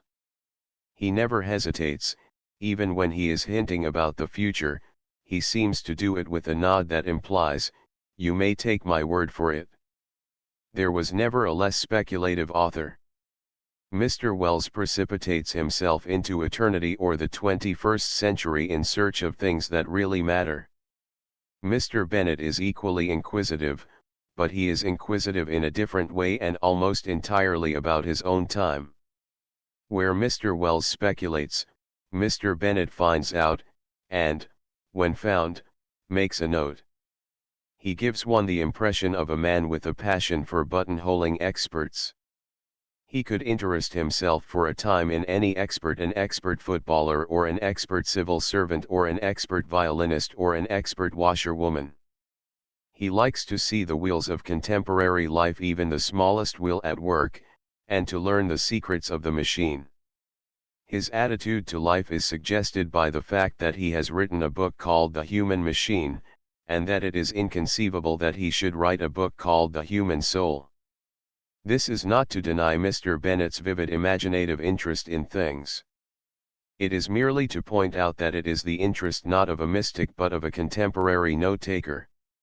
That is the circle within which his genius works, and it is a genius without a rival of its kind in the literature of our time.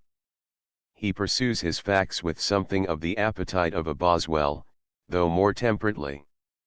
He has common sense where Boswell was a fool, however. Mr. Bennett, finding that even a glass of champagne and, perhaps, a spoonful of brandy taken regularly had the effect of clogging his own particular machine, decided to drink no alcohol at all. Boswell might have taken the same decision, but he could not have kept to it. Mr. Bennett, nonetheless, is as fantastic in his common sense as was Boswell in his folly. Each of them is a fantastic buttonholer. It is this element in him that raises Mr. Bennett so high above all the other more or less realistic writers of his time. Things That Have Interested Me is a book of confessions that could have been written by no other living man. His style perky, efficient, decisive is the echo of a personality. What other critic of the arts would express his enthusiasm for great painting just like this? It was fortunate for Turner that Gurdon died early.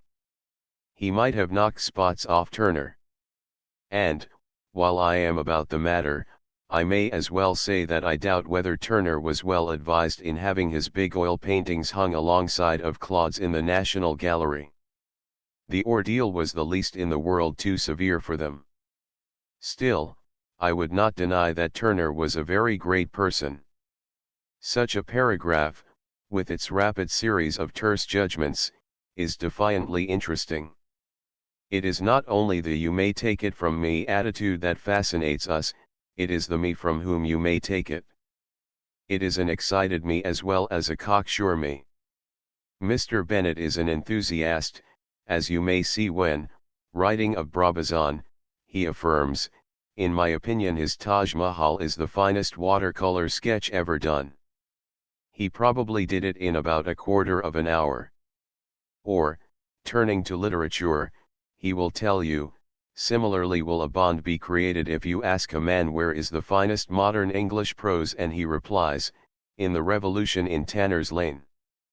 Mr. Bennet is always hunting the superlative.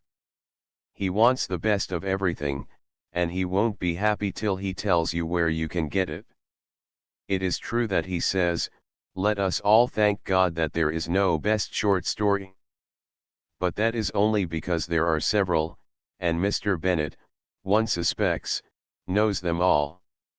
"I am not sure," he says on this point, "that any short stories in English can qualify for the championship. Yet I fancy the editor of a collection of the world's best short stories would have to consider a good deal of Mr. Conrad, Mr. Wells's Country of the Blind, and Mr. Bennet's own Matador of the Five Towns." Mr. Bennet's chase of the superlative is not confined to the arts. He demands superlative qualities even in barbers. He has submitted his head to barbers in many of the countries of Europe, and he gives the first prize to the Italians. Italian barbers, he declares, are greater than French, both in quality and in numbers.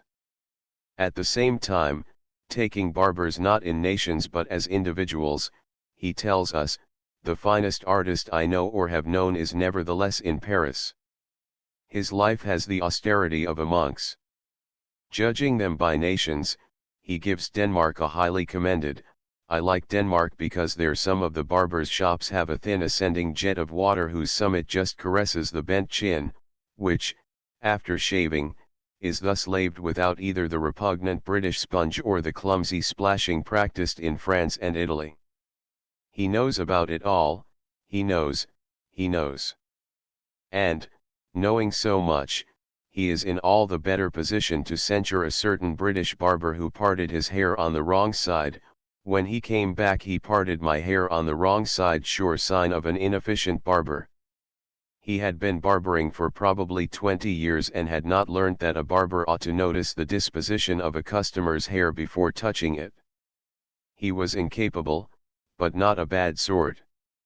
And Mr. Bennet, even though he is perilously near being a teetotaler, can discourse to you as learnedly on drinks as on ways of getting your hair cut.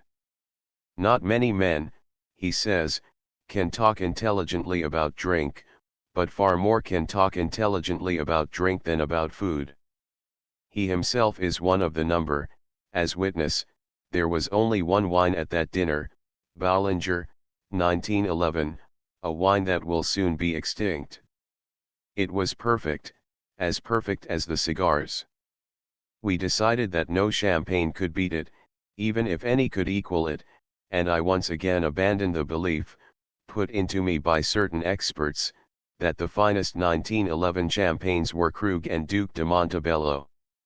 One of the especial charms of Mr. Bennet as a writer is that he talks about painters and barbers, about champagne and short stories, in exactly the same tone and with the same seriousness, and measures them, so far as one can see, by the same standard. Indeed, he discusses epic poetry in terms of food. "All great epics are full of meat and are juicy side dishes, if only people will refrain from taking them as seriously as porridge. Paradise Lost is a whole picnic menu, and its fragments make first-rate light reading. To write like this is to give effect of paradox, even when one is talking common sense." It is clear that Mr. Bennet does it deliberately. He does it as an efficient artist, not as a bungler. He fishes for our interest with a conscious gaucherie of phrase, as when he ends his reference to the novels of Henry James with the sentence, "They lack ecstasy, guts." One of the most amusing passages in the book is that in which Mr. Bennet leaves us with a portrait of himself as artist in contrast to Henry James, the writer of Pot Boilers. It hardly needs saying that in doing this Mr. Bennet is making no extravagant claims for himself, but is merely getting in a cunning retort to some of his highbrow critics. The comparison between his own case and that of James refers only to one point, and arises from the fact that James wrote plays with the sole object of making money. On this Mr. Bennet comments, somebody of realistic temperament ought to have advised James that to write plays with the sole object of making money is a hopeless enterprise. I tried it myself for several years, at the end of which I abandoned the stage forever. I should not have returned to it, had not Lee Matthews of the Stage Society persuaded me to write a play in the same spirit as I was writing novels. It was entirely due to him that I wrote Cupid and Common Sense. Since then I have never written a play except for my own artistic satisfaction. Nor, one feels, did he write even the casual jottings on life and the arts in things that have interested me for any other reason than that it pleased him to do it. The jottings vary in quality from ephemeral social and political comment to sharply realized accounts of things seen, vivid notes of self-analysis, confessions of the tastes and experiences of an epicure of life with a strong preference for leaving the world better than he found it. Mr. Bennet gives us here a jigsaw portrait of himself. We can reconstruct it from the bits: a man shy and omniscient, simple and ostentatious, Beau Nash from the Five Towns. 3 Mr. Conrad at home. Mr. Conrad is nothing of a peacock. You may stare at him as long as you like, but he will never respond with a sudden spread of gorgeous vanities. He is more like some bird that takes on the protective coloring of the earth and delights in avoiding rather than in attracting the prying eye. Flatter him as you will, call him a phoenix or a bird of paradise, he may be secretly pleased, but he will only croak gruffly in reply, "To have the gift of words is no such great matter." He does not know how to play up to our inquisitive admiration. We may think, as when we take up a personal record, that now at last we have caught him in a position in which he is bound to show us his fine feathers. But it is a vain hope. Glimpses we get, amazing glimpses, but never the near and detailed spectacle we desire. He protests that he is no cynic, but is he sure that he does not find a cynical amusement in tantalizing our curiosity? Otherwise, would he have written in the preface to Notes on Life and Letters that perhaps it will do something to help towards a better vision of the man, if it gives no more than a partial view of a piece of his back, a little dusty, after the process of tidying up, a little bowed, and receding from the world, not because of weariness or misanthropy, but for other reasons that cannot be helped? It may be that Mr. Conrad can suggest more enticing mysteries by a portrait of a piece of an author's back than other writers can by a full-length representation, showing the polish on the boots and the crease in the trousers. In art the half, or very much less, is greater than the whole. Still, Mr. Conrad's principal object in showing us the back is that it may leave us unsatisfied and speculating. He does not intend to satisfy us. It is as though he had written on the title page of his autobiography, "Thus far and no further." At the same time, if he tells little about himself, he does not escape giving himself away in his admiration for other men. He has an artistic faith that breaks into his sentences as soon as he begins to talk of Henry James or Maupassant or Turgenev. Not that he belongs to any school in literature, he hates all references to schools. He becomes sullenly hostile if anyone attempts to classify authors as romantics, realists, naturalists, etc. Every great author is for him a man, not a formula. He can hardly mention the word formula without disgust. No secret of eternal life for our books, he declares, can be found among the formulas of art, any more than for our bodies in a prescribed combination of drugs. Again, the truth is, that more than one kind of intellectual cowardice hides behind the literary formulas. And once more, in speaking of the good artist, it is in the impartial practice of life, if anywhere, that the promise of perfection for his art can be found, rather than in the absurd formulas trying to prescribe this or that particular method of technique or conception. This may suggest to the pedantic that Mr. Conrad has no critical standards, and he certainly prefers to portray an author rather than to measure him with a tape as if for a suit of clothes. And he is right, for to portray an author truthfully is to measure him in a far profounder sense than can be done with a tape run round his waist, and down the side of his leg. Mr. Conrad's quest is the soul of his author. If it be a noble soul, he has a welcome for it, as Plutarch had in his biographies. He may not agree with Maupassant's deterministic view of life, but he salutes Maupassant in passing with the remark, "The worth of every conviction consists precisely in the steadfastness with which it is held." His first demand of an author is truth, not absolute truth, but the truth that is in him. At the heart of fiction, he declares, even the least worthy of the name, some sort of truth can be found if only the truth of a childish theatrical ardor in the game of life, as in the novels of Dumas the father. Mr. Conrad, indeed, claims for fiction that it is nearer truth than history, agreeing more or less on this point with Aristotle and Schopenhauer. Fiction is history, human history, or it is nothing. But it is also more than that, it stands on firmer ground, being based on the reality of forms and the observation of social phenomena, whereas history is based on documents, and the reading of print and handwriting on second-hand impression. Thus fiction is nearer truth. But let that pass. An historian may be an artist, too, and a novelist is an historian, the preserver, the keeper, the expounder, of human experience. I confess I dislike this contention among the various literary forms: poetry, fiction, history, biography, drama, and essay, as to which of them is nearest grace. It is not the form that seizes the truth, but the imagination of the artist working through the form. Imagination and the sense of life are as necessary to a good historian as to a good novelist. Artists need not quarrel for precedence for any particular art in a world in which all the great books that have so far been written could be packed into a little room.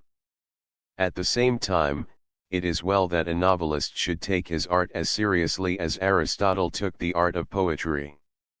It often requires an exaggeration to bring the truth into prominence. And, in any case, the exaggerations of the novelists in this respect have as a rule been modest compared to the exaggerations of the poets. If Mr. Conrad is to be believed, however, the novelist is the rival, not only of the historian, but of the moralist. He warmly denies that he is a didactic writer, but at least he holds that in all great fiction a moral is implicit, that he who runs may read, that a sacrifice must be made, that something has to be given up, is the truth engraved in the innermost recesses of the fair temple built for our edification by the masters of fiction. There is no other secret behind the curtain. All adventure, all love, every success is resumed in the supreme energy of an act of renunciation. One would have to think hard in order to fit Tristram Shandy and the Pickwick Papers into this, if the word is not forbidden, formula. Perhaps it is a formula more applicable to tragic than to comic writing. Mr. Conrad as critic often seems to be defining his own art rather than the art of fiction in general. He knows what he himself is aiming at in literature, and he looks for the same fine purpose in his fellow writers. We feel this when he requires of the novelist many acts of faith, of which the first would be the cherishing of an undying hope. This, he declares, is the God-sent form of trust in the magic force and inspiration belonging to the life of this earth. To be hopeful in an artistic sense, he adds, it is not necessary to think that the world is good. It is enough to believe that there is no impossibility of its being made so. there surely speaks the author of Youth and Typhoon. And the image of the same author may be seen in the remark that I would ask that in his dealings with mankind he, the novelist, should be capable of giving a tender recognition to their obscure virtues. Mr. Conrad cannot escape from the shadow of his own genius. It falls on every page of his criticism as fatally as any formula, though more vividly. His protest against what has been called stylism is simply the protest of one who did not approach the art of literature through that door. He is praising not merely Maupassant but his ideal self when he tells us, his proceeding was not to group expressive words, that mean nothing, around misty and mysterious shapes dear to muddled intellects and belonging neither to earth nor to heaven. His vision by a more scrupulous, prolonged and devoted attention to the aspects of the visible world, discovered at last the right words as if miraculously impressed for him upon the face of things and events. That, no doubt, is how Mr. Conrad learned the art of writing, and we may read autobiography into his praise of Maupassant again when he says, he stoops to no littleness in his art, least of all to the miserable vanity of a catchy phrase. But his appreciation of Maupassant, though admirable in so far as it defines certain qualities in his own and Maupassant's work, is worded in a manner that savors of intolerance of the work of many other good writers, from Shakespeare to Dickens and, if one may include a more Lilliputian artist, Stevenson. Thus he observes, he will not be led into perdition by the seductions of sentiment, of eloquence, of humor, pathos, of all that splendid pageant of faults that pass between the writer and his probity on the blank sheet of paper, like the glittering cortege of deadly sins before the austere anchorite in the desert air of the Thebaid. Maupassant's austerity may have been an excellent thing for Maupassant, but to write like this is surely to reduce austerity to the level of a formula. That splendid pageant of faults may well be the salvation of another writer. We may admit that they remain faults unless they fit in as organic parts of a writer's work. But Maupassant was a smaller, not a greater, writer in so far as he was unable so to fit them in. It would be going too far to suggest, however, that Mr. Conrad merely emphasizes in other writers those qualities which he himself either possesses or desires to possess. Most good portraits are double portraits, they portray both the painter and the sitter. Mr. Conrad always does justice to his sitter, as when he writes, Henry James is the historian of fine consciences, or as when he says of Maupassant, it cannot be denied that he thinks very little. In him extreme energy of perception achieves great results, as in men of action the energy of force and desire. At the same time, we read notes on life and letters for the light it throws, not on this or that author or the Polish question or the question of unsinkable ships, but on Mr. Conrad himself. The essay on Anatole France, for instance, interests us mainly because it reminds us that Mr. Conrad is as impatient of political panaceas as of literary formulas. Remembering that Anatole France is a socialist, he observes characteristically, he will disregard the stupidity of the dogma and the unlovely form of the ideal. His art will find its own beauty in the imaginative presentation of wrongs, of errors, and miseries that call aloud for redress. He commands the artist to hope, but he clearly forbids anybody to hope too much. His note on the Polish problem shows that during the war the most he hoped for his country was an Anglo-French protectorate. Humanitarians horrify him with their dreams. He hates impossibilism as he hates the talk about unsinkable ships. But what he really hates most, both in politics and in ships, is the blind worship of machinery. He looks on socialism, I fancy, as an attempt on the part of machine worshippers to build an unsinkable state, a monstrous political Titanic, defiant of the facts of nature and foredoomed to catastrophe. And how this old master of a sailing ship hates the Titanic! He has little that is good to say, indeed, of any steam vessels, at least of cargo steam vessels, a suggestion of a low parody directed at noble predecessors by an improved generation of dull mechanical toilers, conceited and without grace. Progress. He retorts, the tinning of salmon was progress.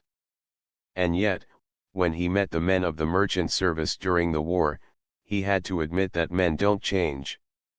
That is a fact at once reassuring and depressing.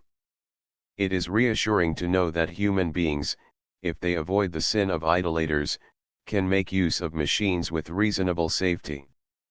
The machine, like the literary formula, is a convenience. Even the socialist state would be only a convenience. It would in all probability be very little more alarming than a button hook or a lead pencil. For M.R. Wells and the world, Mr. Wells is in love with the human race. It is one of the rarest of passions. It is a passion of which not even all imaginative men are capable.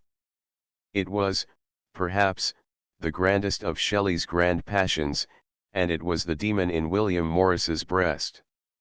On the other hand, it played a small part, if any, in the lives of Shakespeare and Dickens. Their kaleidoscopic sympathy with human beings was at the antipodes from Shelley's angelic infatuation with the human race. The distinction has often been commented on. It is the difference between affection and prophecy. There is no reason, I suppose, why the two things should not be combined, and, indeed, there have been affectionate prophets both among the religious teachers and among men of letters.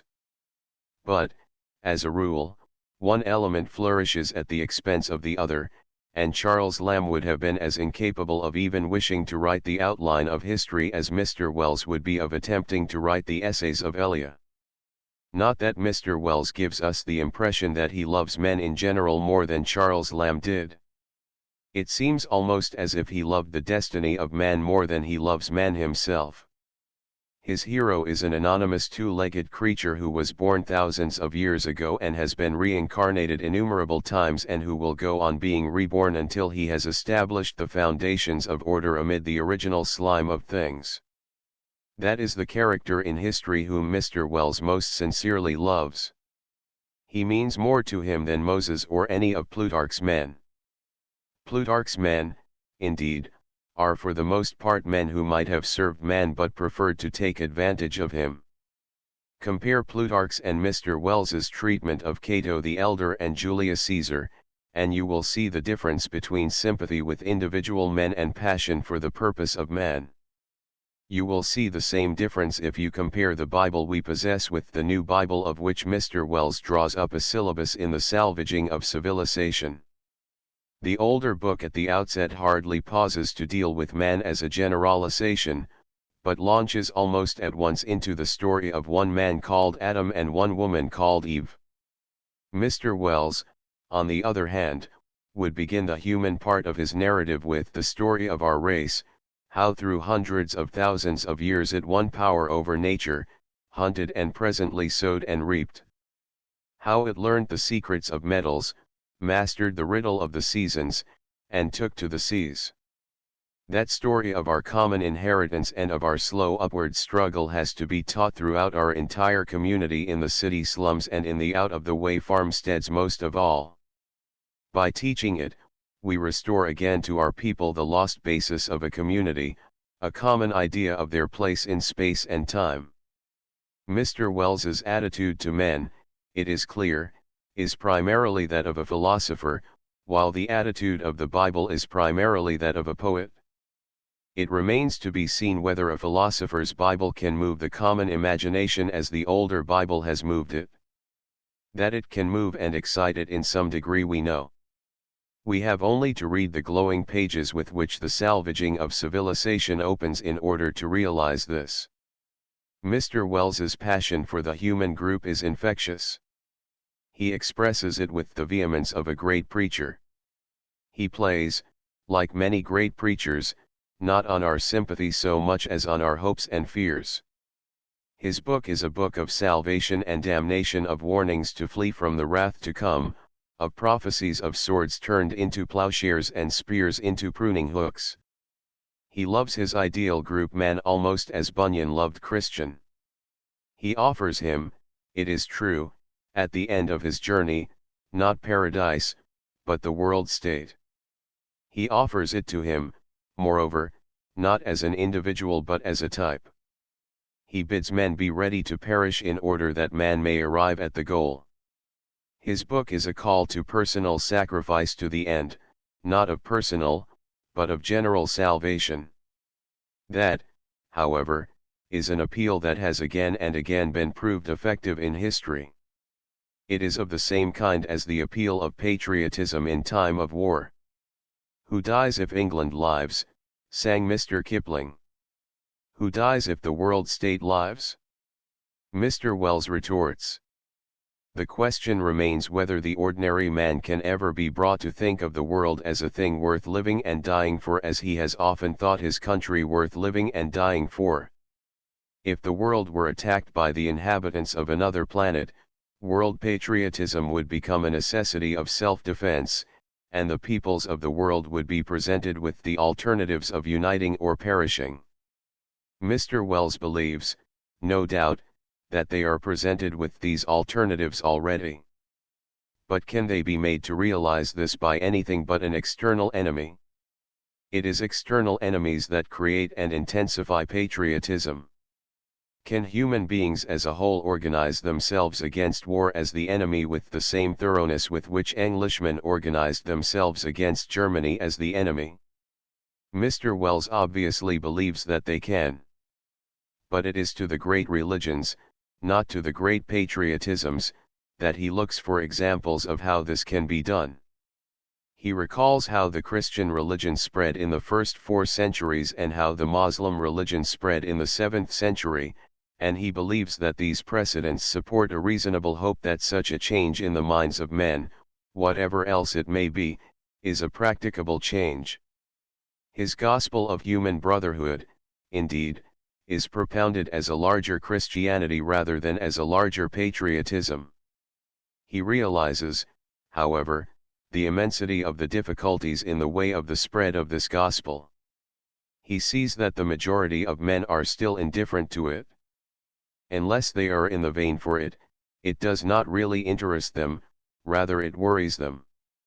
That is why he believes so ardently in the need of a new Bible, a Bible of civilization which will restore to modern man a sense of personal significance, a sense of destiny, such as no one in politics or literature seems to possess today. That is why he scorns such a compromise and concession to the frailty of human nature as a League of Nations and calls on men to turn their eyes from all such conveniences and makeshifts and to concentrate on the more arduous ideal of human unity. Of the League of Nations he writes, the praise has a thin and legal and litigious flavor. What loyalty and what devotion can we expect this multiple association to command? It has no unity, no personality. It is like asking a man to love the average member of a woman's club instead of loving his wife. For the idea of man, for human unity, for our common blood, for the one order of the world, I can imagine men living and dying, but not for a miscellaneous assembly that will not mix even in its name. It has no central idea, no heart to it, this League of Nations formula. Many people will agree with much of Mr. Wells's scornful criticism of the League of Nations. He is obviously writing the plainest common sense when he declares that it has failed so far to solve the problem of modifying the traditional idea of sovereign independence and the problem of a supranational force that will be stronger than any national force. The average statesman is still an imperialist at heart, even when he praises the League of Nations with his lips. He desires a world order that will confirm the present order of rival empires rather than a world order that will supersede it. He desires to avert war, but only if he may preserve all the conditions that make war inevitable. Mr. Wells is impatient of all this as a treachery to the greatest ideal that has come into the world in our time. On the other hand, I think that the advocates of the League of Nations and not the advocates of the world state are going the right way to propagate the sense of world unity that Mr. Wells desires. The League of Nations, whatever its shortcomings, does make human nature a partner in its ideal. It remembers the ordinary human being's affection for his own country, and does not treat it as a mere prejudice in the path. It realizes that the true victory of internationalism will be not as the destroyer of individualism but as its counterweight. It used to be thought that a man could not be loyal to both his church and his country unless the church were a state church. Some socialists have believed that the family and the state were inevitable rivals. As a matter of fact, every man is in a state of balance among conflicting loyalties: loyalty to himself, to the family, to the school, to the church, to the state, to the world. The religion of the brotherhood of man must bow to this fact, or it must fail. To ignore it is to be a doctrinaire, to fail, that is, to bring home one's doctrine to men's business and bosoms. It is to sit above the battle so far as the immediate issues with which mankind is faced are concerned. Mr. Wells has rendered an immense service to his time by compelling us to remember the common origin and the common interests of mankind.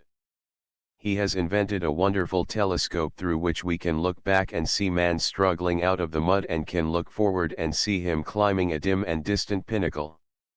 I am not sure, however, if he has pointed out the most desirable route to the pinnacle, whether he does not expect us to reach it as the crow flies, instead of by winding roads and by bridges across the deep rivers and ravines.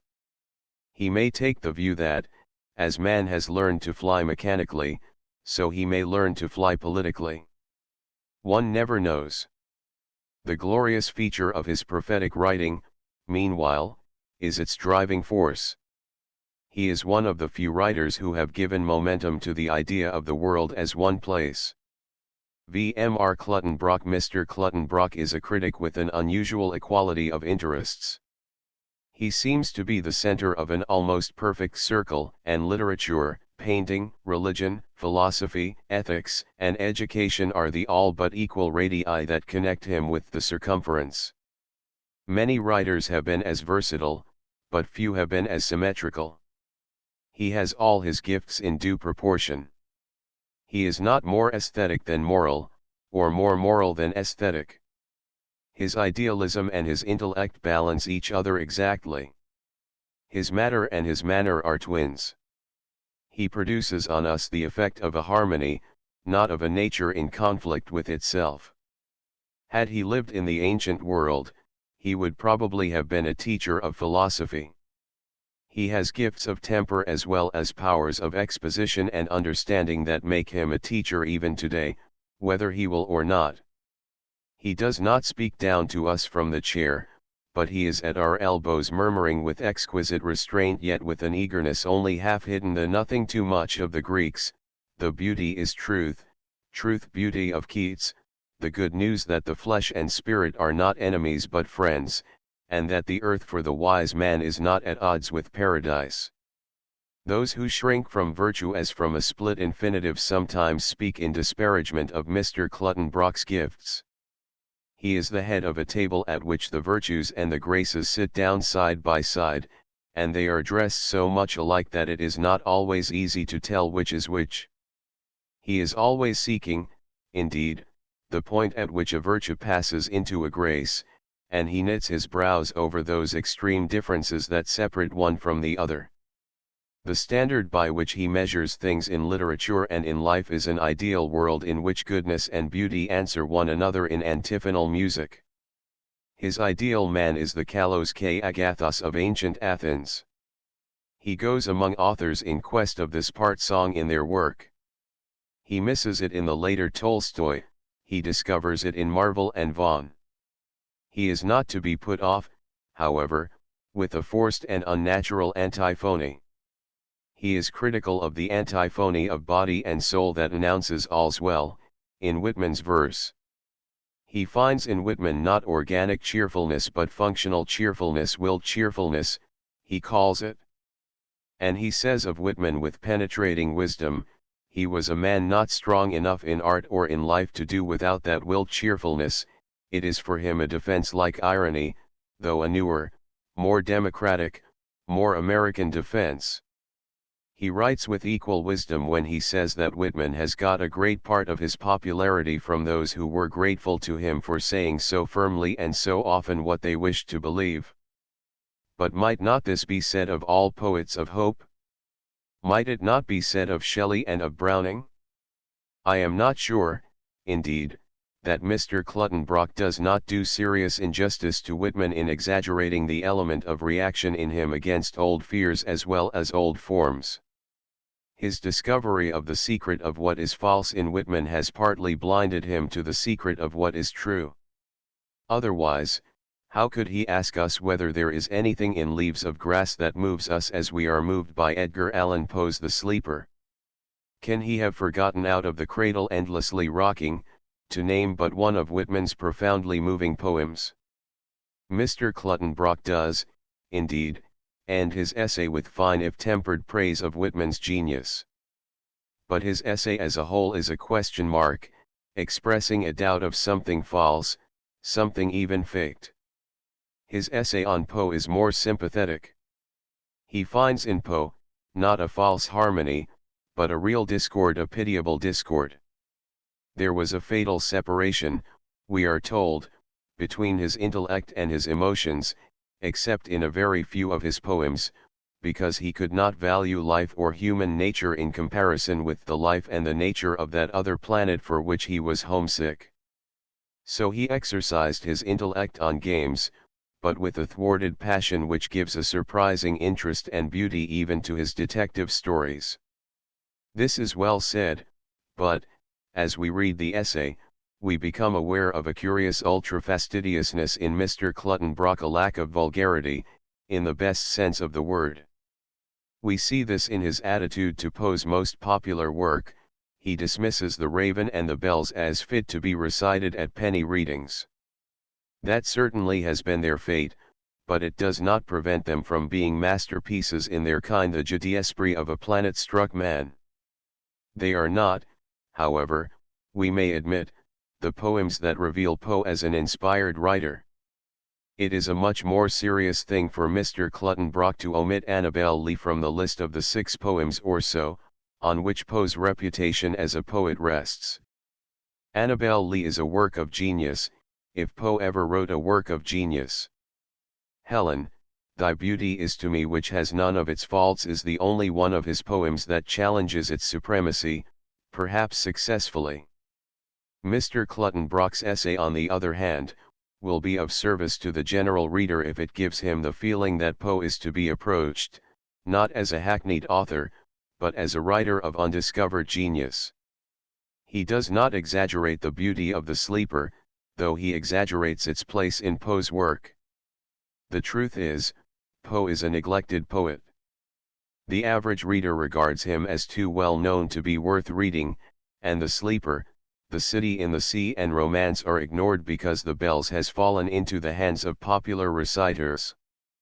Mr. Clutton-Brock has the happy gift of taking his readers into the presence of most of his authors in the spirit of discoverers. It is not that he aims at originality or paradox. He is always primarily in search of truth, even when he gets on a false scent. His essay on Meredith is a series of interesting guesses at truth, some of which are extremely suggestive, and some of which seem to me to miss the mark. The most suggestive is the remark that Love in the Valley is not only written on a theme that inspired the music of the first folk songs, but that the verse itself has for its underlying tune a folk measure, the old Saturnian measure of the Romans. Macaulay, it may be remembered, was startled to learn that his ballad of Brave Horatius was written largely in the Saturnian meter, and still more startled when he was unable to find any perfect example of this meter in English verse, except, "The Queen was in her parlor, eating bread and honey." It comes as something of a shock to be told that the lines "Lovely are the curves of the white owl sweeping wavy in the dusk lit by one large star," are musically akin to "Lars Porsena of Closium, by the 9 gods he swore." And Mr. Clutton-Brock would be the last man to pretend that it is the same music we find in both. Meredith's variations on the old tune are, he makes clear, as important a part of the music as is the old tune itself. It is folk song with the modern orchestra like the symphonies of Dvorak, and it combines a singing rhythm with sharpness and fullness of detail as they had never before been combined in Romantic poetry. Criticism like this is not merely a comment on technique, it is a guess of the spirit, emphasizing the primitive and universal elements which make Love in the Valley probably the most enduring of Meredith's works. I do not think Mr. Clutton-Brock is so happy when he writes of Meredith as a novelist. He goes too far when he suggests that Meredith's witty characters, or mouthpieces, are always subsidiary and often unpleasant, like the wise youth in Richard Feverel. Meredith, he declares, does not think much of these witty characters that he cannot do without. He would never make a hero more witty than he could help, for he likes his heroes to be either men of action or delightful youths whom too much cleverness would spoil. He himself was not in love with cleverness, and never aimed at it. This is only partly true. It is partly true in regard to Meredith's men, and not true at all in regard to his women. Diana of the Crossways alone is enough to disprove it. Meredith's heroes were conventions, his heroines were creations, and he liked his creations to be witty. He loved wit as his natural air. His essay on comedy is a witty dithyramb in praise of wit. Mr. Clutton-Brock seems to me to make another mistake in regard to Meredith when he says that if he had had less genius, less power of speech, less understanding of men, he might have been an essayist. As a matter of fact, Meredith was too proud to be an essayist. There are no proud essayists, though many vain ones. Mr. Belloc is the nearest thing to a proud essayist that one can think of, and his pride is really only a fascinating arrogance. It will be seen that Mr. Clutton-Brock excites to controversy, as every good critic who attempts a new analysis of an author's genius must do. Were there space, I should like to dispute many points in his essay, The Defects of English Prose, in which, incidentally, he accepts the current overestimate of the prose, the excellent prose of Mr. Hudson. The purpose of criticism, however, is to raise questions as much as to answer them, and this Mr. Clutton-Brock continually does in his thoughtful analysis of the success and failure of great writers. He is an expositor with high standards in life and literature, who worships beauty in the temple of reason. His essays, though slight in form, are rich in matter. They are fragments of a philosophy as well as comments on authors. 6. Henley. The vainglorious Henley was a master of the vainglorious phrase. He was pistol with a style. He wrote in order to be overheard. His words were sturdy vagabonds, bawling and swaggering. "Let us be drunk," he cried in one of his rondeaus, and he made his words exultant as with wine. He saw everywhere in nature the images of the lewd population of midnight streets.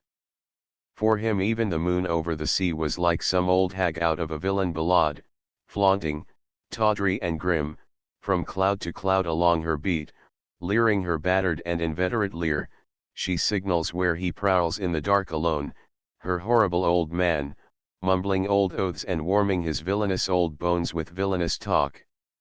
Similarly, the cat breaking in upon the exquisite dawn that wakes the little twitter and cheep of the birds in a London park becomes a picturesque and obscene figure.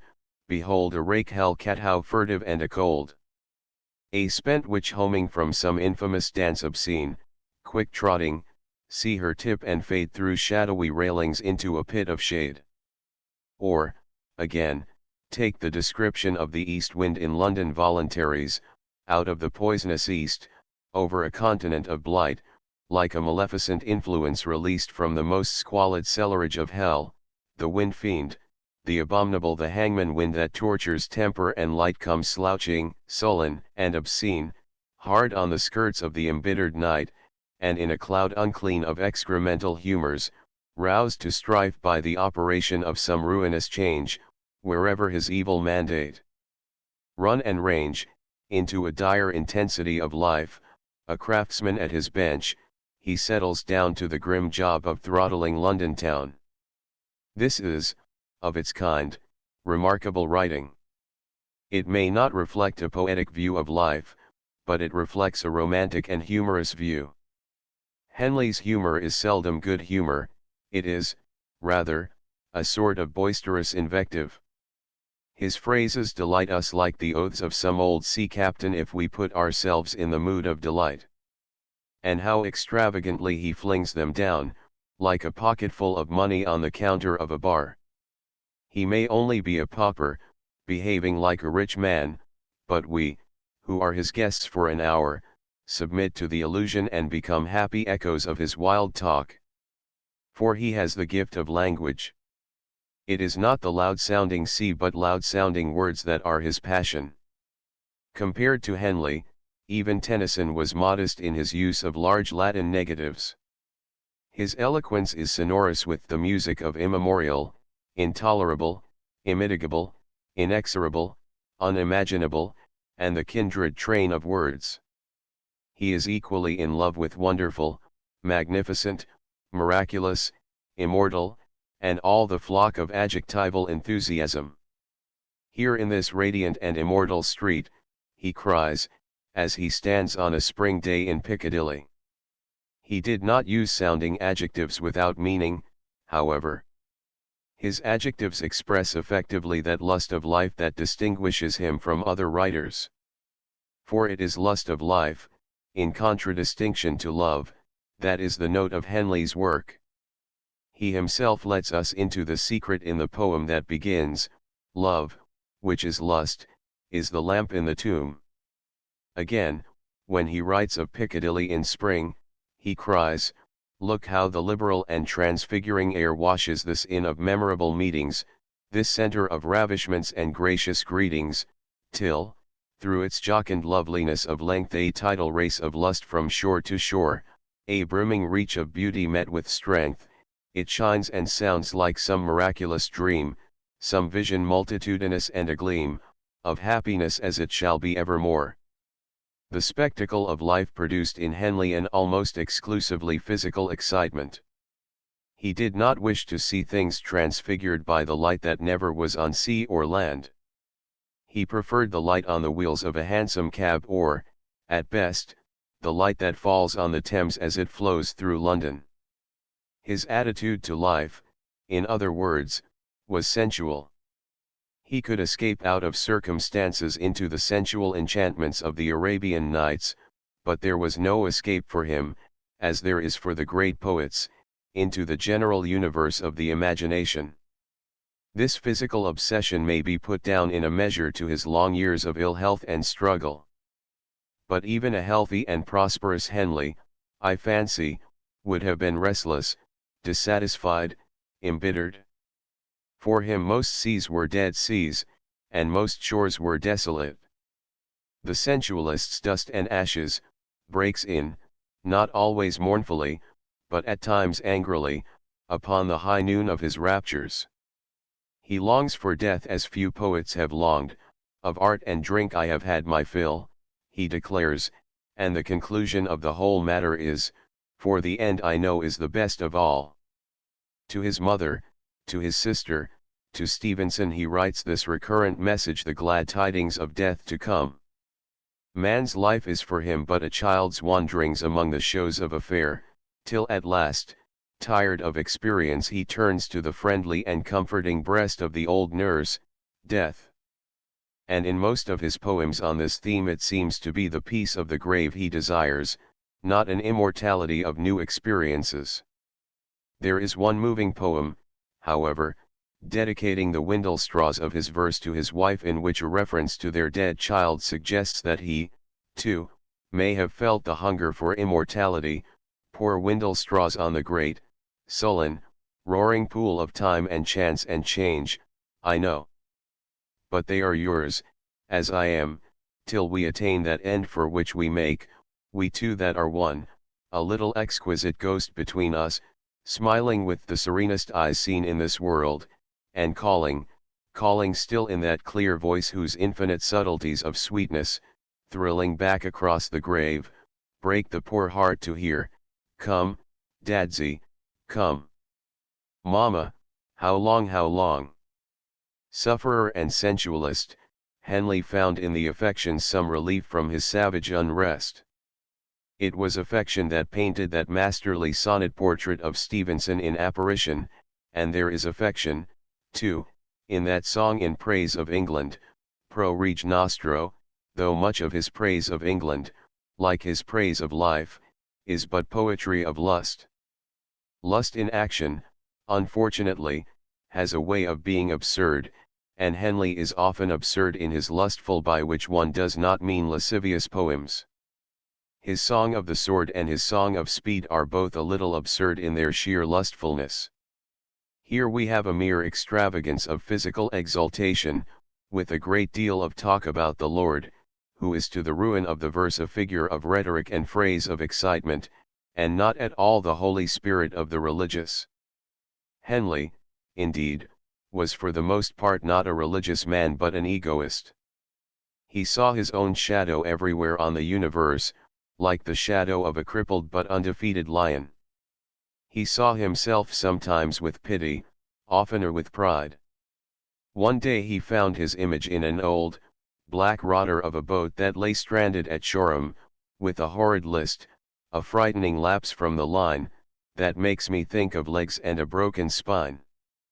But he preferred to think, as in the most famous of his poems, of his unconquerable soul, and to enjoy the rarecho of life heroically under the promise of death. To call this attitude vainglorious is not to belittle it. Henley was a master in his own school of literature, and his works live after him. His commixture of rude and civil phrase may be a dangerous model for other writers, but with what skill he achieves the right emphasis and witty magniloquence of effect.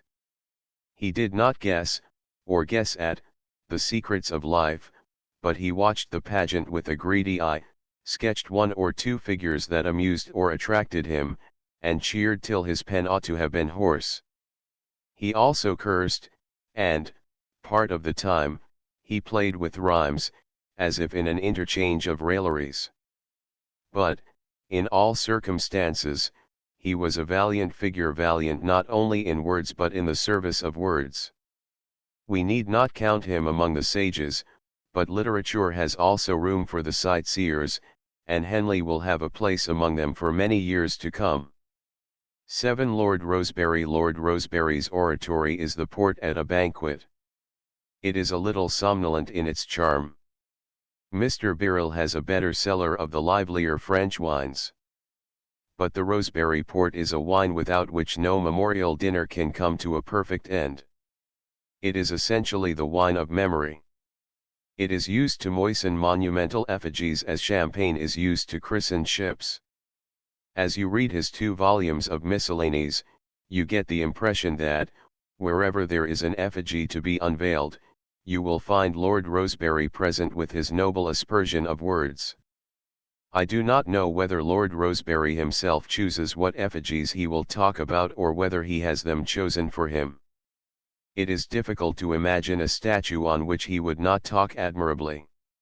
He is the greatest living showman of statues. Even when there is no statue to be unveiled, but only a centenary to be commemorated, he usually sees the great man in the posture of a statue a little larger than life, and with the sins and scandals discreetly slurred over. Hence it would be in vain to look in his commemoration addresses for great character studies or critical interpretations of genius. They are compliments, not criticisms. They are spoken on behalf of all present. Lord Rosebery's art is the art of the funeral speech blended with the art of the speech at a distribution of prizes. Of this difficult though minor art he is an accomplished practitioner. Hence it would be ridiculous to judge his addresses on Burns by the same standards by which we judge the studies of Carlyle and Stevenson and Henley on the same subject. Lord Rosebery's speeches belong to the literature of formalities, and it is their chief virtue that they express the common view with brightness of emphasis, humor of anecdote, and at times with a charming sentimental music of speech. They say what everyone present would regard as the right thing to say, and they say it very much better than anybody else on the platform could say it. He is a spokesman, not a discoverer. His freshness is that of a man who furnishes what is already known rather than of one who adds to the stock of knowledge. That he has also the gifts of the writer who can add to the stock of knowledge is shown by his humorous, fascinating and amiable portrait of Lord Randolph Churchill. Here he speaks for himself, not for the meeting. Lord Randolph is as real to him as a character in fiction, with his spell, his impudence, and his disaster. As we read this story we feel that, if he cared, Lord Rosebery might write a book of reminiscences, telling with detached frankness the whole truth about himself and his great associates, which would have an immortal place in English biographical literature. For the present, however, we must be content that there should be someone who can speak the general mind on Burns and Burke, on Oliver Cromwell and Dr. Johnson, with a hint of majesty and a lulling charm. Certainly, he reveals no secrets that are not open secrets about his heroes. He is continually asking what is his secret, and the answer is usually a little disappointing, a little exiguous in surprise, when it comes. Thus he tells us that the secret of Burns lies in two words: inspiration and sympathy. That is true, but it leaves Burns smooth as a statue. Burns appeals to us surely, not only through his inspiration and sympathy, but as the spirit of man fluttering rebelliously, songfully, satirically, against the bars of orthodoxy. Scotsmen revere him as the champion of human nature against the Levitts. His errors, no doubt, were as gross as those of the Levitts, but human nature turns affectionately to those who protest on its behalf against tyranny, and Burns, with all his sins, was a liberator. When he comes to Burke, Lord Rosebery again asks, what is his secret? The secret of Burke's character, he says, is this, in my judgment, that he loved reform and hated revolution. This, again, leaves Burke with the eyes of a statue. We shall understand the secret of Burke much better if we see him as a man who had far more passionate convictions about the duties than about the rights of human beings. He believed in good government and in good citizenship, but he was never even touched by the utopian dream of the perfectibility of man. Lord Rosebery, indeed, brings the figures of the dead to life, not in his interpretation of their secrets, but usually in some anecdote that reminds us of their profound humanity. His happiest speeches, as a result, are about great men whose private lives have already been laid bare to all the world. When he has to speak on Thackeray, whose life still remains half a secret, he devotes more space to literary criticism, and Thackeray remains for the most part an effigy hung with wreaths of compliments. It is the fashion nowadays to speak ill of Thackeray, and Lord Rosebery's extravagances on the other side would tempt even a moderate man into disparagement. He refers to Thackeray as the giant whom we discuss today. There could not be a more inappropriate word for Thackeray than giant. One might almost as well call Jane Austen a giantess. Charlotte Brontë, as a young author coming under Thackeray's spell, might legitimately feel that she was in the presence of a Titan. But a man may be a Titan to his contemporaries and yet be no Titan in the long line of great authors. Thackeray, I am convinced, is greatly underestimated today, but he will come back into his own only if we are prepared to welcome him on a level considerably below that of the Titans, below Dickens and Tolstoy, below even Sterne. Not that Lord Rosebery finds nothing to censure in Thackeray. Though he remarks that Vanity Fair appears to many of us the most full and various novel in the English language, he has no praise for The Limp Amelia and The Shadowy Dobbin. At the same time, he turns aside his censures with a compliment. The blemishes of Vanity Fair exalt the book, he declares, for what must be the merits of a work which absolutely eclipse such defects? It is one of the perils of oratory that it leads men to utter sentences of this kind.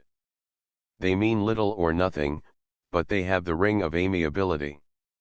On the other hand, Lord Rosebery makes no concession to amiability in his criticism of Esmond. "The plot to me," he says, "is simply repulsive. The transformation of Lady Castlewood from a mother to a wife is unnatural and distasteful to the highest degree." Thackeray himself declared that he could not help it. This, I think, only means that he saw no other than this desperate means of extricating the story. I cannot help it, too. One likes what one likes, and one dislikes what one dislikes. An occasional reservation of this kind helps to give flavor to Lord Rosebery's compliments. It gives them the air of being the utterances, not of a professional panegyrist, but of a detached and impartial mind. Thus he begins his eulogy of Dr. Johnson with a confession that Johnson's own writings are dead for him apart from 2 poems and some pleasing biographies. Speaking as an individual and illiterate Briton, so he makes his confession. It is as though the tide withdrew in order to come in with all the more surprising volume. One thing that must strike many readers with astonishment while reading these speeches and studies is that an orator so famous for his delicate wit should reveal so little delight in the wit of authors. His enthusiasm is largely moral enthusiasm. We think of Lord Rosebery as a dilettante, and yet the dilettanti of literature and public life make only a feeble appeal to him. He is interested in few but men of strong character and men of action. His heroes are such men as Cromwell and Mr. Gladstone. Is it that he is an ethical dilettante, or is it that he is seeking in these vehement natures a strength of which he feels the lack in himself? Certainly, as we read him, he casts the shadow of a man who has almost all the elements of greatness except this strength. He has been Prime Minister, he has won the Derby, he has achievements behind him sufficient, one would imagine, to fill 3 lives with success, and yet somehow we picture him as a brilliant failure as we picture the young man who had great possessions. These very miscellanies bear the stamp of failure. They are the praises of famous men spoken from a balcony in the Castle of Indolence. They are graceful and delightful. But they are haunted by a curious pathos, for the eyes of the speaker gaze wistfully from where he stands towards the path that leads to the hill difficulty and the pilgrims who advance along it under heavy burdens to their perils and rewards. 8 Mr. Vachel Lindsay Mr. Lindsay objects to being called a jazz poet, and, if the name implied that he did nothing in verse but make a loud, facetious, and hysterical noise, his objection would be reasonable. It is possible to call him a jazz poet, however, for the purpose not of belittling him, but of defining one of his leading qualities. He is essentially the poet of a worked-up audience. He relies on the company for the success of his effects, like a Negro evangelist. The poet, as a rule, is a solitary in his inspiration. He is more likely to address a star than a crowded room. Mr. Lindsay is too sociable to write like that. He invites his readers to a party, and the world for him is a round game. To read the Skylark or the Ode to a Nightingale in the Hunt the Slipper mood in which one enjoys the Daniel Jazz would be disastrous. Shelley and Keats give us the ecstasy of a communion, not the excitement of a party. The noise of the world, the glare, and the jostling crowds fade as we read.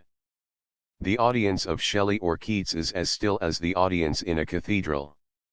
Mr. Lindsay, on the other hand, calls for a chorus, like a singer at a smoking concert. That is the spirit in which he has written his best work.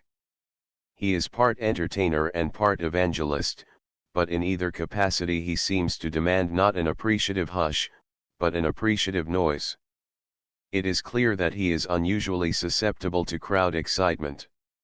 His 2 best poems, Brian, and The Congo, are born of it. Brian is an amazing attempt to recapture and communicate a boy's emotions as he mingled in the scrimmage of the presidential election of 1896. Mr. Lindsay becomes all but inarticulate as he recalls the thrill and tumult of the marching West when Bryan called on it to advance against the plutocrats.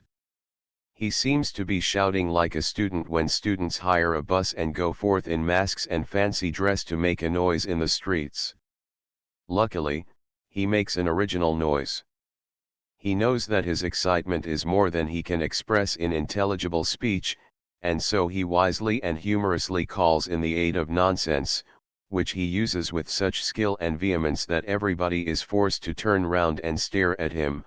Oh, the Longhorns from Texas, the Jayhawks from Kansas, the plop-eyed bungaroo and giant geosikus, the varmint, chipmunk, bugaboo, the horned toad, prairie dog, and ballyhoo, from all the newborn states a row, bidding the eagles of the west fly on.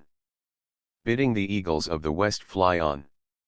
The fawn, prodactyl, and thingamajig, the rake-borer, the helangon, the wangdoodle, batfowl and pig, the coyote, wildcat, and grizzly in a glow, in a miracle of health and speed, the whole breed abreast, they leap the Mississippi, blue border of the West.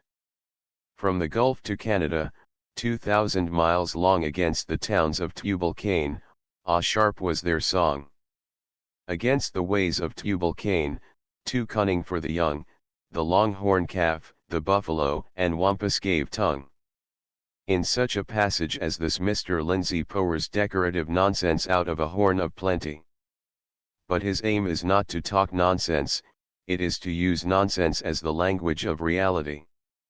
As paragraph follows paragraph, we see with what sureness he is piling color on color and crash on crash in order that we may respond almost physically to the sensations of those magnificent and tumultuous days. He has discovered a new sort of rhetoric which enables him to hurry us through mood after mood of comic, pugnacious, and sentimental excitement. Addressed to a religious meeting, rhetoric of this kind would be interrupted by cries of glory, hallelujah, and praise the Lord. Unless you are rhetoric-proof, you cannot escape its spell. Isolated from its context, the passage I have quoted may be subjected to cold criticism. It is only when it keeps its place in the living body of the poem and becomes part of the general attack on our nerves that it is irresistibly effective. In the Congo, it is the excitement of Negroes in their dances and their religion that Mr. Lindsay has set to words. As he watches their revels, the picture suggests a companion picture of Negroes orgiastic in Africa, in the true kingdom of mumbo-jumbo, a Negro's fairy tale of a magic land. Just then from the doorway, as fat as shots, came the cakewalk princes in their long red coats, canes with a brilliant lacquer shine, and tall silk hats that were red as wine. And they pranced with their butterfly partners there, coal-black maidens with pearls in their hair, knee-skirts trimmed with the jessamine sweet, and bells on their ankles and little black feet. But it is the grotesque comedy of the American Negro, not the fantasia on Africa, that makes the Congo so entertaining a poem. The description of the fat black bucks in a wine barrel room has often been quoted. There is the same feeling of racket in the picture of a religious camp meeting. A good old Negro in the slums of the town preached at a sister for her velvet gown, howled at a brother for his low-down ways, his prowling, guzzling, sneak thief days, beat on the Bible till he wore it out, starting the Jubilee Revival shout. And some had visions as they stood on chairs, and sang of Jacob, and the golden stairs. And they all repented, 1,000 strong, from their stupor and savagery and sin and wrong, and slammed on their hymn books till they shook the room with glory, glory, glory, and boom, boom, boom. Whatever qualities Mr. Lindsay lacks, he has humor, color, and gusto. When he writes in the tradition of the serious poets, as in Abraham Lincoln Walks at Midnight and Epilogue, he is negligible, he is only one of 1,000 capable verse writers. He is dependent on his own idiom to a greater extent even than was Robert Burns. Not that his work in ragtime English is comparable in other respects to Burns's in Scots. Burns's themes were, apart from his comic verse, the traditional themes of the poets, the aristocrats of the spirit. Mr. Lindsay is a humorist and sentimentalist who is essentially a democrat of the spirit, one of the crowd. And, just as he is the humorist of the crowd, so is he the humorist of things immense and exaggerated. His imagination is the playground of whales and elephants and sea serpents. He is happy amid the clangor and confusion of a railway junction. He rejoices in the exuberant and titanic life of California, where thunderclouds of grapes grow on the mountains. And he boasts that there are 10 gold suns in California, when all other lands have one, for the Golden Gate must have dew light and persimmons be well done. And the hot whales slosh and cool in the wash, and the fume of the hollow sea rally and roam in the loblolly foam and hoop that their souls are free. Mr. Lindsay himself can hoop like a whale. He is a poet in search of superlatives beyond the superlatives. He cannot find them, but he at least articulates new sounds. As one reads him, one is reminded at times of a child in a railway train singing and shouting against the noise of the engine and the wheels. The world affects Mr. Lindsay as the railway train affects some children. He is intoxicated by the rhythm of the machinery. As a result, though he is often an ethical poet, he is seldom a spiritual poet. That helps to explain why his verse does not achieve any but a sentimental effect in his andante movements. As his voice falls, his inspiration falls. In the Santa Fe Trail he breaks in on the frenzy of 1,000 motors with the still, small voice of the bird called the Rachel Jane.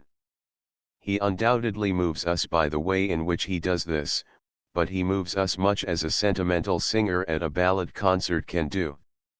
It is not for passages of this kind that one reads him.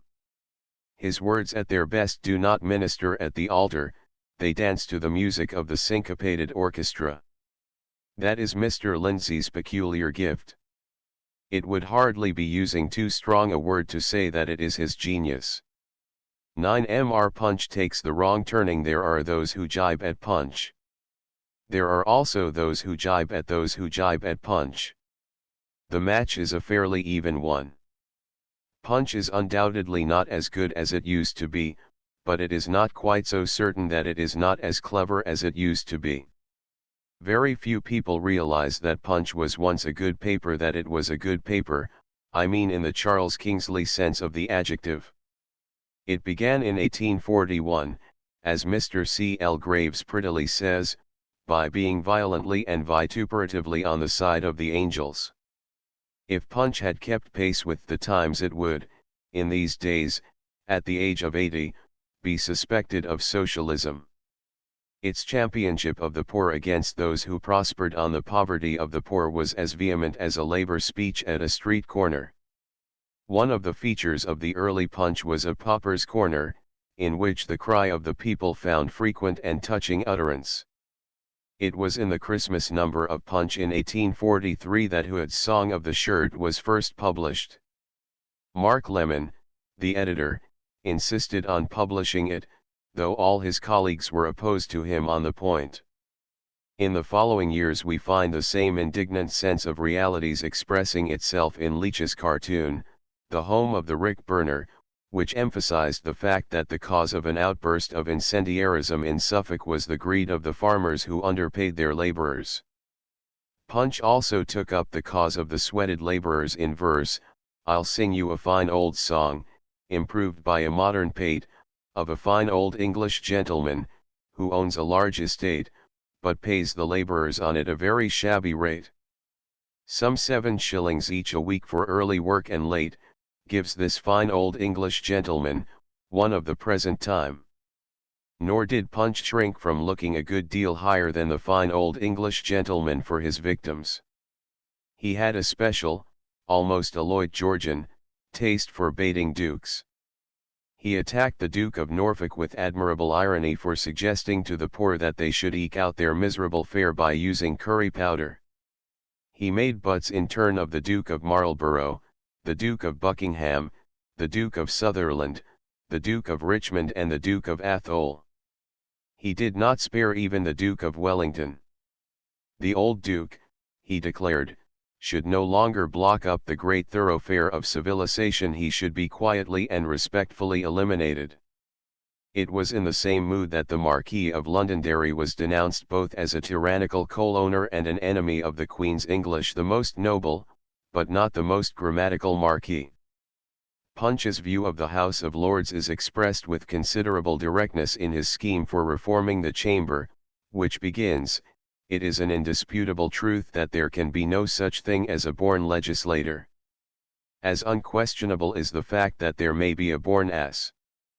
But your born ass may be born to your legislator's office, and command a seat in the House of Legislators by inheritance, as in not a few examples, wherein the coronet hides not the donkey's ears." This is not particularly brilliant. It is interesting not so much in itself as because it is the sort of thing with which Punch used regularly to regale its readers. Punch in those days was a paper with a purpose. Its humor, like Dickens's, was to a certain extent a missionary humor. Punch saw himself as the rescuer of the underdog, and, if he could not achieve his object comically, he was prepared to do it angrily. He did not hesitate to fling his cap and bells rudely in the face of royalty itself. He might be accused of vulgarity, but not of being, as he has since become, the more or less complacent advocate of Toby, the top dog. Mr. Graves seems to think that the change in the spirit of Punch is due to the mellowness that comes with increasing years. But the real reason, I fancy, is that, while Punch began under an editor whose sympathies were with the bottom dog, the sympathies of later editors have been much more respectable. It is not that Punch has lost the fire of youth, but that it has lost the generosity of the Victorian man of letters. It was, it may be admitted, easier to be generous in those days. A Victorian could make himself the champion of the ill-used poor without any feeling that he was assisting in bringing about a new order in society. A middle-class Georgian who attaches himself to the same cause cannot do so without realizing that it is not a question of patching an old suit of clothes, but of making a new and a better one. The Victorian committed himself to charity. The Georgian has to commit himself to the cold-blooded charity of equality. Punch, indeed, seems to have begun to take alarm as soon as the Chartist movement made it appear likely that the workers were going to demand, not sympathetic treatment, but something like self-determination. By 1873, according to Mr. Graves, references to the champagne habit among the miners abound. In a cartoon, from the coal districts, we are shown a lady in a fruiter saying, "I'm afraid I must give up the pineapple, Mr. Green. 8 shillings is really too much." She is interrupted by a successful collier who bids the fruiterer, "Just put 'em up for me, then, master. Ere say rf a sovereign, and look ere yer may keep the change if yer'll only tell us how to cook on." Punch, as we know it today, had been born. It is interesting to trace the change in the temper of Punch, not only in domestic, but in foreign, affairs. Punch appears to have given up his pacifism or, as Mr. Graves calls it with reforming zeal, his pacificism as a result of his generous sympathy with insurgent Italians and Hungarians. That was the thin end of the wedge. Having once drawn the sword, Punch found it even more enjoyable than drawing cartoons. He drew it fiercely against the Russians in the Crimean War. He drew it fiercely against the Indians in the Indian Mutiny.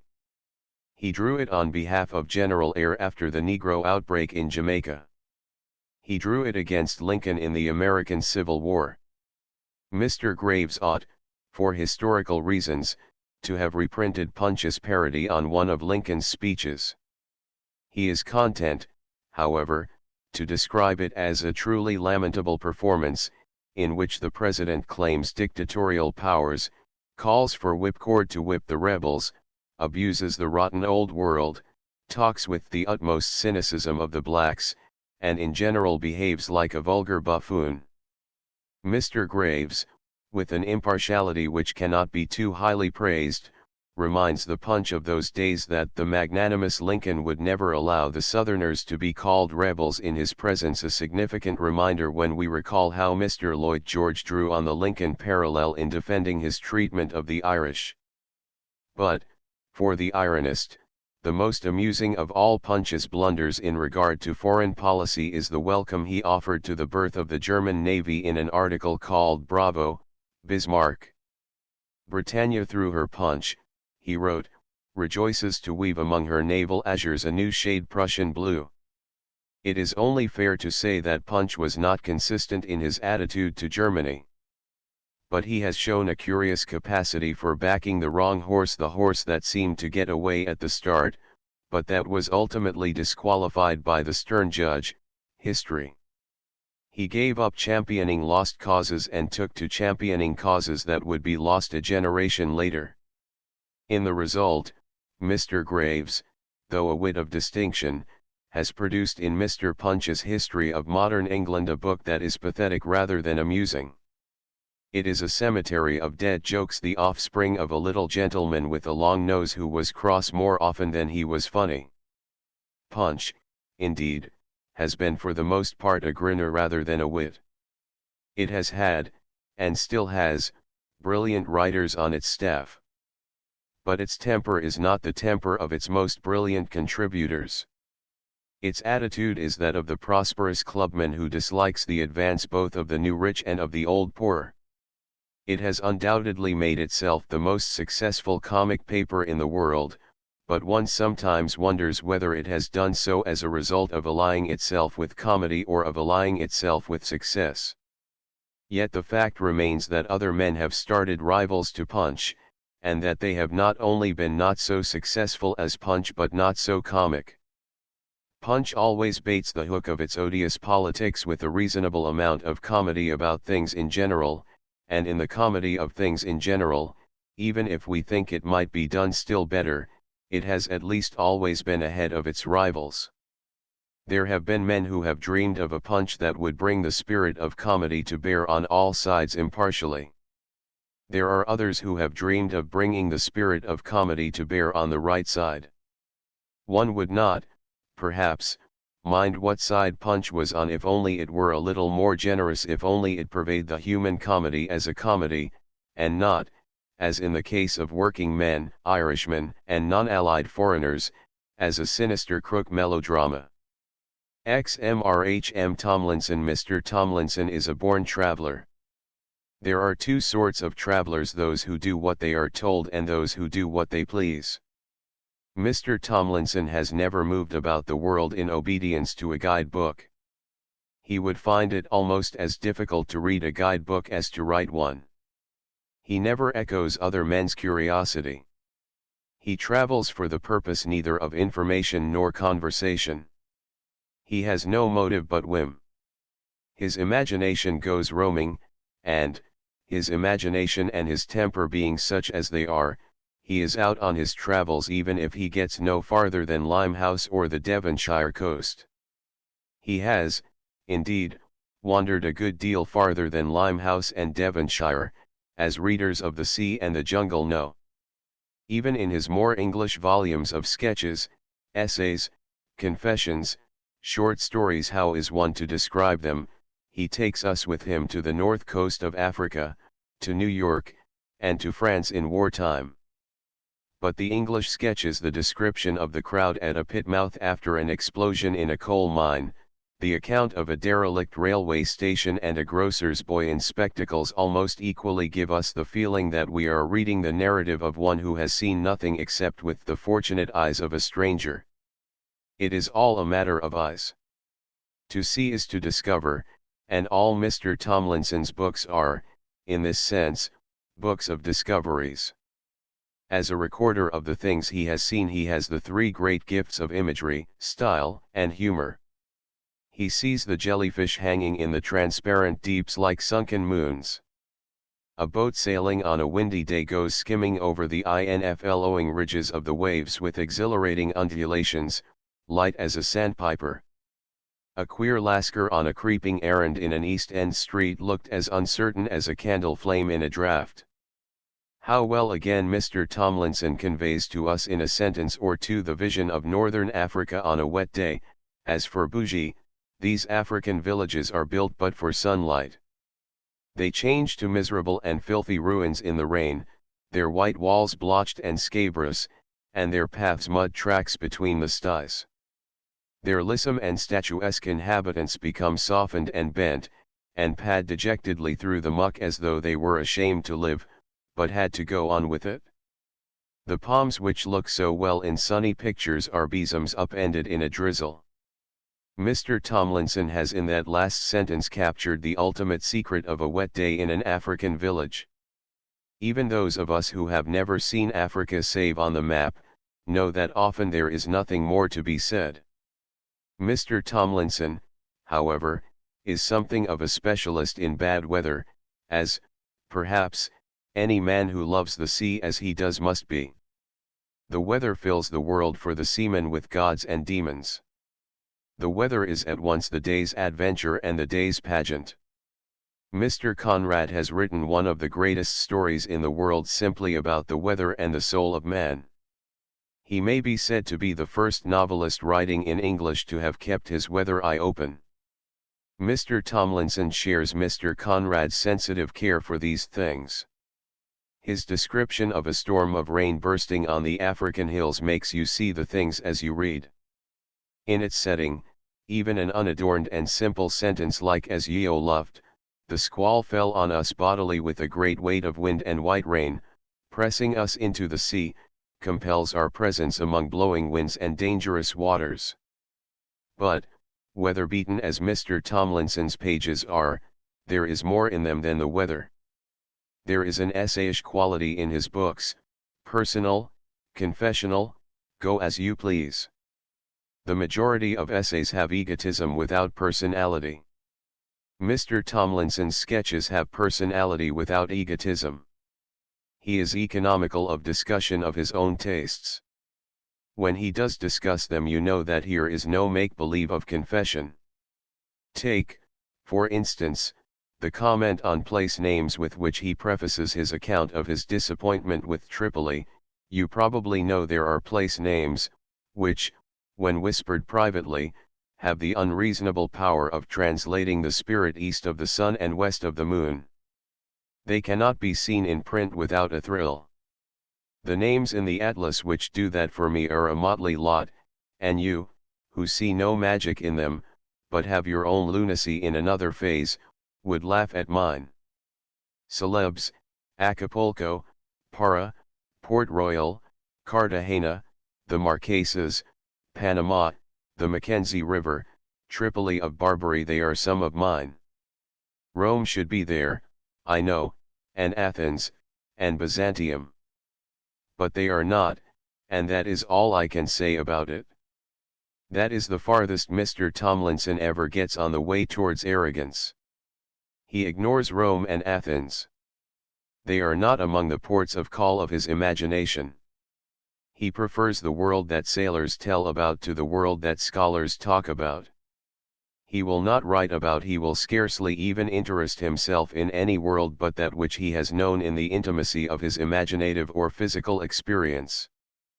Places that he has seen and thought of, ships, children, stars, books, animals, soldiers, workers, of all these things he will tell you with a tender realism, lucid and human because they are part of his life.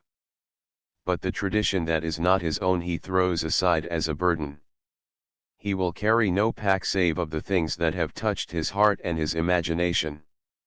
I wish all his sketches had been as long as the African coast. It is so good that it makes one want to send him traveling from star to star of all those names that mean more to him than Byzantium. One desires even to keep him a prisoner for a longer period among the lights of New York. He should have written about the blazing city at length, as he has written about the ferries. His description of the lighted ferries and the woman passenger who had forgotten Jimmy's boots, remains in the memory. Always in his sketches we find some such significant thing seen. On the voyage home from New York on a floating hotel, it is the passing of a derelict sailing ship, mastless and awash, that suddenly recreates for him the reality of the ocean. After describing the assaults of the seas on the doomed hulk, he goes on, there was something ironic in the indifference of her defenseless body to these unending attacks. It mocked this white and raging post-mortem brutality, and gave her a dignity that was cold and superior to all the eternal powers could now do. She pitched helplessly headfirst into a hollow, and a door flew open under the break of her poop. It surprised and shocked us, for the dead might have signed to us then. She went astern of us fast, and a great comber ran at her, as if it had just spied her, and thought she was escaping. There was a high white flash, and a concussion we heard. She had gone. But she appeared again far away, forlorn on a summit in desolation, black against the sunset. The stump of her bowsprit, the accusatory finger of the dead, pointed at the sky. We find in the ruins, which is a sketch of a town in France just evacuated by the Germans, an equally imaginative use made of a key incident. First, we have the description of the ruined town itself. House fronts had collapsed in rubble across the road. There is a smell of opened vaults. All the homes are blind. Their eyes have been put out. Many of the buildings are without roofs, and their walls have come down to raw serrations. Slates and tiles have avalanched into the street, or the roof itself is entire, but has dropped sideways over the ruin below as a drunken cap over the dissolute. And so on till we come to the discovery of a corn chandler's ledger lying in the mud of the roadway. Only an artist could have made a tradesman's ledger a symbol of hope and resurrection on a shattered planet as Mr. Tomlinson has done. He picks out from the disordered procession of things treasures that most of us would pass with hardly a glance. His clues to the meaning of the world are all of his own finding. It is this that gives his work the savor and freshness of literature. As for clues to Mr. Tomlinson's own mind and temper, do we not discover plenty of them in his confessions about books? He is a man who likes to read the Voyage to the Huhums in bed. Heine and Samuel Butler and Anatole France are among his favorite authors. There is nothing in his work to suggest that he has taken any of them for his models. But there is a vein of rebellious irony in his writing that enables one to realize why his imagination finds in Swift good company. He, too, has felt his heart lacerated, especially in these late days of the world's corruption. His writing would be bitter, one feels, were it not for the strength of his affections. Humanity and irony contend in his work, and humanity is fortunately the winner. In the result, the world in his books is not permanently a mud ball, but a star shining in space. Perhaps it is in gratitude for this that we find it possible at last even to forgive him his contemptuous references to Coleridge's table talk, that cache of jewels buried in metaphysical cotton wool.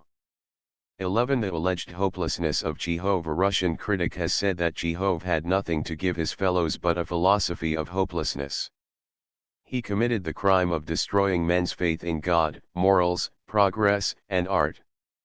This is an accusation that takes one's breath away.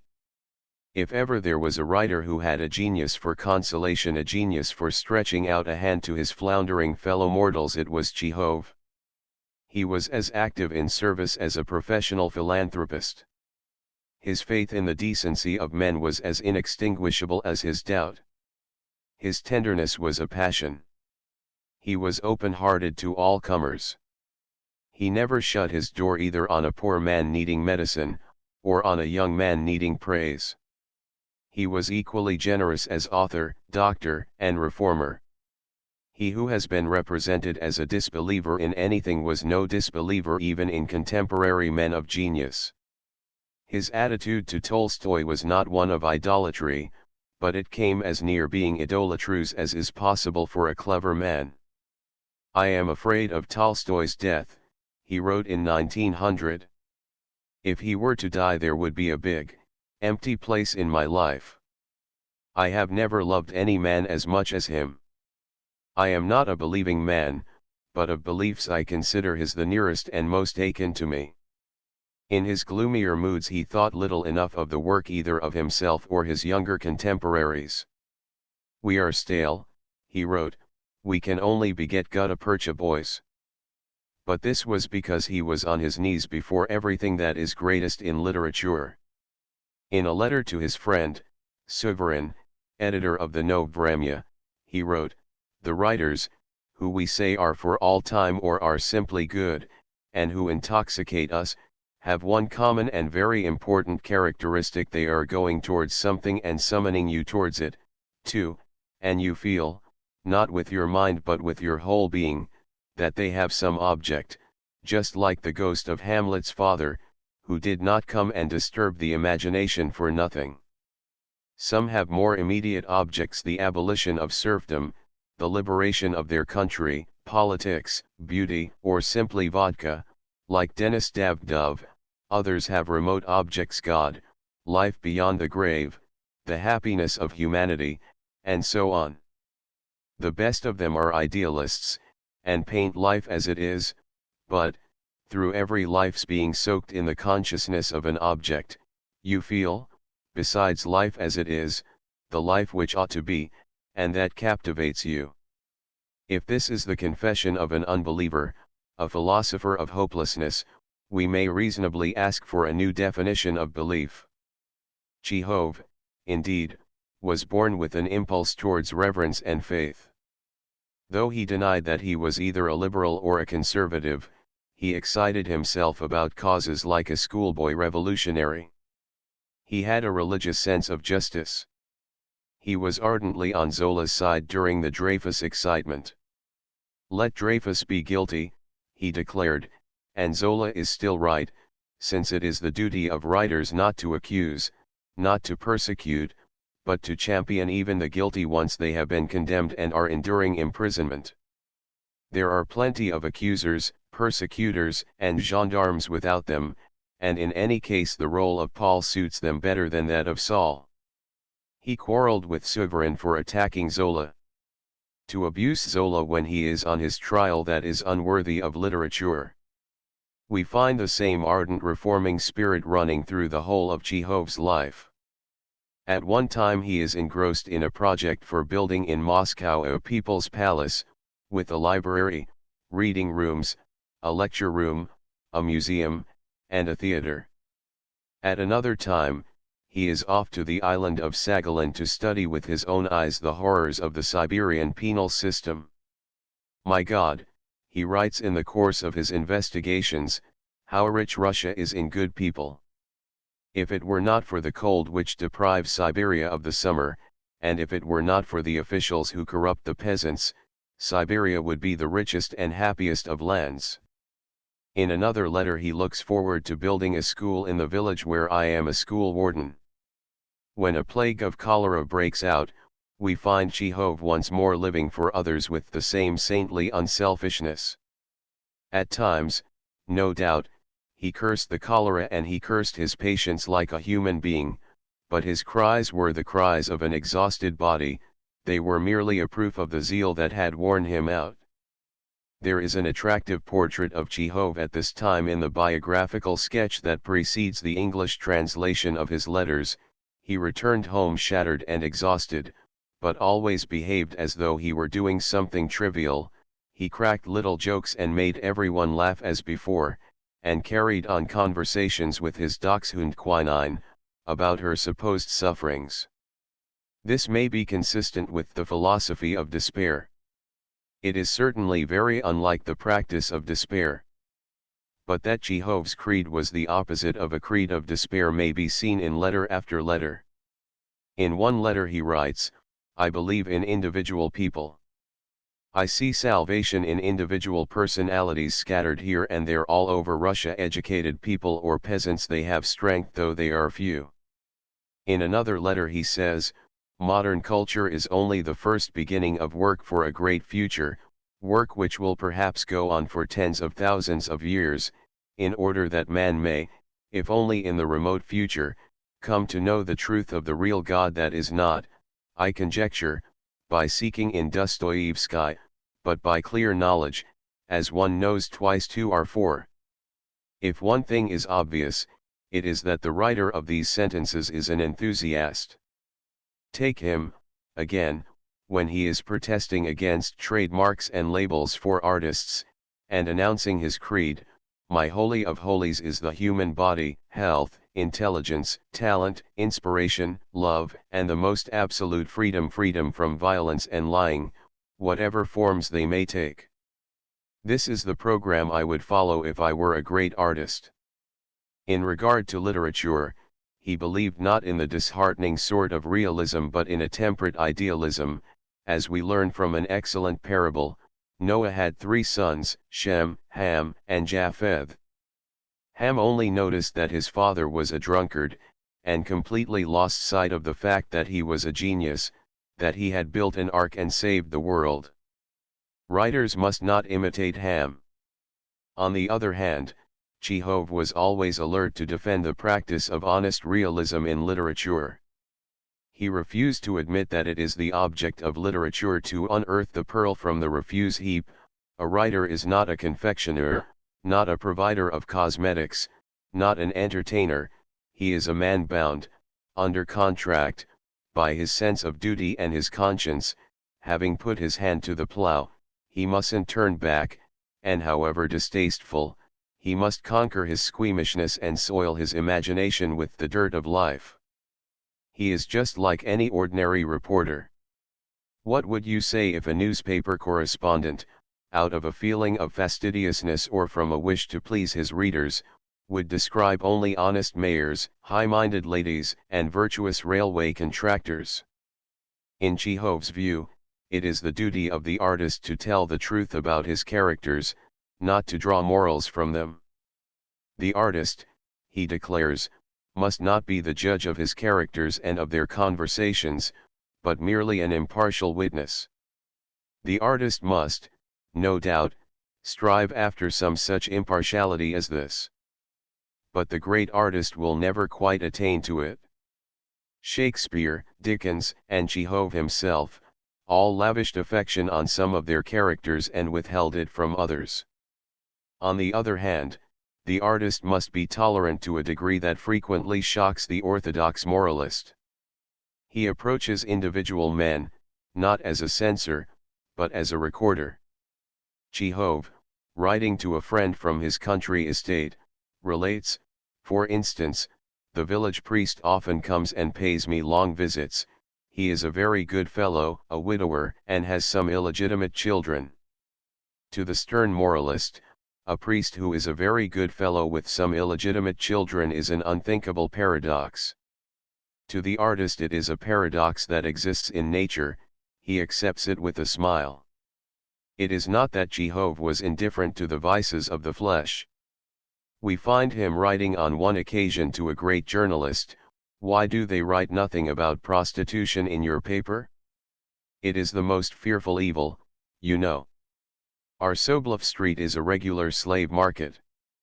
Chekhov, indeed, like every great artist, was a man divided. He had the artist's passion for describing his fellow men, he had also the doctor's passion for helping them. He was in a sense pulled in opposite directions by these rival passions. Luckily, the tug of war, instead of weakening, positively strengthened his genius. The great artist is a reformer transformed. Shakespeare is sometimes held to have lived aloof from the reformer's temporary passions. But that repeated summons to reconciliation in his plays is the credo of a man who has plumbed the great secret of the liberalism of his time and, equally, of ours. Pity, tenderness, love, or whatever you choose to call it, is an essential ingredient of the greatest genius, whether in reform or in art. It is the absence of pity that is the final condemnation of most of the literature, painting, and sculpture of our time. When pity is exhausted, the best part of genius is exhausted, and there is little but cleverness left. In Chekhov, more than in almost any other author of recent years, truth and tenderness are united. He tells us the truth even when it is most cruel, but he himself is kind. He often writes like a doctor going his rounds in a sick world. But he cares for the sick world. That is why his stories delight us as the synthetic golden syrup of more optimistic authors never does. 12 Nietzsche, a note, and thus I wander alone like a rhinoceros. Nietzsche writes in one of his letters that he had discovered this strong closing sentence in an English translation of the sacred books of the Buddhists and had made it a household word. It is at once a grotesque and an apt image of his isolation in a world of men and women. His solitude made him perilous, it ultimately exalted his egoism into madness. There are few more amazing passages in the annals of literature than those containing the last letters between the mad Nietzsche and the mad Strindberg. Nietzsche, signing himself Nietzsche Caesar, wrote on New Year's Eve, 1888, I have appointed a meeting day of monarchs in Europe. I shall order, to be shot. Au revoir. For we shall surely see each other again. On one condition only. Let us divorce. Strindberg, writing on the same date and signing himself the best, the highest God, began his letter to Nietzsche, I will be raving mad, and concluded it, meanwhile, let us rejoice in our madness. Fare you well and be true to your Strindberg, the best, the highest God. Nietzsche's reply was, Mr. Strindberg, alas. No more. Let us divorce. The Crucified. Dr. Oscar Levy, in his introduction to an English selection from Nietzsche's letters, vigorously objects to the emphasis that has been laid by some critics on Nietzsche's madness. It is a reasonable protest, if the accusation is put forward in order to damage Nietzsche's fame as an artist among philosophers. Dr. Levy, however, goes so far on the other side that he almost leaves us with a picture of Nietzsche as a perfectly normal man with all the normal slave virtues. A good friend, a devoted son, an affectionate brother, and a generous enemy, not the slightest trace of any lack of judgment, perfectly healthy and lucid. Such are the phrases in which the Nietzsche of these letters is portrayed. We are told that even the curious last letter to George Brandes still gives a perfect sense. Here is the letter, to the friend George. Having been discovered by you, no trick was necessary for the others to find me. The difficulty is now to get rid of me.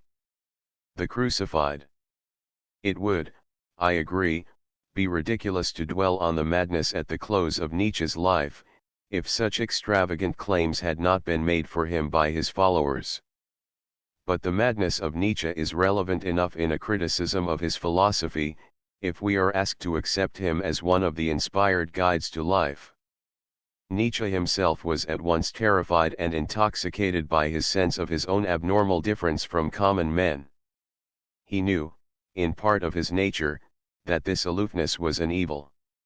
He craved for sympathy so passionately at times that he cried to one of his friends, the whole of my philosophy totters after 1 hour's sympathetic intercourse even with total strangers.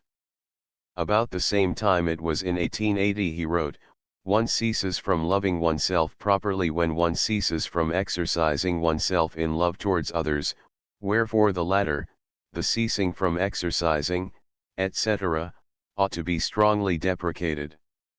This is from my own experience. Even before that, however, he had definitely decided on the egocentric life. Writing to a friend on the subject of marriage, he declared, I shall certainly not marry. On the whole, I hate the limitations and obligations of the whole civilized order of things so very much that it would be difficult to find a woman free-spirited enough to follow my lead. He was himself the measure by which he measured all the values of life. I am not quite satisfied with nature, he had said in an early letter, who ought to have given me a little more intellect as well as a warmer heart. But this mood of modesty did not last. At that time, he saw in his egoism his greatest weakness. One begins to feel constantly as if one were covered with 100 scars and every movement were painful. As his consciousness of his genius grew, Every scar and every pain seemed to him to bear witness, not to his egoism, but to his greatness. He assures his sister in 1883 that he is grateful even for his physical suffering because through it I was torn away from an estimate of my life task which was not only false but 100 times too low. He declares that he naturally belonged to the modest among men, so that some violent means were necessary in order to recall me to myself. He was unquestionably heroic in the way in which he accepted all the miseries of his life as the natural lot of a savior of mankind.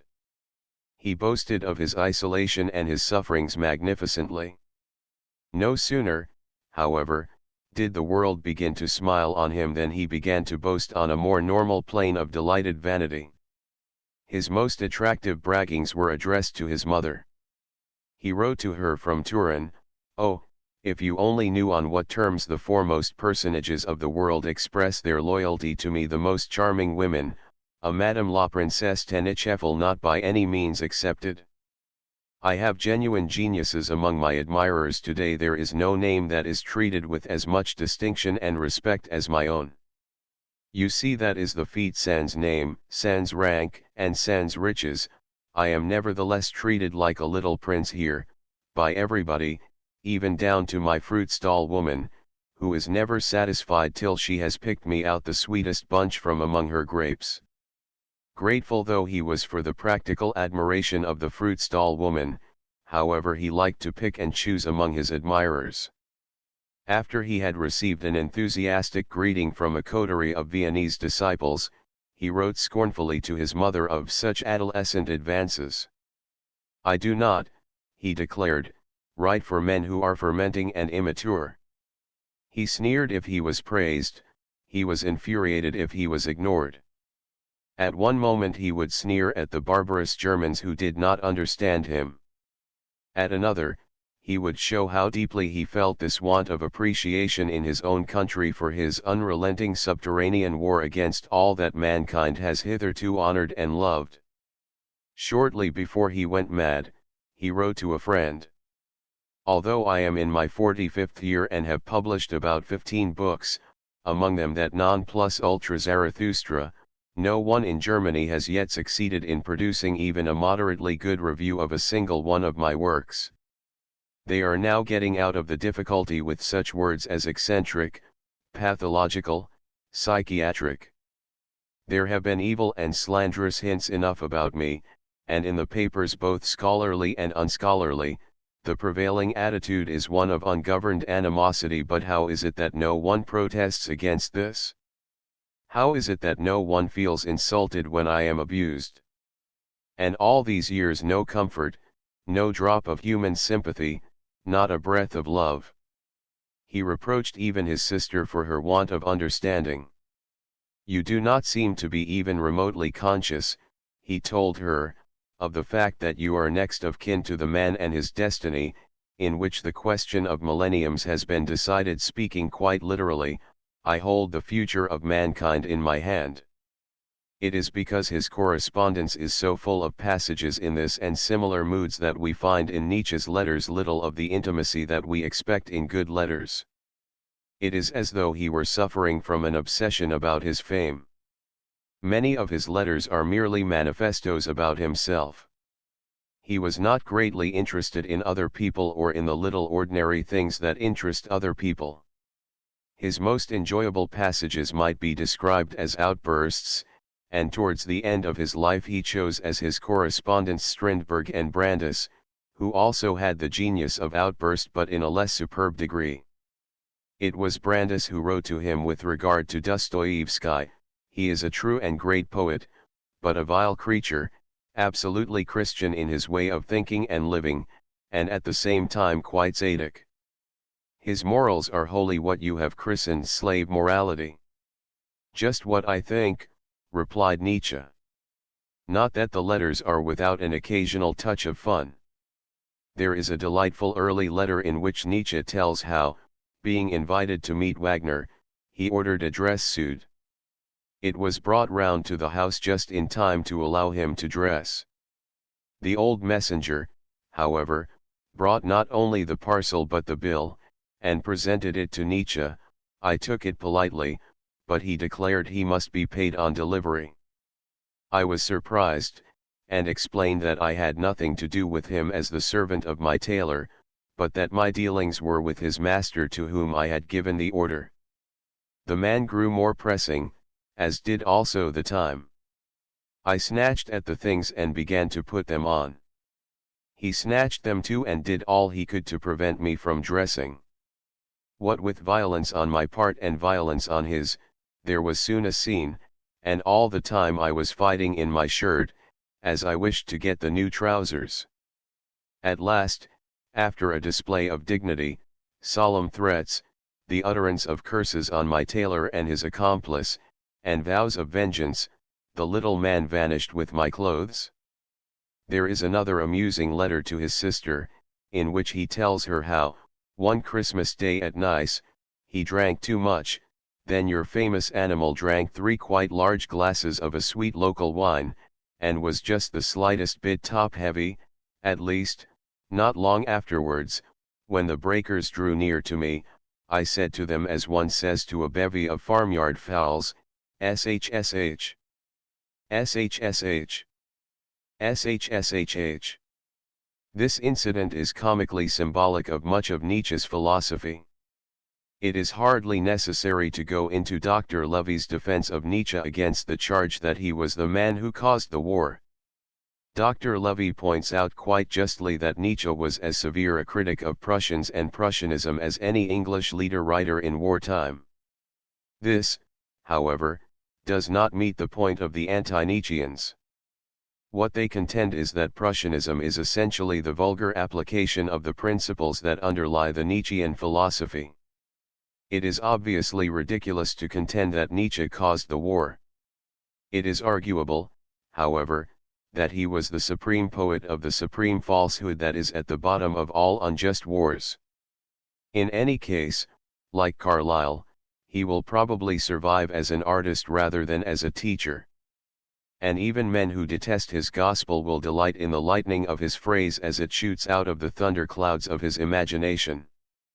13 Mrts Eliot. As critic, Mr. Eliot, in his critical essays, is an undertaker rather than a critic.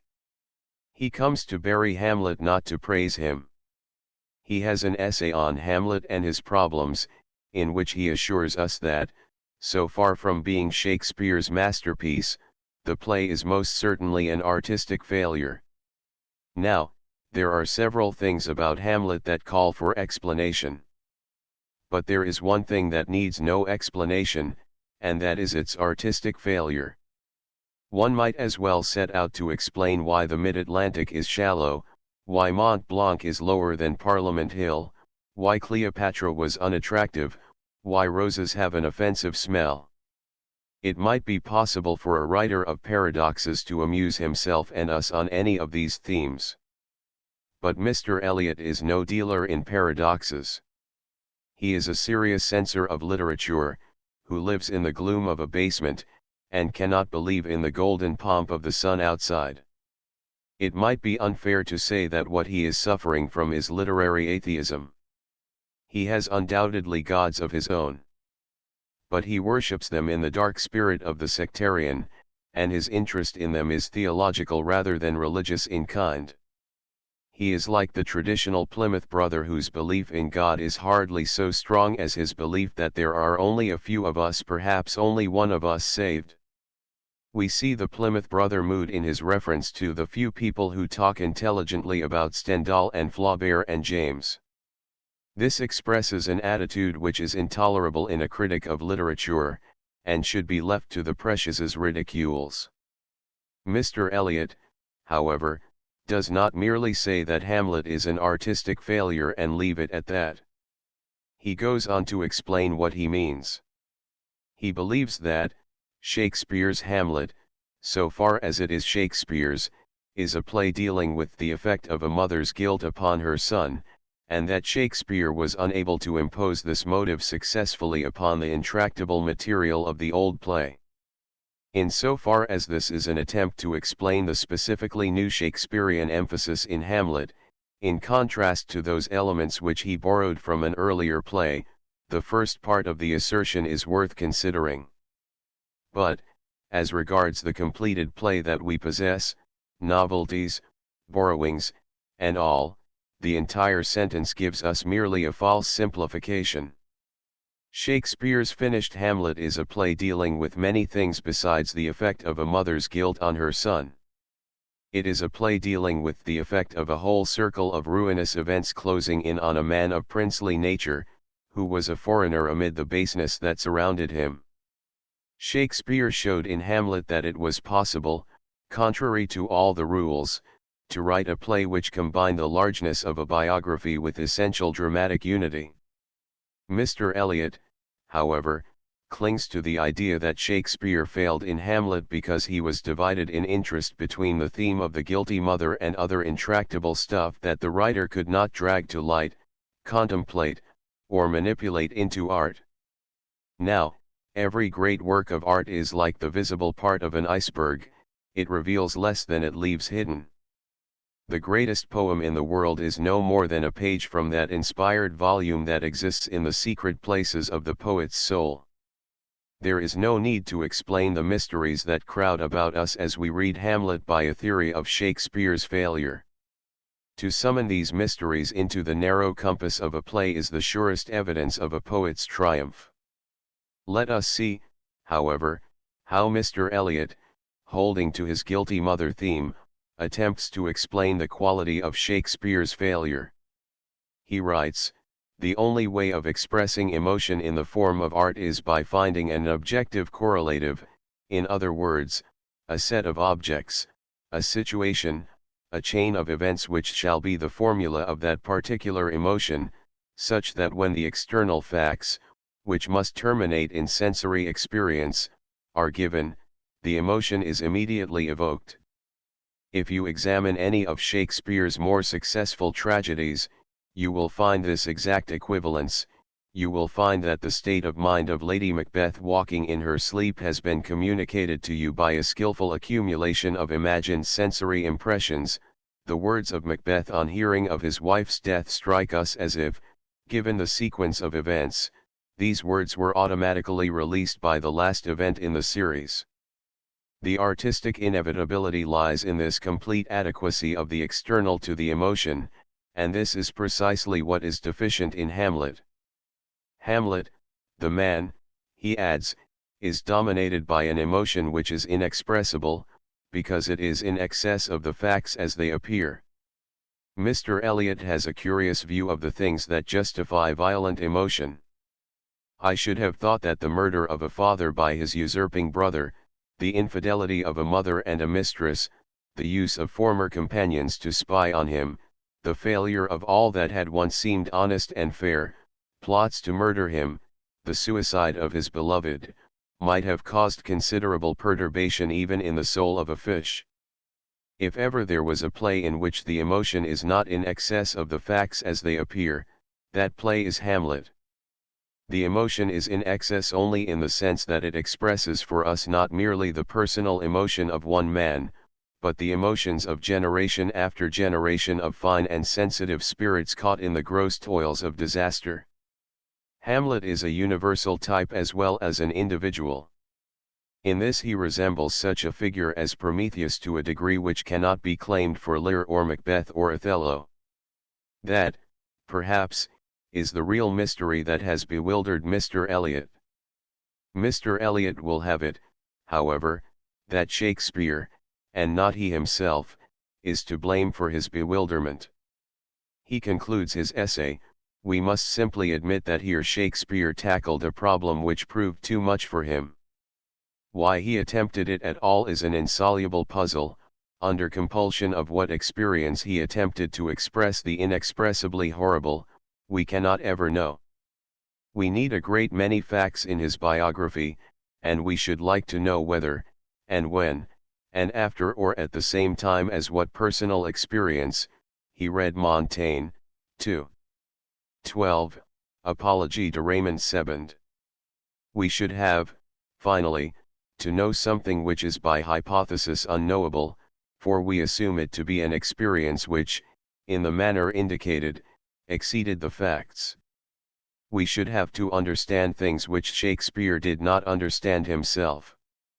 Would it be possible to write a paragraph in which there was a greater air of intellectual pursuit and a tinier reality of intellectual achievement? It would not be easy to say more essentially irrelevant things on a great subject. Mr. Eliot is like a man dissecting and dissecting with desperate earnestness a corpse that isn't there. And his essays in praise have scarcely more of that vitality which is a prerequisite of good criticism than his essays in blame. He obviously admires Blake and Ben Jonson, but he leaves them as rigid and as cold as though he were measuring them for their coffins. The good critic communicates his delight in genius. His memorable sentences are the mirrors of memorable works of art. Like the poet, he is something of a philosopher, but his philosophy is for the most part implicit. He is a light bringer by means of quotation and aphorism. He may destroy, but only in order to let in the light. His business among authors is as glorious as was the business of Plutarch among men of action. He may be primarily aesthetic, or primarily biographical, or primarily expository, but in no kind of criticism can he reach more than pedantry, unless he himself is a man of imagination, stirred by the spectacle of the strange and noble passions of the human soul. He knows that literature is not the game of a coterie, but is a fruit of the tree of life, hanging from the same boughs as the achievements of lovers and statesmen and heroes. There is so little truth in Mr. Eliot's statement that a literary critic should have no emotions except those immediately provoked by a work of art, and these are, when valid, perhaps not to be called emotional at all, that one would be bound to tell 10 times more truth merely by contradicting it. The ideal critic would always be able to disentangle relevant from irrelevant emotions as he studied a work of art, but in practice all critics, save a few makers of abstract laws, are human, and the rich personal experience of the critic enters into his work for good as well as evil. Mr. Eliot fails as a critic because he brings us neither light nor delight. But this does not mean that he will always fail. He has some of the qualities that go to the making of a critic. He has learning, and he enjoys intellectual exercise. His essay on tradition and the individual talent shows that he is capable of ideas, though he is not yet capable of expressing them clearly and interestingly. Besides this, as one reads him, one is conscious of the presence of a serious talent, as yet largely inarticulate, and wasting itself on the splitting of hairs and metaphysical word-spinning. His failure at present is partly a failure of generosity. If a critic is lacking in generous responsiveness, it is in vain for him to write about the poets. The critic has duties as a destroyer, but chiefly in the same sense as a gold washer. His aim is the discovery of gold. Mr. Eliot is less of a discoverer in this kind than any critic of distinction who is now writing. Otherwise he could hardly have written the sort of attack he writes on Professor Gilbert Murray's translation of Euripides, in which he overlooks the one supreme fact that calls for a critic's explanation, the fact that Professor Murray alone among English translators has, whether imperfectly or not, brought Euripides to birth as an author for the modern world. Let Mr. Eliot for the next 10 years take as his patron saint the woman in the New Testament who found the piece of silver, instead of Johannes Agricola in joyless meditation. He will find her not only better company, but a wiser counselor. He may even find his sentences infected with her cheerful excitement, for want of which as yet they can break neither into a phrase nor into a smile. 14 Mr. Norman Douglas's dislikes. Mr. Norman Douglas has, in Alone, written a book of hatred tempered with archaeology and laughter. Luckily, there is very little archaeology and enough laughter to make the hatred enjoyable without being infectious. It is not that Mr. Douglas does not like some of his fellow creatures. He likes heretics and jolly beggars. He liked Ouida. But, if Mr. Douglas likes you, the danger is that he will throw you at somebody else's head. That is what he does with Ouida, whom he glorifies as the last, almost the last, of lady authors. He throws her at the head of the age in general, at our anemic and woolly generation, at our actual woman scribes with their monkey tricks and cleverness, at our vegetarian world reformers who are as incapable of enthusiasm as they are of contempt, because their blood temperature is invariably 2 degrees below normal, and finally at an American novelist described as this feline and gelatinous New Englander. That gives a fair enough impression of Mr. Douglas's attitude to the human race as seen at close quarters. He has in a measure justified his attitude by making an amusing book of it. Mr. Douglas has a well-stored and alert mind, full of byways, that makes for good conversation. As we read him we feel that we are listening to the racy monologues of a traveler with a special gift for pouring out the comedy of his discomforts in abusive form. He tells us how he landed with one jump in hell, which is his name for Siena in winter. I hate Viareggio at all seasons, he tells us farther on, and he describes the inhabitants as birds of prey, a shallow and rapacious brood. At Pisa, when he arrives, the Arno is the emblem of despair, like a torrent of liquid mud irresolute whether to be earth or water. He finds a good landlady at Corsanico, but he immediately remembers how he had lived long at the mercy of London landladies and London charwomen, having suffered the torments of hell, for more years than I care to remember, at the hands of those pickpockets and hags and harpies and drunken sluts. Those London sharks and furies. At Rome the remembrance of a sweet old lady friend sets him thinking also of her husband, a worm, a good man in the worst sense of the word, the Prince of Moralizers, the man who first taught me how contemptible the human race may become. What a face, gorgonizing in its assumption of virtue, he ought to have throttled himself at his mother's breast. The absence of mosquitoes and the fewness of the flies at Rome reminds him again of his sufferings at the hands, so to speak, of flies in other places. One of the most cherished projects of my life, he declares, is to assemble, in a kind of anthology, all the invectives that have been hurled since the beginning of literature against this loathly dirt-born insect, this living carrion, this blot on the Creator's reputation, and thereto add a few of my own. The noise of the Roman trams leads him, while lying in bed, to devote the morning hours to the malediction of all modern progress, wherein I include, with firm impartiality, every single advancement in culture which happens to lie between my present state and that comfortable cavern in whose shelter I can see myself ensconced as of yore, peacefully sucking somebody's marrow, while my women, round the corner, are collecting a handful of acorns for my dessert, after which he goes on to denounce the telephone as that diabolic invention and the press for cretinising the public mind. At Olivina, it is the nightingale that rouses him to imprecations. One of them elects to warble in deplorably full throat immediately below my bedroom window. When this particular fowl sets up its din at about 3:45 a.m. it is a veritable explosion, an ear-rending, nerve-shattering explosion of noise. It is that blasted bird clearing its throat for a 5 hours' entertainment. A brick. Methinks I begin to see daylight. Mr. Douglas, it is only fair to say, explains that Italian nightingales do not sing like English nightingales. But I fancy that Mr. Douglas sat down, when he began these sketches, in the mood for writing comic scarifications, and neither bird nor man, city nor river, was safe from his harsh laughter.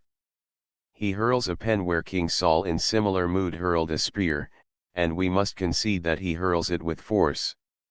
Even nightingales, however, do not infuriate him as Victorians and Puritans do. When he writes angrily about nightingales you feel that he is only being amusing. When he writes about Victorians, you realize that he is positively white with anger. It was not Nero, he cries, but our complacent British reptiles, who filled the prisons with the wailing of young children, and hanged a boy of 13 for stealing a spoon. And again, What a self-sufficient and inhuman brood were the Victorians of that type, hag-ridden by their nightmare of duty, a brood that has never been called by its proper name. Mr. Douglas, at any rate, has done his best. He even gives us a nation of conteing shopkeepers, but becomes more original with hermaphrodite middle classes. But his real objection is neither to Victorianism nor to Puritanism, it is to Christianity, as we see when he writes of self-indulgence, I thought. Heavily fraught is that word, weighted with meaning. The history of 2,000 years of spiritual dyspepsia lies embedded in its 4 syllables. Self-indulgence, it is what the ancients blithely called indulging one's genius. Self-indulgence. How debased an expression nowadays. What a text for a sermon on the mishaps of good words and good things. How all the glad warmth and innocence have faded out of the phrase. What a change has crept over us. Mr. Douglas is frankly on the side of the pagans, not the real pagans who were rather like ordinary Christians, but the modern pagans who detest Christianity. This paganism is merely egoism in its latest form. It is anti-human, as when Mr. Douglas exclaims, "Consider well your neighbor, what an imbecile he is." The sage will go his way, prepared to find himself growing ever more out of sympathy with vulgar trends of opinion, for such is the inevitable development of thoughtful and self-respecting minds. Such is his creed, and in the result his laughter, though often amusing, is never happy.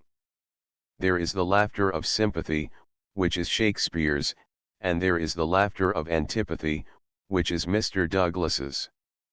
That is, perhaps, why his publishers say that his is a book for the fastidious in particular.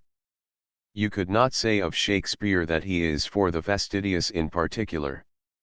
We must grant an author his point of view, however, and the fact remains that, however we may differ from Mr. Douglas's preaching, we go on reading him with pleasure, protest, and curiosity. He puts his life into his sentences, and so he stamps with experience even such a piece of topographical information as, "From here, if you are in the mood, you may descend eastward over the Italian frontier, crossing the stream which is spanned lower down by the bridge of St. Louis, and find yourself at Mortalla Superior, try the wine, and then at Mortalla proper, try the wine." He is nearly always amusing about wine, whether it is good or bad. But that is only one of his moods.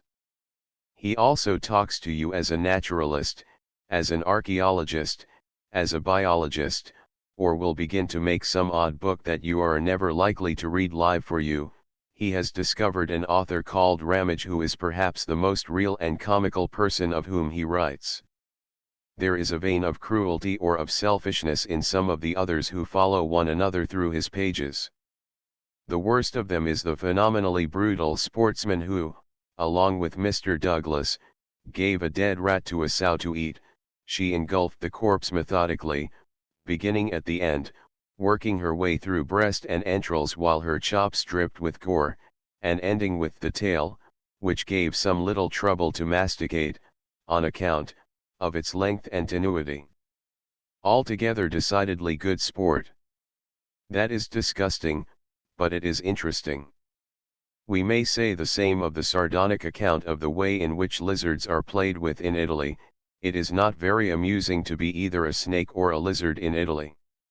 Lizards are caught in nooses and then tied by one leg and made to run on the remaining 3, or secured by a cord round the neck and swung about in the air. Mighty good sport, this, or deprived of their tails and given to the baby or cat to play with, or dragged along at the end of a string, like a reluctant pig that is led to market.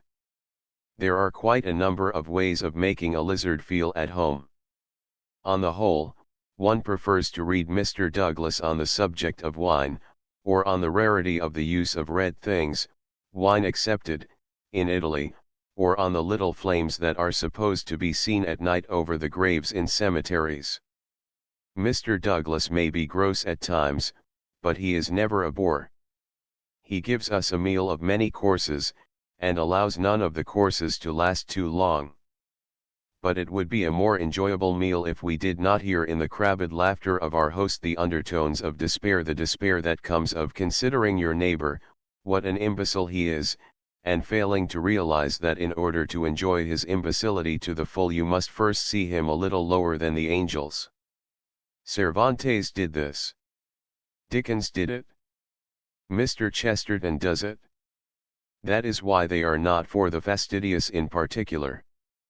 15 M. André Gide makes a joke. Lady Rothermere does not measure her praise of M. Gide, whose Prometheus Illbound she has translated into English. His is a mind, she declares, which must be ranked among the greatest of the world's literature. Must is a challenging word. Of how many contemporary writers dare we use it in this sense?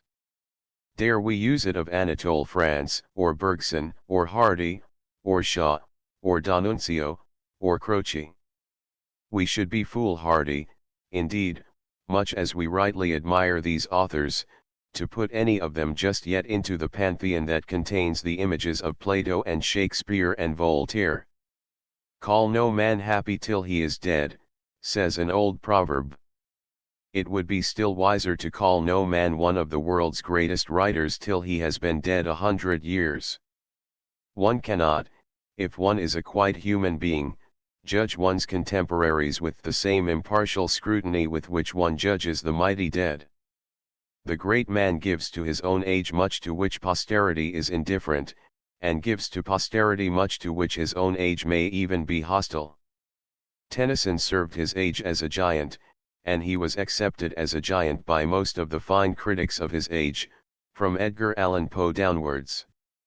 If an occasional critic such as Edward Fitzgerald came to have doubts about Tennyson, it was because he himself stood monastically aloof from the age. It is one of the functions of criticism, no doubt, to separate the temporary from the immortal elements in the work of contemporary writers. But this is one of the counsels of perfection in criticism. The thing has never been infallibly done. Saint Beuve was as ridiculous in writing about Balzac as Lamb was about Shelley. Not that even posterity is capable of pronouncing what we call final judgments. We have a way of turning to posterity in despair for a true verdict on authors. Alas!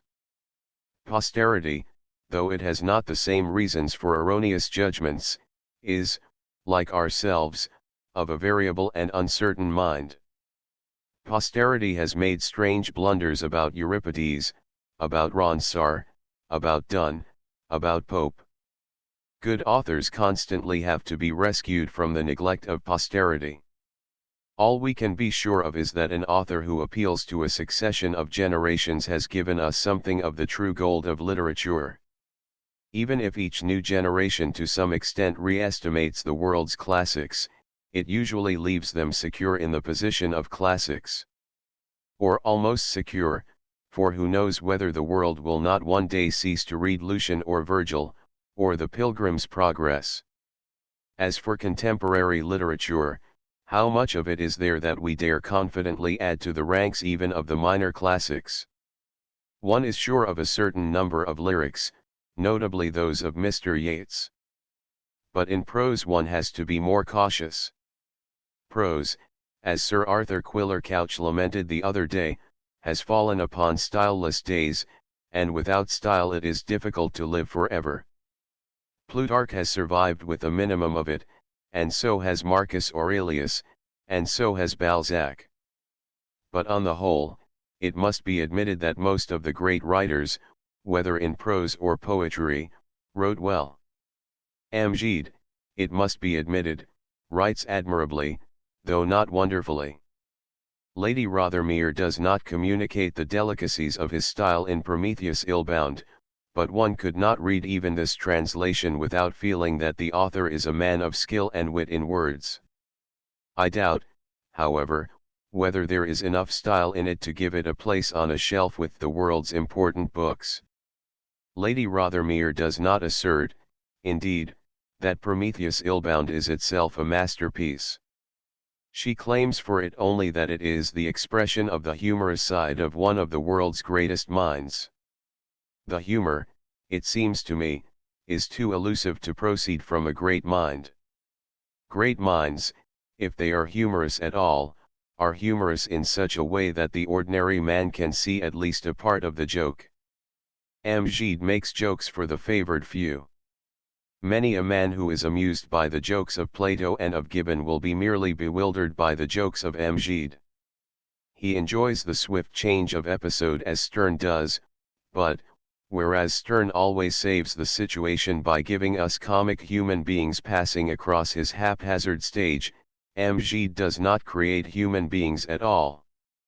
Lady Rothermere admits that his world is a world of abstract ideas, under the action of which most of his characters move as marionettes. She quotes, "Time and space are the boards which, with the help of our minds, have been set up by the innumerable truths of the universe as a stage for their own performances. And there we play our parts like determined, convinced, devoted, and voluptuous marionettes." This dilettante and purely intellectual attitude to life is, I believe, impossible to a great mind. It is very tedious to hear sentimental people repeating the platitude that great thoughts come from the heart, but the platitude happens to be true. Shakespeare, it may be replied, in some of his moods saw the world as a stage and an insubstantial pageant. On the other hand, he never saw men and women as marionettes. He was always interested in character, and Amjad is not. Amjad is interested in problems. He is interested in ideas. He is not interested in men and women. He is a philosopher at play. Even when he introduces a tragic element into his work, as in Leroy Candle, we feel that the whole thing is a game, an experiment. A great deal of modern French literature makes one think of clever men amusing themselves in a laboratory. The French are Epicureans of ideas. They test creeds and philosophies and scepticisms with an exquisite freshness of curiosity. They seek after truth itself as an amusement. In no other nation can men talk so admirably of the universe while smoking cigarettes. In England, if a man talks of God, he either lights a pipe or stops smoking. In Prometheus Illbound, Amjad has lit a cigarette, a rather fragrant cigarette, at the sun. There is perhaps something a little disproportionate in the action, something, too, a little audacious, but he does it, if the phrase is not too stale, with a fine gesture, and as he puffs at it, the glow of his cigarette seems to throw a tiny light on the immense problems of human existence. He is cosmic in his interests, if Parisian in his manners. He has Zeus and Prometheus and the eagle among his chief characters. Zeus, like Amjad himself, is an experimentalist. He evidently rules the universe for the sensations with which it provides him. At least, when we find him walking along the most famous of the Parisian boulevards, he has just made up his mind to perform a perfectly gratuitous act, an act which not only will bring no return but will have no motive. In this mood, he drops a handkerchief in the street, and, when a thin gentleman named Cockles gives it back to him, he invites him to write the address of anyone he pleases on an envelope so that he may send a £20 note to him. The thin gentleman writes the name of Damocles, which he has seen by accident, and Zeus strikes him on the face and disappears. He sends Damocles the £20 note, however. Damocles becomes worried as to where the anonymous note has come from and why. His good fortune, instead of satisfying him, only raises problems in his mind. He does not know to whom he owes it or what to do with it. The last we see of him, he is babbling incoherent questions about it on his deathbed. Some time before this, however, Prometheus has arrived, and dined with Cockles and Damocles in a Paris restaurant. He finds Cockles discoursing in perplexity on the meaningless blow he had received from the unknown stranger, and he himself unwittingly becomes the cause of a second and still more distressing accident to Cockles.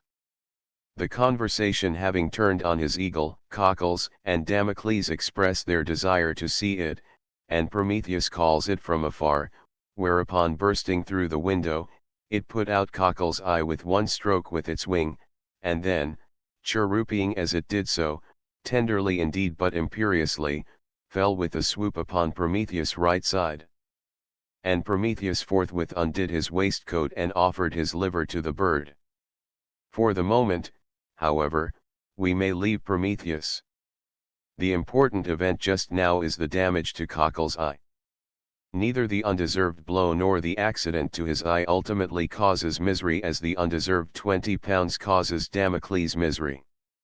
When he sees Damocles' misery on his deathbed, Cockles comments, "There you see the fate of a man who has grown rich by another's suffering. But is it true that you suffer?" Prometheus asks him. "From my eye occasionally," said Cockles, "but from the blow no more. I prefer to have received it. It does not burn any more, it has revealed to me my goodness. I am flattered by it, I am pleased about it. I never cease to think that my pain was useful to my neighbor and that it brought him £20. But the neighbor is dying of it," said Prometheus. It is clear that Mgid has not taken it as his province to justify the ways of God to man. I fancy he suspects Zeus of having acted without a motive on many previous occasions before the strange adventure of the boulevard. He is also clearly amused by the workings of the human conscience. If Damocles had not had a conscience, he would not have died. Cockles and Damocles, however, are only minor characters in this thin fantastic story. Prometheus is the real hero, though the accidents do not happen to him. He has only his eagle and his habit of lecturing about it. But it is his lectures about his eagle that give the book its meaning. His eagle is really a figure in an allegory on a new plan. In the old-fashioned allegory one was more conscious of what the allegorical figures meant, than of the figures themselves. It was as if the author had tied labels round their necks. Mgid realizes that we have got beyond such ancient simplicities. He consequently gives his figures no labels, but bids us guess, and we go on guessing till the end of the story. He has constructed a puzzle, and, though we do not know whether it is worth solving or not, he contrives to make us immensely curious about it and immensely determined to solve it. Most people, when they have read his story, will ask, what does he mean? What is this eagle of Prometheus? Why does he first say that everyone has an eagle and that one must nourish one's eagle? And why does he in the end kill his eagle and make a meal of it? And does Mgid approve of the last proceeding? I see that the majority of critics identify the eagle with the human conscience. I think it is more than that. It is everything that prevents man from resting satisfied with a pagan philosophy of acceptance before the world's beauty. It is that fury in the human breast that makes men desire progress. It is the moral consciousness of the race that leads men into profound self-denials and profounder questionings. When Prometheus kills and eats his eagle, he grows fat and cheerful. Does Mgid then look back regretfully on the moral history of mankind? On the contrary. The eagle was found to be delicious, and at dessert they all drank his health. Has he, then, been useless? Asked one. Do not say that, Cockles, his flesh has nourished us. When I questioned him he answered nothing, but I eat him without bearing him a grudge. If he had made me suffer less, he would have been less fat he would have been less delectable. Of his past beauty, what is there left? I have kept all his feathers. It is with one of them, adds Mgid, that I write this little book. Yes, Mgid is a moralist, though a gay one, and Prometheus Illbound is a tract. He, too, desires progress even if it be progress somewhere beyond and away from progress. His book is an amusing, though not a very amusing, parable. It will appeal to those who prefer subtle little thoughts to vehement great ones. Finale. The critic people often forget that criticism, like poetry, is of many kinds. The critics themselves are, perhaps, the worst transgressors in the matter. They are divided into almost as many sects as the theologians, and every sect but one regards its own standards as the very rules of salvation. This would not matter so much if it did not lead to the excommunication of all the critics who cannot subscribe to the same creed. There is nothing more absurd in the history of literature than the severities of the excommunicating sort of critic. A critic has the right to condemn any work, critical or other, which is bad of its kind. He has not the right to say that only his own kind of criticism is good. There are as many ways of writing about books as of writing about flowers. The poet reveals to us a different flower from the flower of the botanist. Wordsworth's small celandine is not seen through the same eyes as the plant of which the botanist tells us. The lesser celandine is a species of ranunculus, Arphicarus, a small low-growing herb with smooth heart-shaped leaves and bright yellow flowers about an inch across, borne each on a stout stalk springing from a leaf axil. There is yet another sort of writer on flowers whose work is a charming compound of poetry, science, and any sort of relevant gossip, whether philological or herbalist, who will inform us, for instance, that ranunculus is a diminutive of rana, a frog, which has the same damp, marshy haunts as the flower, and that Nicholas Culpeper held that even to carry the plant about one's body next the skin helped to cure piles. These are but 3 out of scores of ways of writing about flowers, and it is mere sectarianism to deny the excellence of any of them. It is, of course, open to the man of science to declare that Wordsworth was not a botanist. It is possible, indeed, that Wordsworth did not know that his host of golden daffodils belonged to the natural order Amaryllidaceae. This, however, would be to quarrel about words. Wordsworth and the man of science alike give an honest report of the flowers they have seen, and for my part I find Wordsworth's report the more interesting. It is much the same with books as with flowers. The scientific critic shakes his head over the imaginative treatment of books. His ideal critic would write about books in the spirit of a Linnaeus rather than of a Wordsworth. This, I think, is to take a narrow view of criticism. Criticism is an art which has developed in a score of different directions, and it is best to use the word in a sense that includes them all. Criticism, good criticism, at least, is almost any sort of good writing about books by a man or woman of taste. Criticism, says the dictionary, is the art of judging. As a matter of fact, criticism is something more than that. The good critic does a great deal more than deliver judgments on books and authors. He may at times play the part of the defending counsel rather than that of the judge. There are occasions on which he makes no attempt to hide the warmth of his feelings. He cannot announce a masterpiece as though a summary of pros and cons expressed what it meant to him. That is why I like to think of a critic as a portrait painter rather than a judge.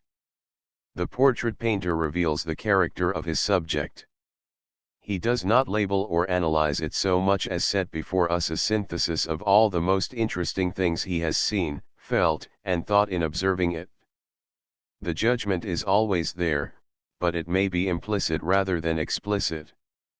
The author sits to the critic for his portrait. Even the book may be said, if we may put a slight constraint on language, to sit to the critic for its portrait. In criticism, the character sketch of the book or author is as important as any technical analysis. Criticism is a magic mirror, in which a work of art is reflected with a new emphasis and in new relations. The critic must bathe his subject in the light of his own mind, his taste, his enthusiasm, his moral ideas, his knowledge. Hence criticism is an extremely personal thing. It relates, if one may adapt Anatole France's famous phrase, the adventures of masterpieces in the soul of the critic, or to put it a little more precisely, in the intellectual and imaginative world of the critic. It is said that, if we adopt this view, we are denying the existence of any standards in criticism.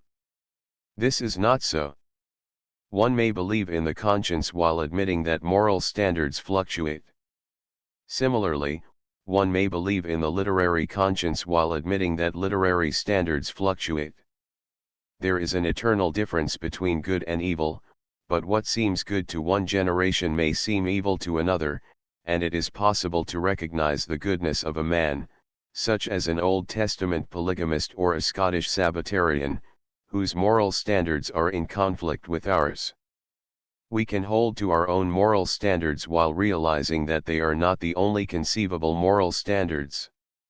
There is, no doubt, a perfect moral standard somewhere, but only a perfect spirit could perceive it. The rest of us can but do our best, and we cannot even do that.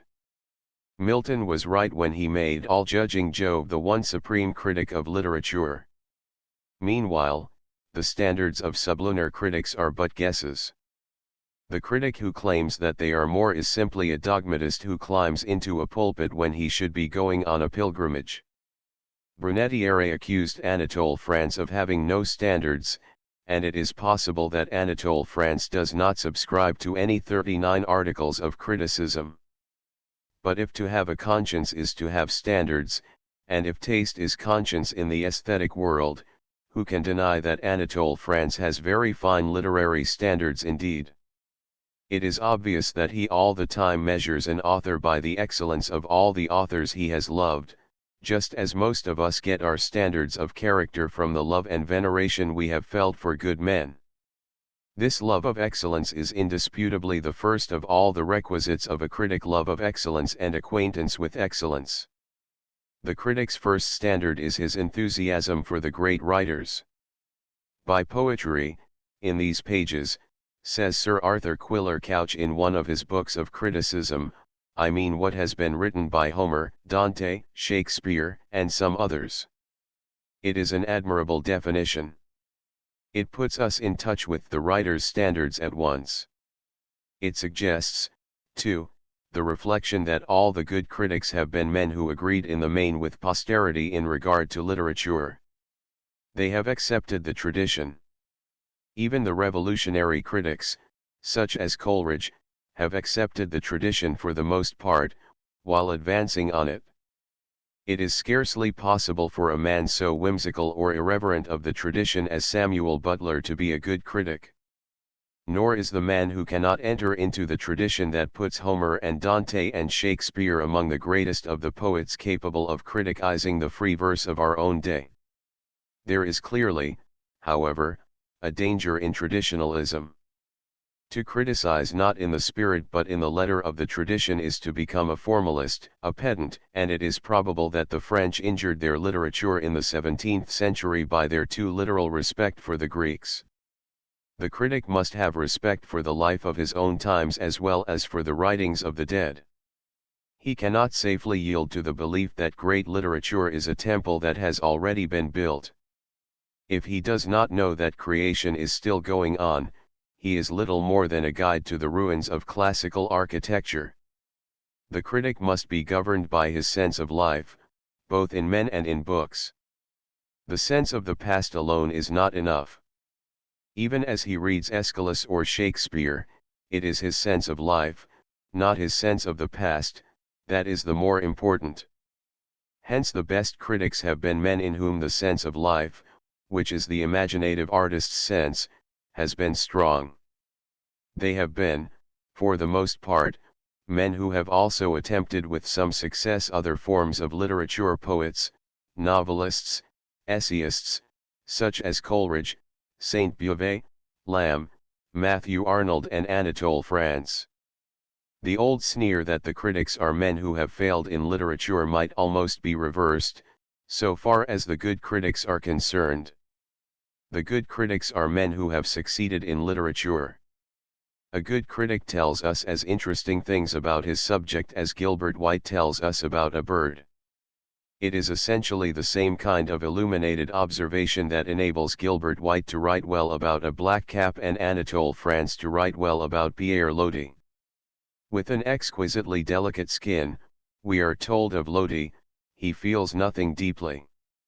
While all the pleasures and sorrows of the world leap around him like dancing girls before a Raja, his soul remains empty and depressed, indolent and unoccupied. Nothing has entered it. This is an excellent disposition for the writing of pages which perturb the reader.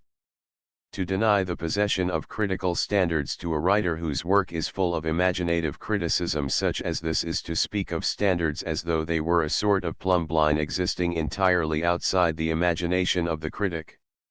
It is to fail to see that, as Anatole France says, every book has as many different aspects as it has readers, and a poem, like a landscape, is transformed in all the eyes that see it, in all the souls that conceive it.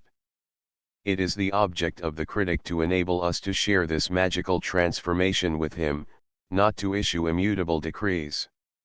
Anatole France, it may be, exaggerates the personal element in criticism at the expense of the traditional. He compares himself to a man who goes about placing rustic benches in the sacred woods and near the fountains of the Muses. It demands neither system nor learning, he declares, and only requires a pleasant astonishment before the beauty of things. Let the village dominie, the land surveyor, measure the road and set up the milestones. This is extravagant and fanciful, but it shows us at least the bright side of the moon of criticism. The other side of the moon is useful, but it is not the side that gives us light. The end. A selection from the catalogue of G. P. Putnam's Sons, complete catalogue sent on application. The Art of Reading by Sir Arthur Quiller Couch, 8 Degrees editor, novelist, poet, and critic. Sir Arthur Quiller Couch is one of the most versatile as well as distinguished living men of letters. His are fresh viewpoints, opening up ever new possibilities of appreciation for the reader at the same time that they educate his judgment. G. P. Putnam's Sons, New York, London. On the Art of Writing by Sir Arthur Quiller Couch. In a fresh and untrammeled manner, the author deals with the craftsmanship as well as the content of letters. The scope of the volume is indicated by the appended chapter titles: The Practice of Writing, on the difference between verse and prose; Interlude, on jargon, on the special difficulty of prose; on the lineage of English literature in our universities. G. P. Putnam's Sons, New York, London. Studies in Literature, second series by Sir Arthur Quiller Couch, a new collection of essays which demonstrates the author's peculiar ability to say something original about even the most threadbare subject. J. C. Squire in The Observer, London, says, "The man is rare who, with Sir Arthur's combination of sense and sensibility, learning and levity, love of the exquisite and sympathy with the normal, can range over the whole field of ancient and modern literature and vitalize whatever he touches." This volume includes essays on Byron, Shelley, Milton, Chaucer, Shakespeare, and the Victorian Age. G. P. Putnam's Sons, New York, London. Books and Folks by Edward N. Teale. Writing after having had unusual experience with books and people, and in a vein that is as creditable to the books as it must be pleasing to the people, his treatise is of great value. Evening Post, July 9, 1921. In a time when so many literary counselors are drawing attention to the freakish, the rebellious writers, and to the ones who would pioneer new styles and methods, it is refreshing to have at hand a book that speaks lovingly for the art of letters, the whole art, and for the individual and unbiased appreciation. The book is a most acceptable library companion. There's no pretense and no posing in all of its pages. Oakland Tribune, July 10, 1921. G. P. Putnam's Sons, New York, London. Transcribers' notes: punctuation, hyphenation, and spelling were made consistent when a predominant preference was found in the original book, otherwise they were not changed. Simple typographical errors were corrected, Unbalanced quotation marks were remedied when the change was obvious, and otherwise left unbalanced. Page 139, Wayborn should be wayworn. End of the Project Gutenberg ebook. Books and authors. Updated editions will replace the previous one. The old editions will be renamed. Creating the works from print editions not protected by U.S. copyright law means that no one owns a United States copyright in these works, so the Foundation, and you, can copy and distribute it in the United States without permission and without paying copyright royalties. Special rules, set forth in the General Terms of Use part of this license, apply to copying and distributing Project Gutenberg trademark electronic works to protect the Project Gutenberg trademark concept and trademark. Project Gutenberg is a registered trademark, and may not be used if you charge for an ebook, except by following the terms of the trademark license, including paying royalties for use of the Project Gutenberg trademark. If you do not charge anything for copies of this ebook, complying with the trademark license is very easy. You may use this ebook for nearly any purpose, such as creation of derivative works, reports, performances, and research. Project Gutenberg ebooks may be modified and printed and given away. You may do practically anything in the United States with ebooks not protected by U.S. copyright law. Redistribution is subject to the trademark license, especially commercial redistribution. Start, full license. The full Project Gutenberg license. Please read this before you distribute or use this work to protect the Project Gutenberg trademark mission of promoting the free distribution of electronic works, by using or distributing this work, or any other work associated in any way with the phrase Project Gutenberg. You agree to comply with all the terms of the full Project Gutenberg trademark license available with this file or online at www.gutenberg.org/license. Section 1. General Terms of Use and Redistributing Project Gutenberg Trademark Electronic Works 1.a. By reading or using any part of this Project Gutenberg trademark electronic work, you indicate that you have read, understand, agree to and accept all the terms of this license and intellectual property, trademark/copyright, agreement. If you do not agree to abide by all the terms of this agreement, you must cease using and return or destroy all copies of Project Gutenberg trademark electronic works in your possession. If you paid a fee for obtaining a copy of or access to a Project Gutenberg trademark electronic work and you do not agree to be bound by the terms of this agreement, you may obtain a refund from the person or entity to whom you paid the fee as set forth in paragraph 1.e.8. 1.b. Project Gutenberg is a registered trademark.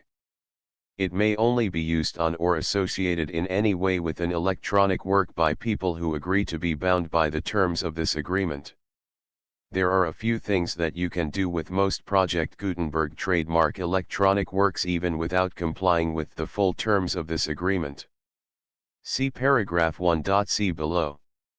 There are a lot of things you can do with Project Gutenberg trademark electronic works if you follow the terms of this agreement and help preserve free future access to Project Gutenberg trademark electronic works.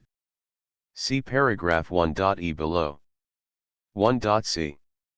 The Project Gutenberg Literary Archive Foundation, the Foundation or PGLOF, owns a compilation copyright in the collection of Project Gutenberg trademark electronic works.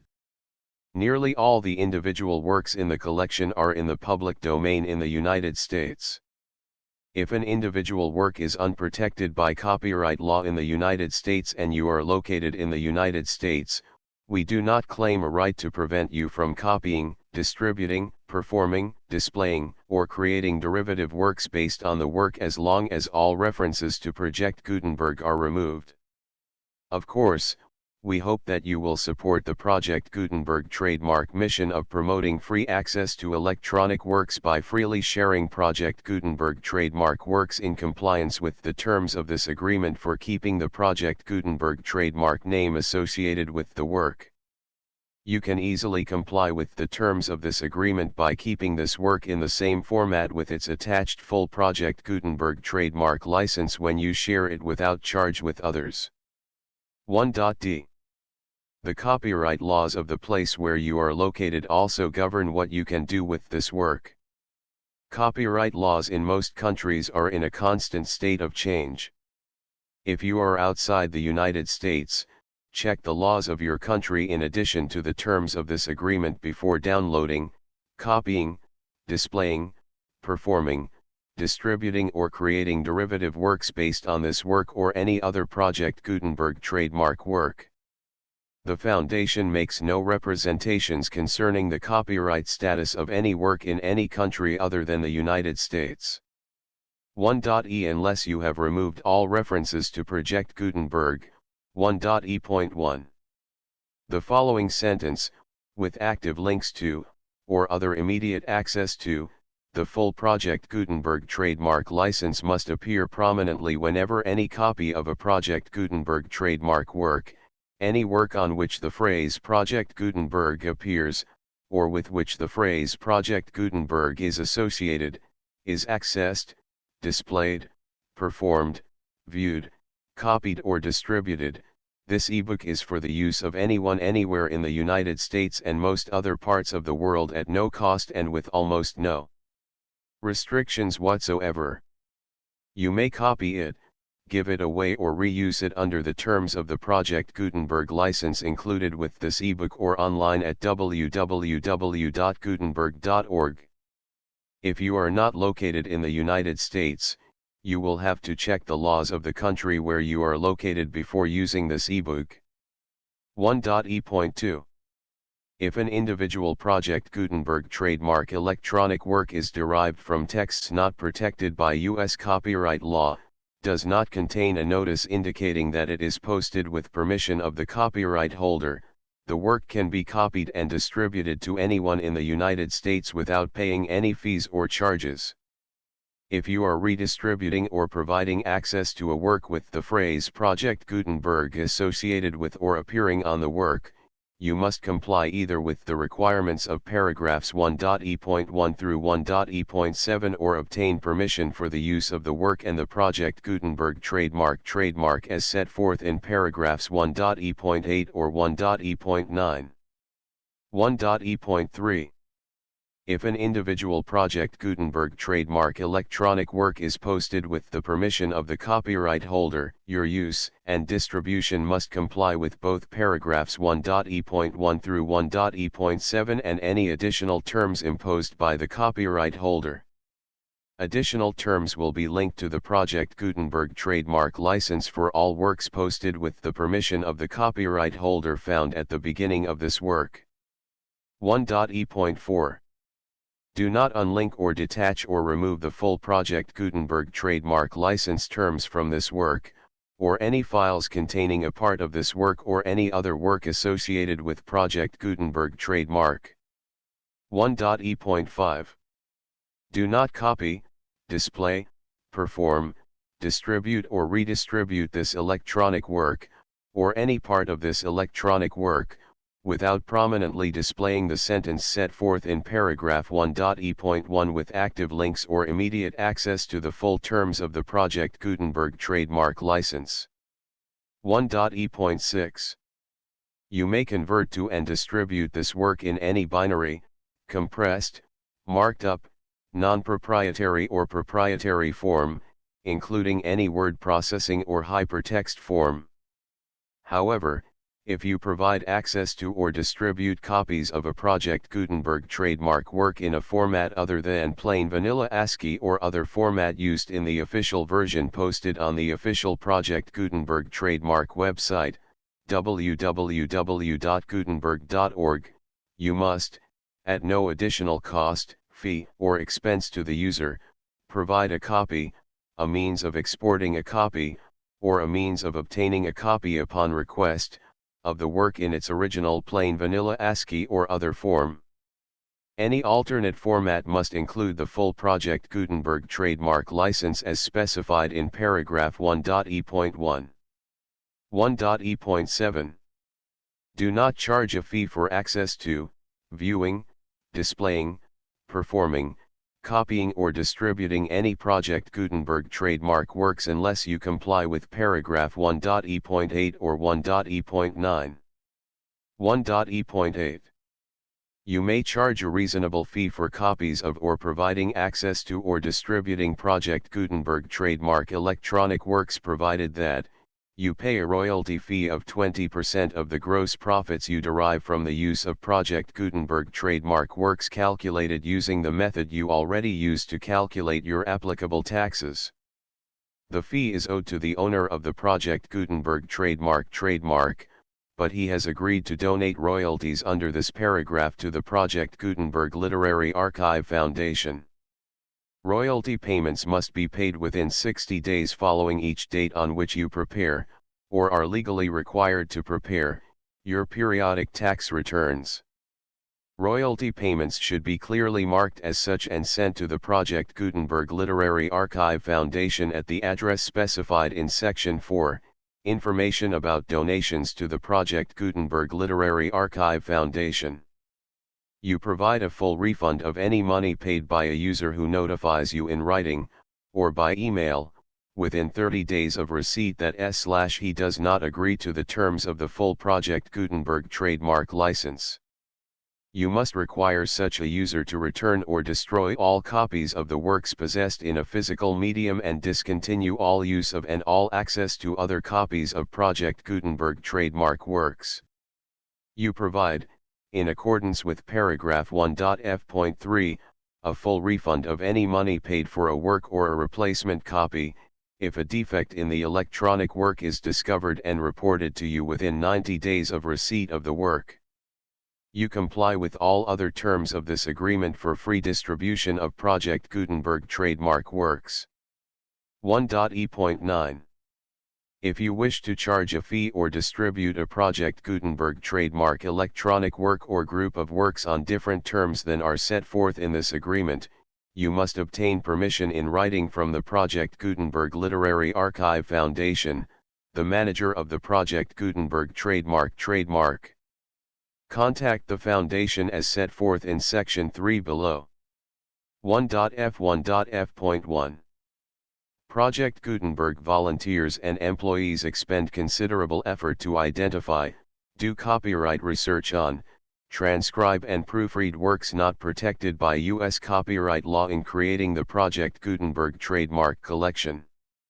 Despite these efforts, Project Gutenberg trademark electronic works, and the medium on which they may be stored, may contain defects, such as, but not limited to, incomplete, inaccurate or corrupt data, transcription errors, a copyright or other intellectual property infringement, a defective or damaged disk or other medium, a computer virus, or computer codes that damage or cannot be read by your equipment.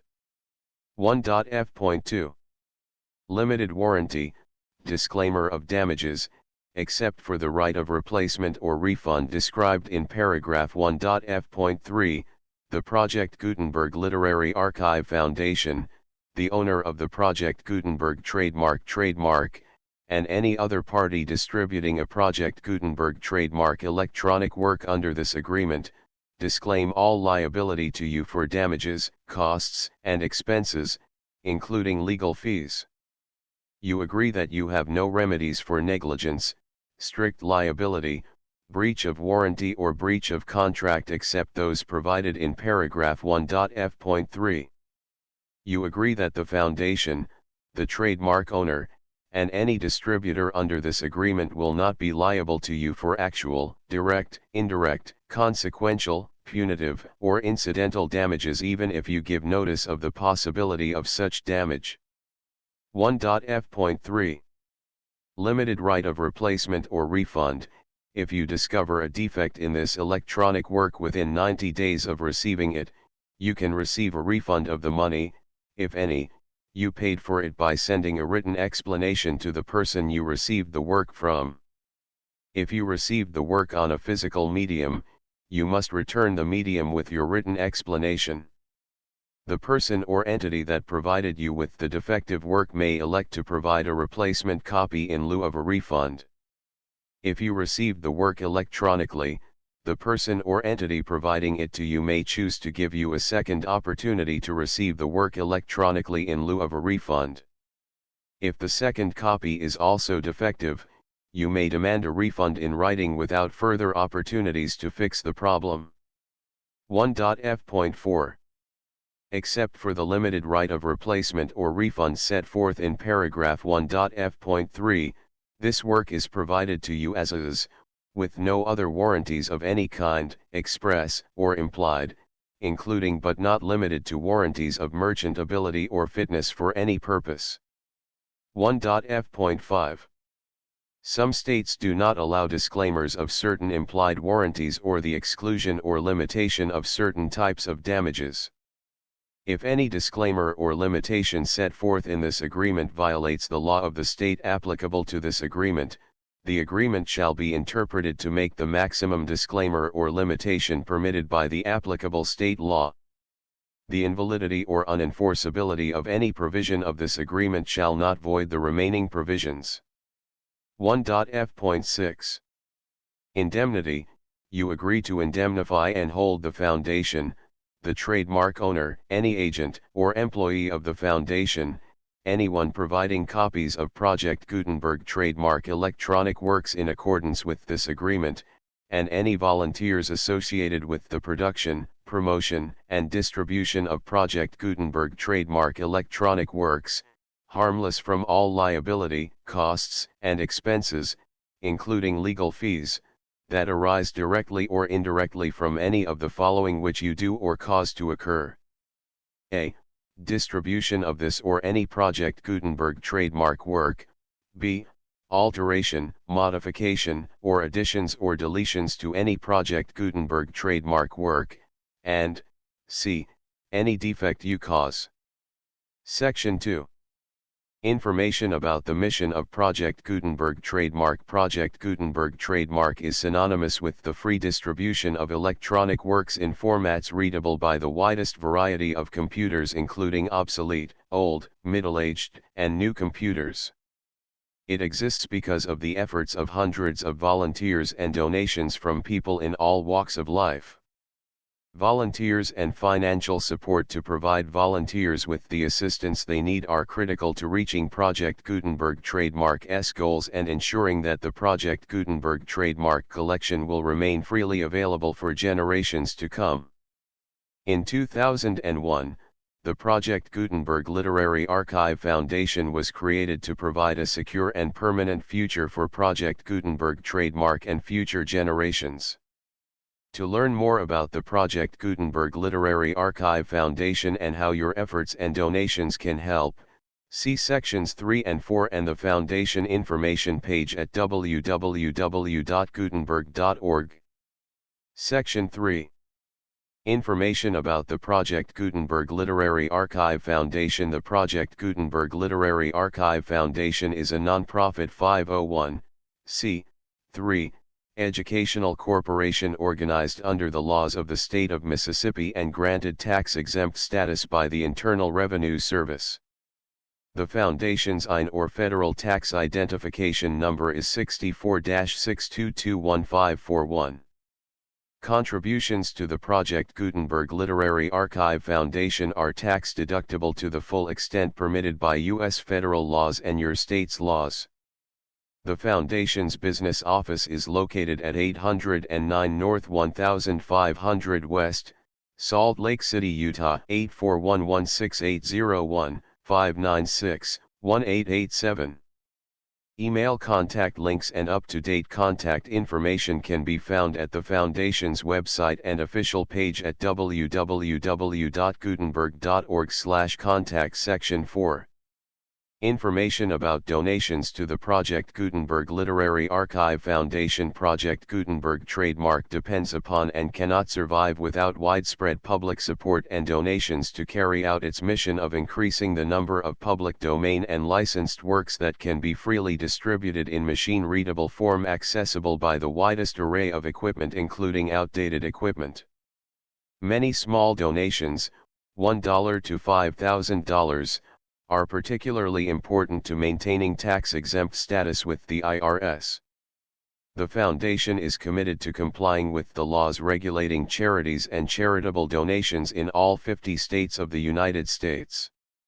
Compliance requirements are not uniform, and it takes a considerable effort, much paperwork, and many fees to meet and keep up with these requirements. We do not solicit donations in locations where we have not received written confirmation of compliance. To send donations or determine the status of compliance for any particular state, visit www.gutenberg.org/donate. While we cannot and do not solicit contributions from states where we have not met the solicitation requirements, we know of no prohibition against accepting unsolicited donations from donors in such states who approach us with offers to donate. International donations are gratefully accepted, but we cannot make any statements concerning tax treatment of donations received from outside the United States. U.S. laws alone swamp our small staff. Please check the Project Gutenberg web pages for current donation methods and addresses.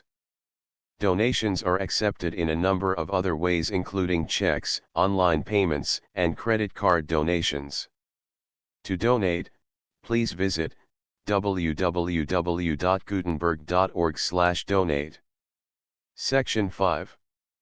General information about Project Gutenberg trademark electronic works. Professor Michael S. Hart was the originator of the Project Gutenberg trademark concept of a library of electronic works that could be freely shared with anyone.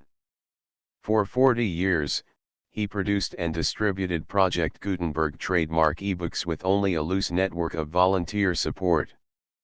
Project Gutenberg trademark ebooks are often created from several printed editions, all of which are confirmed as not protected by copyright in the U.S. unless a copyright notice is included. Thus, we do not necessarily keep ebooks in compliance with any particular paper edition.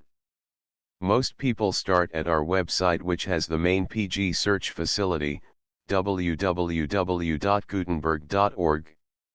This website includes information about Project Gutenberg trademark, including how to make donations to the Project Gutenberg Literary Archive Foundation, how to help produce our new ebooks, and how to subscribe to our email newsletter to hear about new ebooks.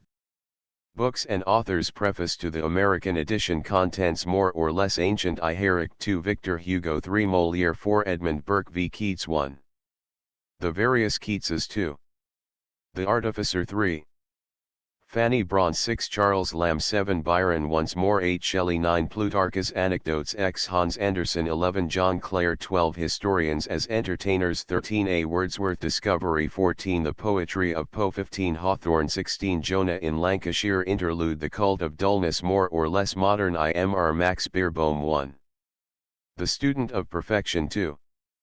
Max in Danger 2, Mr. Arnold Bennett Confesses 3, Mr. Conrad at Home 4, Mr. Wells and the World v. Mr. Clutton-Brock 6, Henley the Vainglorious 7, Lord Rosebery 8, Mr. Vachel Lindsay 9, Mr. Punch Takes the Wrong Turning X, Mr. H. M. Tomlinson 11, The Alleged Hopelessness of Chekhov 12, Nietzsche, A Note 13, Mr. T. S. Eliot as Critic 14, Mr. Norman Douglas's Dislikes 15, M. André Gide Makes a Joke Finale The Critic Transcribers Notes The Full Project Gutenberg License 789X 11 12 13 4 5 6 7 8 9 10 11 12 13 14 16 17 18 19 20 21 22 23 24 25 26 27 28 29 30 31 32 33 34 37 38 39 40 41 42 43 44 45 46 47 48 49 50 51 52 53 54 55 56 57 59 60 61 62 63 64 65 66 67 68 69 71 73 74 75 76 77 78 79 80 81 82 83 84 85 86 87 88 89 90 93 94 95 96 97 98 99 101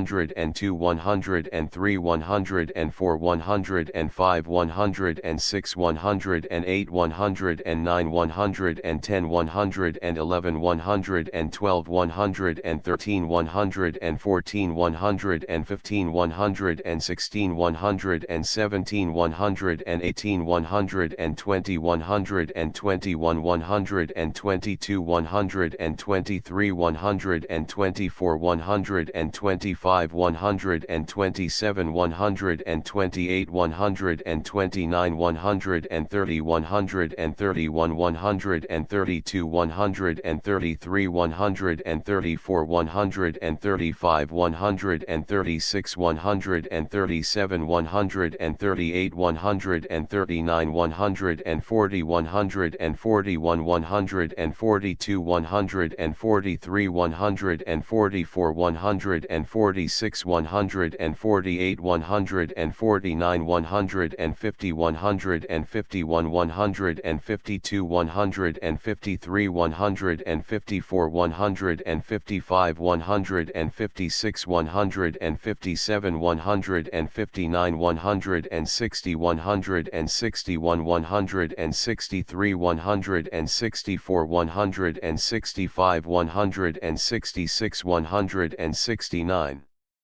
171 172 173 174 175 176 177 178 179 180 181 182 183 184 185 186 187 188 189 190 191 192 193 194 195 196 197 198 200 201 202 203 204 205 206 207 208 209 210 212 214 215 216 217 218 219 220 221 222 223 224 225 226 227 228 229 230 231 232 233 234 235 236 237 238 239 240 241 242 243 244 245 246 247 248 249 250 251 252 253 254 255 256 257 258 259 260 261 262 263 264 265 266 267 268 269 270 271 272 273 274 275 276 277 278 279 280 281 282 283 284 285 286 286 287 289 290 291 292 293 294 296 297 298 300 301 303 305 306 307 309 310 311 312